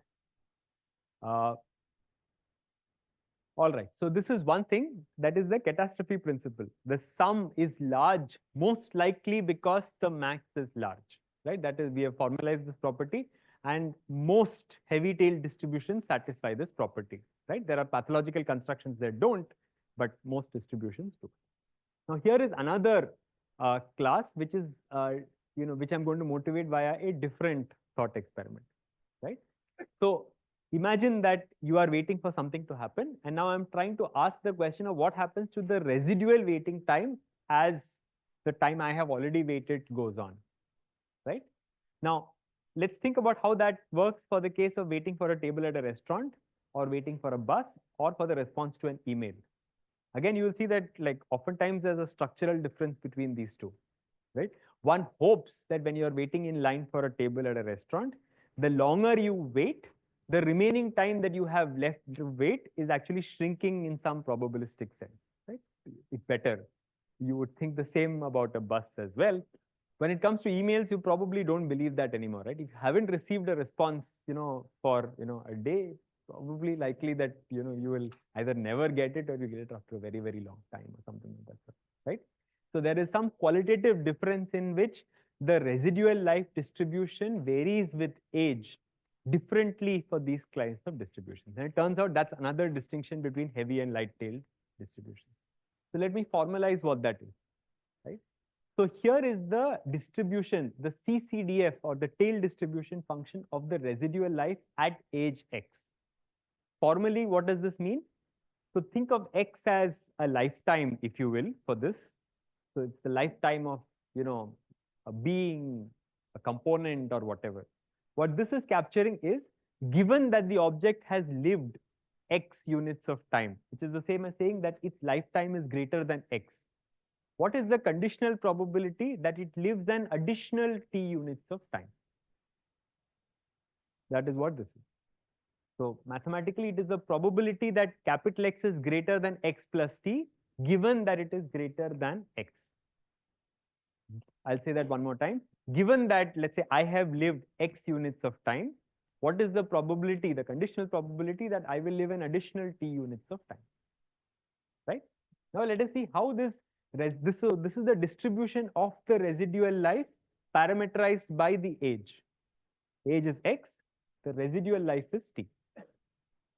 Okay. Let us make this calculation for the exponential distribution. For the exponential distribution, the distribution of the residual life is e raised to minus mu t. Why is this unsurprising? Sorry. It is memoryless, right? The residual life is, has no bearing. So the age has no bearing on the residual life. No matter what your age, your residual life is going to be that of an unconditional exponential distribution with the same parameter. So e raised to minus mu t. Not surprising. Now let's do the same calculation, but with a Pareto, right? In the case of a Pareto, remember this is the tail now.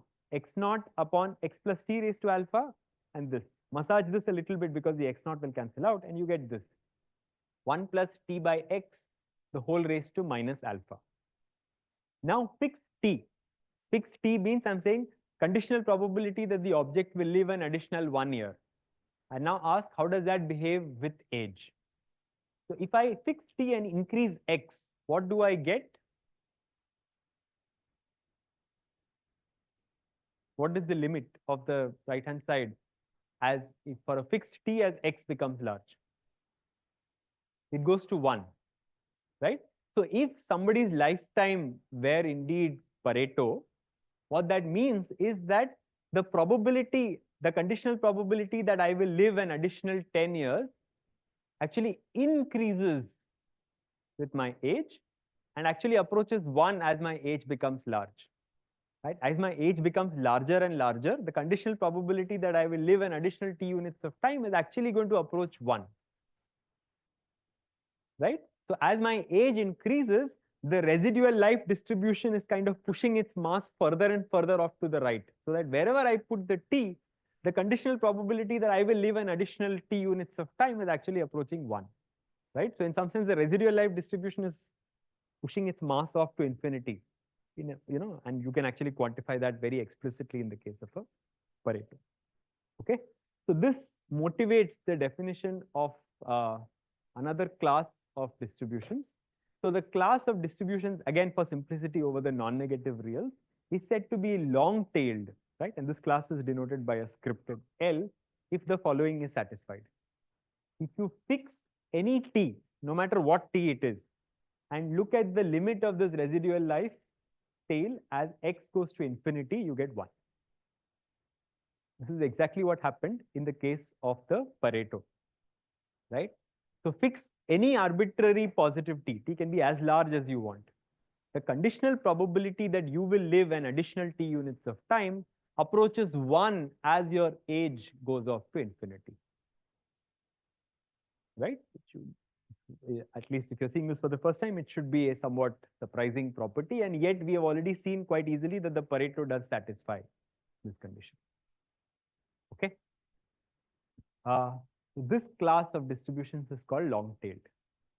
And it turns out that the class S, which is the class of distributions that satisfy the catastrophe principle, is a subset of the class of long-tailed distributions, which is a subset of the class of heavy-tailed distributions. Each of these inclusions is actually strict. Okay. So pictorially, it looks like this. Every heavy-tailed distribution that you might model in practice lies inside the class S, which, sorry, that's a typo, that satisfy the catastrophe principle. You can come up with pathological constructions which satisfy the catastrophe principle, but do not satisfy the long tail property. Basically, you can configure it in such a way that that ratio doesn't converge to 1, but actually kind of oscillates and stuff like that. So it's a pathological construction. Similarly, you can come up with pathological constructions of distributions which are not long-tailed but heavy-tailed, right? But nearly every heavy-tailed distribution that one think of actually satisfies both of these properties, both of which should at first glance be surprising, right? First, that a large sum, and you can see the immediate connection between this and the mean estimation that we've been trying to do. Mean estimation is actually sensitive to the sum because you're taking the sum and dividing by n, right? So a large sum really corresponds to a significant overshoot in my mean estimator, right? Firstly, it can happen more with higher probability than in the case of light-tailed distribution. But the manner in which it happens is that very likely it happened because there was one outlier that actually came up, right? So outliers play a very important role. And the second, somewhat kind of different interpretation is in terms of this residual life, right? So the residual life distribution kind of pushes its mass off to the right as age increases. Okay. So with this background, so if you are interested in more details, we wrote a book recently on the fundamentals of heavy tails, which covers all of this material in more detail. And there is also like a PDF preprint of the book that's available for free in case you're interested. So now let us come back to concentration of heavy-tailed sum. Yes.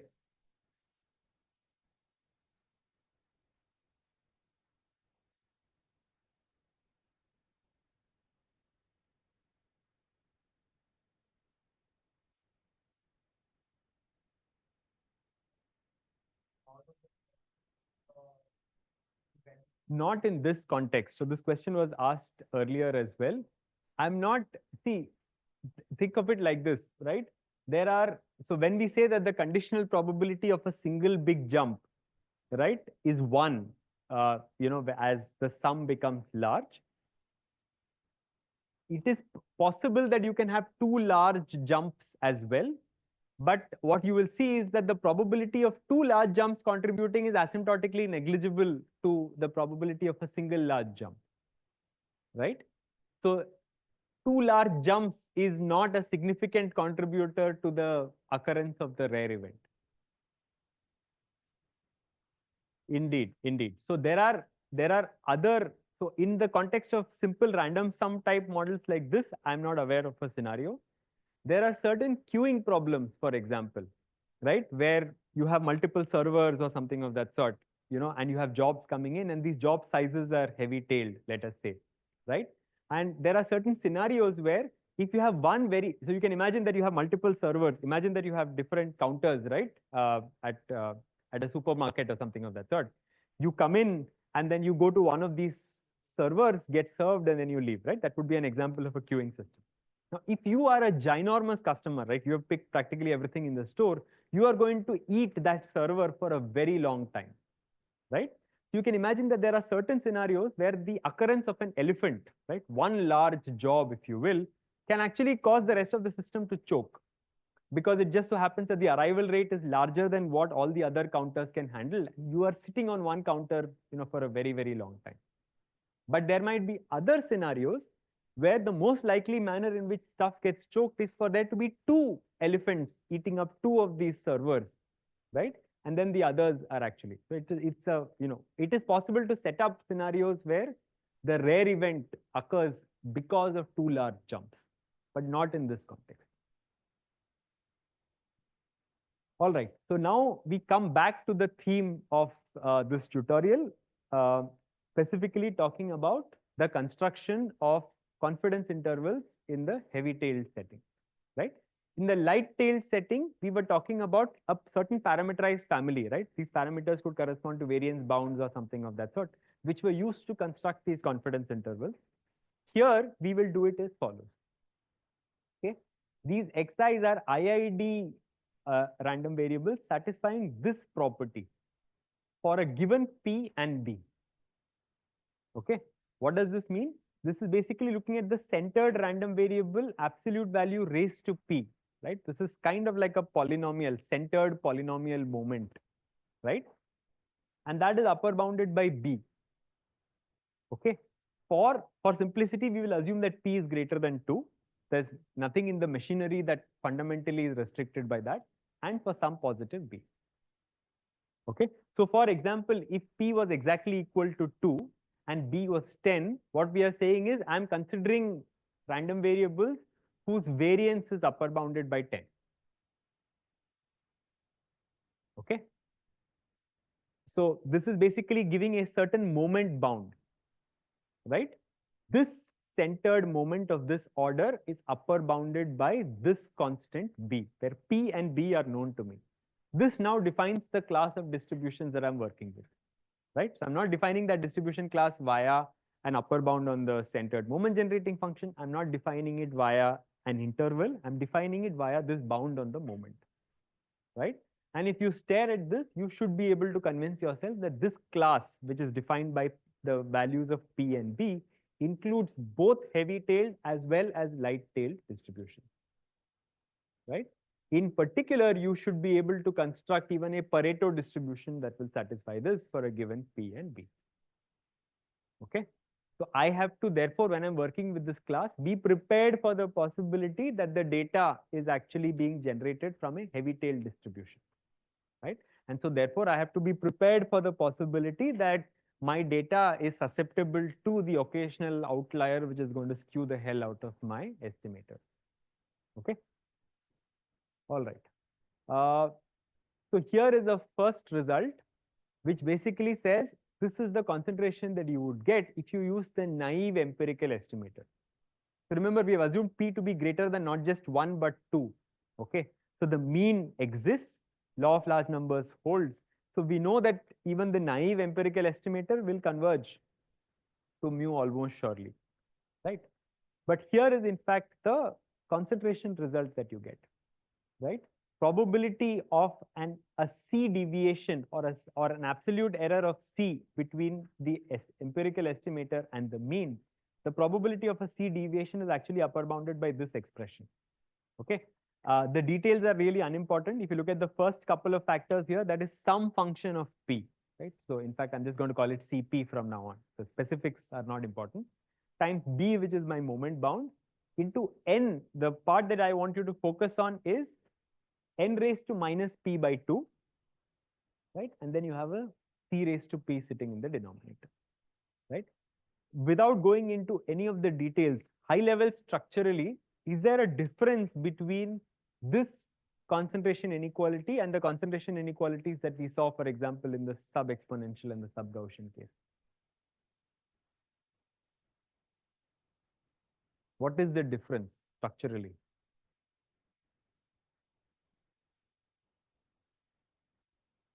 No. Earlier, the probability of this deviation was actually e raised to minus n times something, right?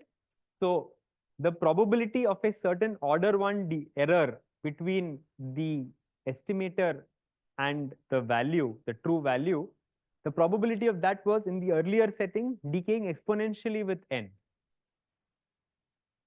right? The probability of an order 1 error in the estimator was decaying exponentially with respect to n. Now, in the case which includes heavy tails, it does not decay exponentially with n, it decays considerably slower. It decays as a power law in n. Of course, it decays, but it decays significantly slower, right? An implication of that being that if you inverted this, you can invert this to construct a confidence interval, right? You just equate this right-hand side to delta, figure out what is the C that would correspond to that. That is in fact going to be a valid confidence interval radius, right? You could do that, but that radius will not shrink quite as fast because this probability is actually not decaying quite as fast. Okay.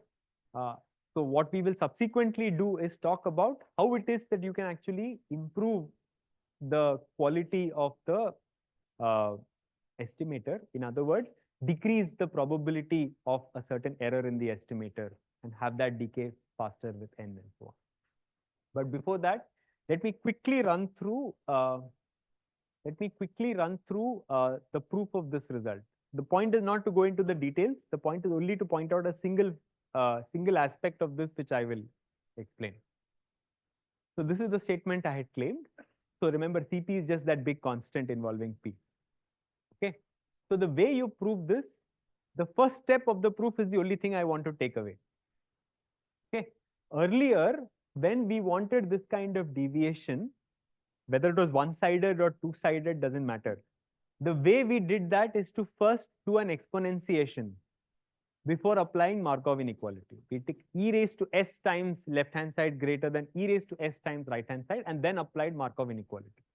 That worked because that exponential moment was finite. In the heavy tail setting, those exponential moments are not finite. The exponential moments are actually infinity. Because remember, the finiteness of exponential moments in the neighborhood of the origin is exactly equivalent to Lighttailed. So the fact that you are heavy tailed means that the moment generating function is not bounded in a neighborhood of the origin. So if you exponentiate, you will get garbage because that exponential moment is infinity. So you'll get a meaningless upper bound, right? So you cannot exponentiate. You have to do less. What is the best you can do? The best you can do is to simply raise to the power p. Why are you allowed to raise to the power p? Well, because I kind of know that the pth centered moment is finite, right? So that suggests that maybe I can raise to the power p. So suppose p was 2, for example. Instead of basically first applying e raised to s times that kind of transformation, I'm just squaring, right? And I'm only allowed to do this because, well, that's all the moment finiteness that I have available with me. Okay, so this is the first step. This is the only main difference I want to highlight. The rest is detail, which I'll go through very quickly. Okay, just a moment. Okay, yeah. So then we apply Markov inequality, as you should expect. Now, the Markov inequality, unlike in the case of when you exponentiate, sums behave very cleanly, right? Their product out and everything behaves nicely. Here, I don't quite have that. So you have to work a little harder because I have this sum inside, then the absolute value raised to p. I have to somehow relate this to the centered moment that I have, which is simply expectation of mod of xi minus mu raised to p. So there is some massagery that goes into transforming this into that form, right? So these are the details which I'm not going to get into. So there is what I'm just going to call the MZ inequality, which actually lets you relate this sum to a sum involving just squares. And then that sum itself is raised to p by 2. Now, p, for simplicity, I assumed is greater than 2. So now I can further bound this using using Jensen's inequality to finally express the answer in terms of the moment that I do have a bound for. Okay, the details here are not really important. The only thing I want you to understand here is that the first step involves raising to the power p rather than exponentiation, right? The idea is the same. You kind of try to find the most aggressive moment for which you have a positive bound, and then you subsequently optimize, right?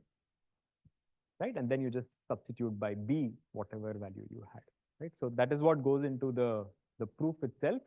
The non-trivial step is here, which I'm not going to spend time on. But this at least I hope gives you a flavor of if you have a certain polynomial moment bound, well, that's all you have, and so your first step is basically to just raise it to that appropriate power on which you have a bounded moment, and then you go from there. Okay, so this is how you prove this. So what we have seen is that if you use this class, which is basically defined via a centered moment bound, right? This class includes heavy tail distributions. The empirical naive estimator will work, but the concentration properties of that estimator are inferior as compared to, for example, what we saw in the sub-exponential and the sub-Gaussian case. An intuitive reason for this, and that does not follow from this analysis, the intuitive reason for this is the fact that outliers can significantly skew your empirical mean, as we have seen, right? Because this class includes heavy tail distributions where outliers are not that uncommon, and the existence of that one outlier can significantly skew your mean, right? That is sufficiently likely to see the performance degradation that we are seeing. All right. So I will conclude with introducing one alternative estimator of the mean in this setting. It is called the median of means, right? Now, I hope everybody is aware of the median, and you know that the reason why the median is actually used in certain settings is because of a robustness to outliers, right? If you had one garbage point in your data set which takes a wildly large value, the median is not going to be moved, but the mean might get moved, right? Except now we are in a scenario where that point is not actually garbage. It is, the distribution actually does every now and then pop up these extremely large values, right? So they are not to be discarded, but accounted for in a suitable manner. So here is the estimation methodology, okay? What we are going to do is, suppose I'm given n samples, x1 through xn. I'm going to separate these out into a certain number of bins, okay? Each bin contains capital N number of samples, and I will get into how to configure capital N in just a bit, right? Having put capital N number of samples in a bin, how many bins do I have? Well, I will have floor of n divided by capital N number of bins. Okay, so I have n samples, I divide them into bins. Each bin has capital N number of samples, and I have a certain number of bins. Okay, then what I do is, within a bin, since I have n samples within that bin, I compute the empirical average of the samples within that bin. I'm denoting that by mu hat n, because the subscript corresponds to how many samples went into computing that mean. And the bracket I accounts for the fact that this is the empirical average in the ith bin. Okay, I have k bins, each of them has n elements. In each bin, I compute the empirical mean, right? And then, just a moment, I take the median of the estimates across these k bins. Yes.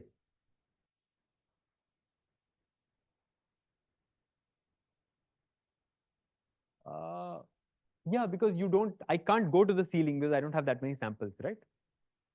So if capital N was 3, and if I have 10 samples, how many bins will I make? Only 3, right? I mean, it means yeah. N large, it won't matter, but yes, indeed, sure. Right? Is the definition of this clear? Hence the name median of means, right? I compute a mean, for each bin, and I compute the median of those means. That is my estimator. Okay? Hence, yes.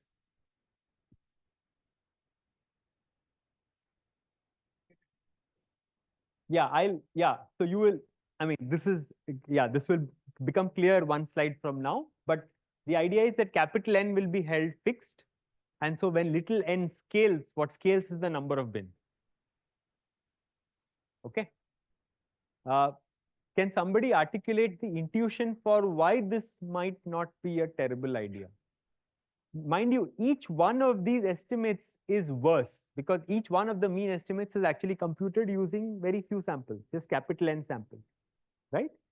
And then you're taking the median across these less accurate or more coarse estimates, and that is your final estimate. Why might that be a good idea in this setting?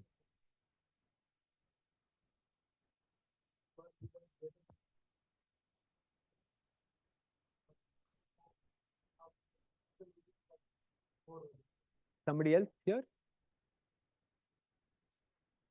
Right. So an outlier would basically quote unquote screw up the estimator of that bin. But when you're taking median across bins, hopefully that doesn't influence the overall outcome as much, right? That's the yeah. So I'm doing a mean with the intra bin. I'm doing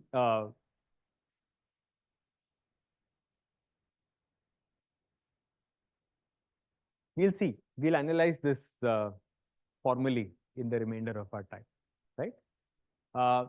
Yeah. So this is the estimator that I want to talk about.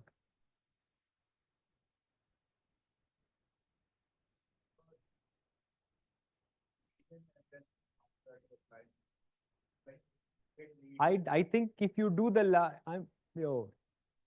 I don't know. Yeah. Mean of median. I don't believe so. At least the argument that I'm going to show you for the median of means will not directly translate to mean of median.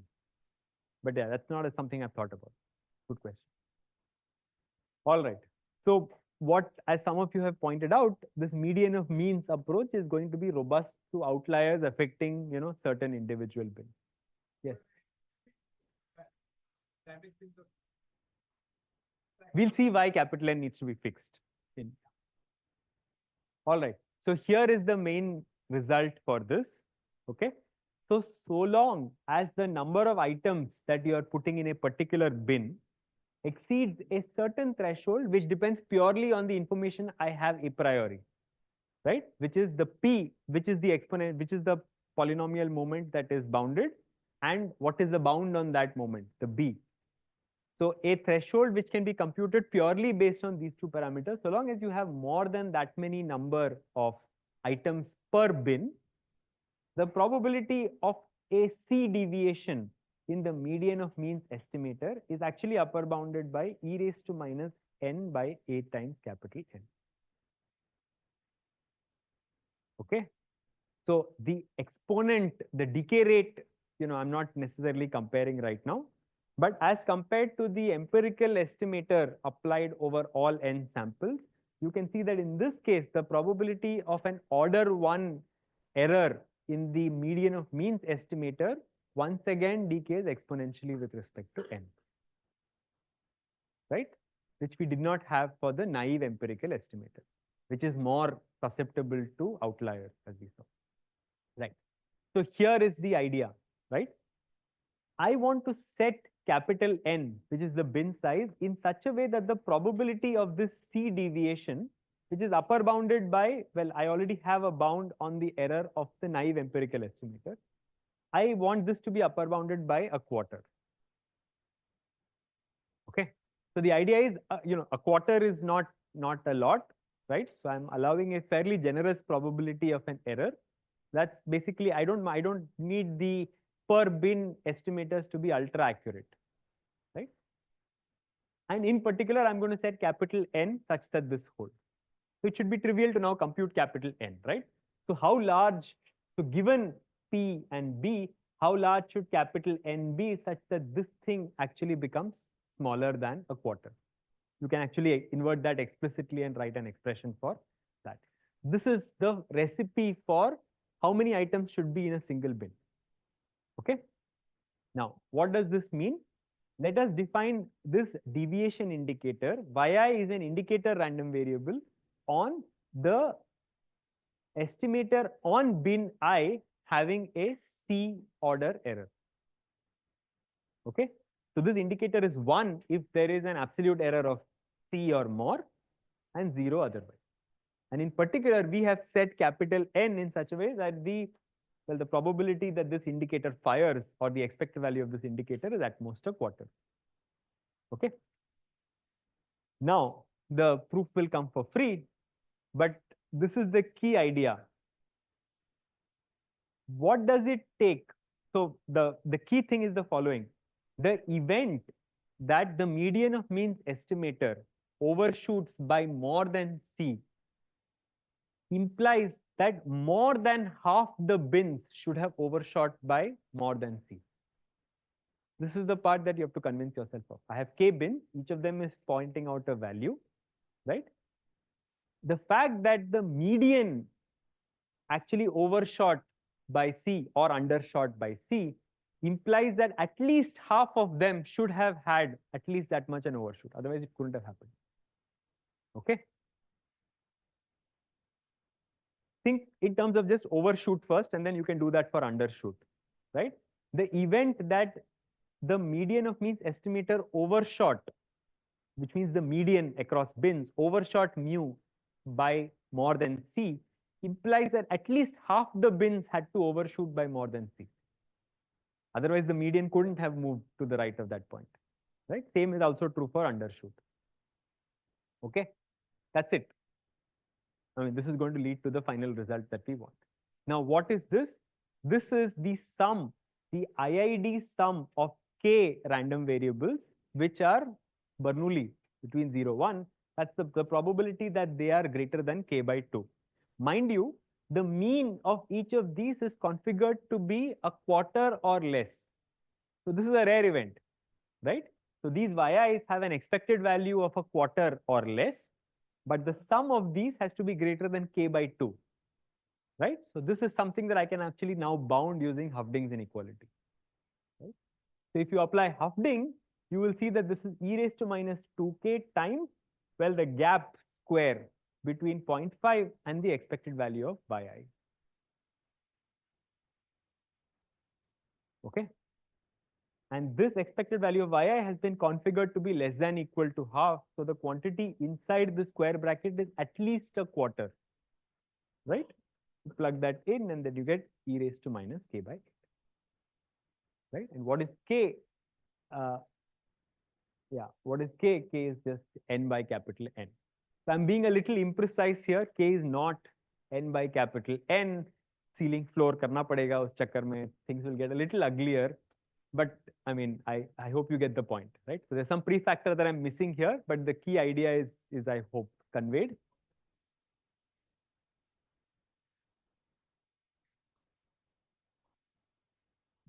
No, I think one can.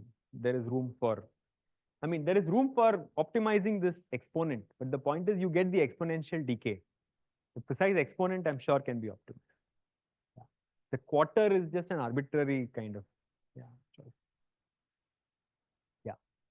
So, I mean, once the end-to-end result is written, I'm sure one can play around with the provisioning of the bins and so on to optimize the bound. Okay. So this is how the median of means approach works. Okay. So now let us see. So that is the result that we just proved, right? Now, again, I'm going to ignore some details. Remember, capital N, I told you how large it needs to be, right? It has to be such that that upper bound on the error probability within a single bin is at most a quarter. You can invert that to come up with a bound on N. Now, again, N is an integer, so I have to do some ceiling floor business, which I'm ignoring, right? So ignoring some of the integer aspects, this is the upper bound that you get on the probability if capital N is engineered such that that upper bound is exactly equal to a quarter, right? So subject to some small integer inaccuracies, which you can fix if you want, this is basically my end-to-end upper bound on the probability of an order 1 or C error in the median of means estimator. Okay, you have the you have the nice appealing exponential decay with respect to N, and you have a somewhat more complicated dependency on C, which is sitting in the denominator here. Okay. But once you have this explicit formula, you can invert this and so on and come up with an explicit confidence interval. Okay. And once again, I emphasize that in this median of means approach, you have in fact managed to make sure that the probability of an order 1 deviation is in fact once again decaying exponentially. Okay.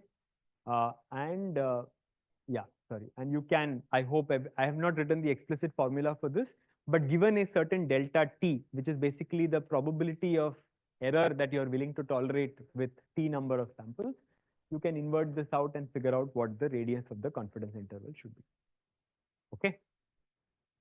That more or less brings me to the end of this tutorial.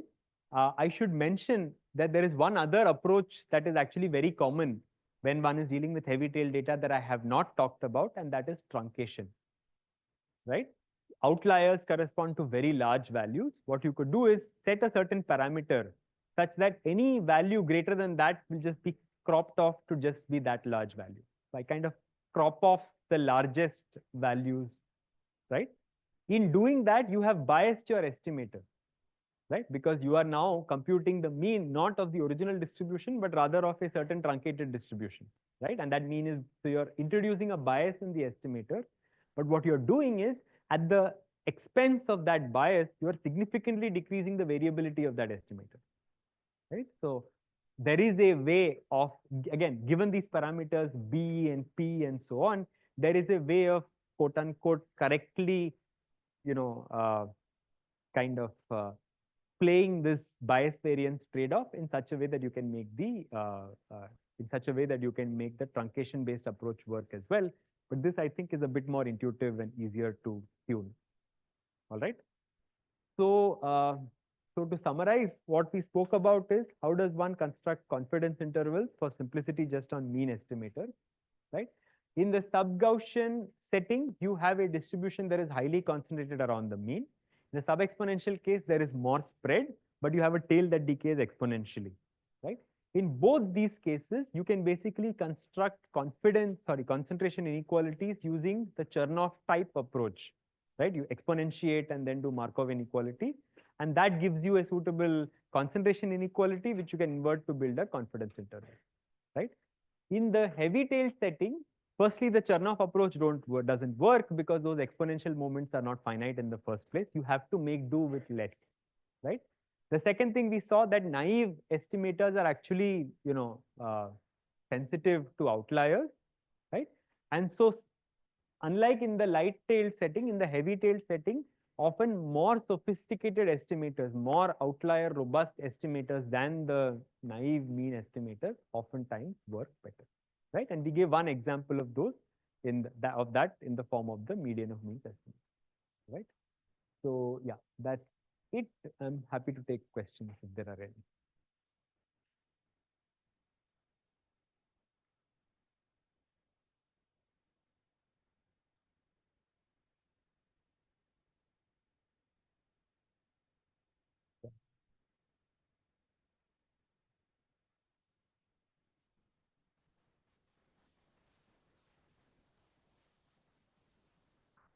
It is just the correct way of negating the light-tailed assumption.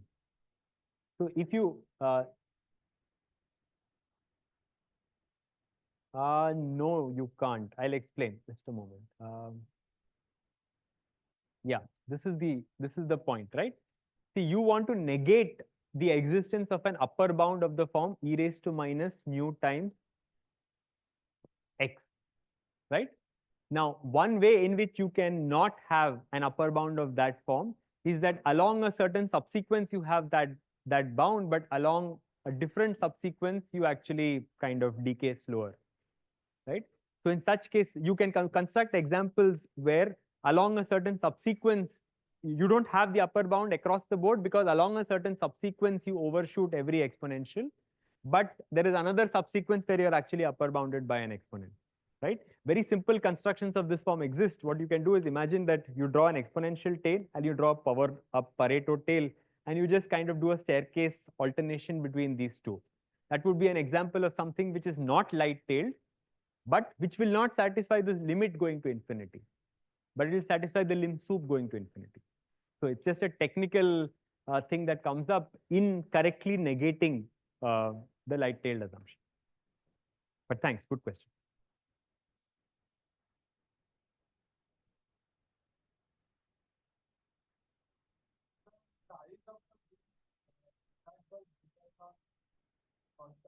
Of course.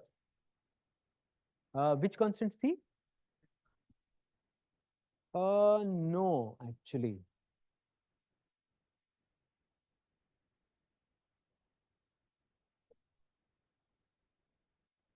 Yeah, so the size of the bin depends only on, oh yeah, it does depend on C. Yes, it depends on C, but it also depends on B and P. So, I mean, the way to think about this is actually not quite here. That's the reason I gave you the final version. The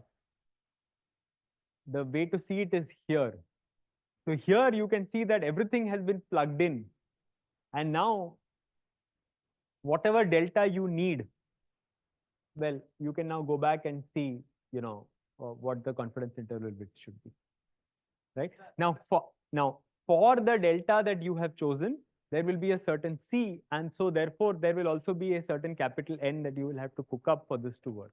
Sure. So it is a bit complicated, and it is also not clear how to do this in an online manner, right? If I get more and more samples, in principle, I have to kind of recombine these items over and over again. It's not just, right, to some extent. Not if you fix your delta, it's not a problem because then N just becomes fixed. But if your delta is also changing with N, then these bins have to be reconfigured as you get more and more samples and so on. That's definitely a complication.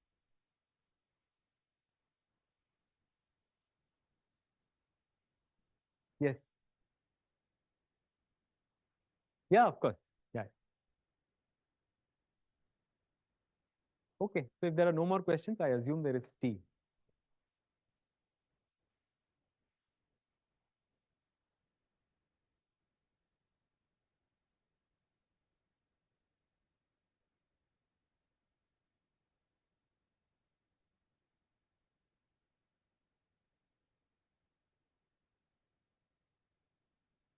Oh, okay. It is good. It is really good. Oh, thanks. Yeah. Yeah. I wish you were my teacher when I was. So in this case, suppose I want to go from delta to an interval, right? So I just have the delta. Now I have to determine the small c and capital N going, or like is there a recipe for that? Because capital N depends on small c.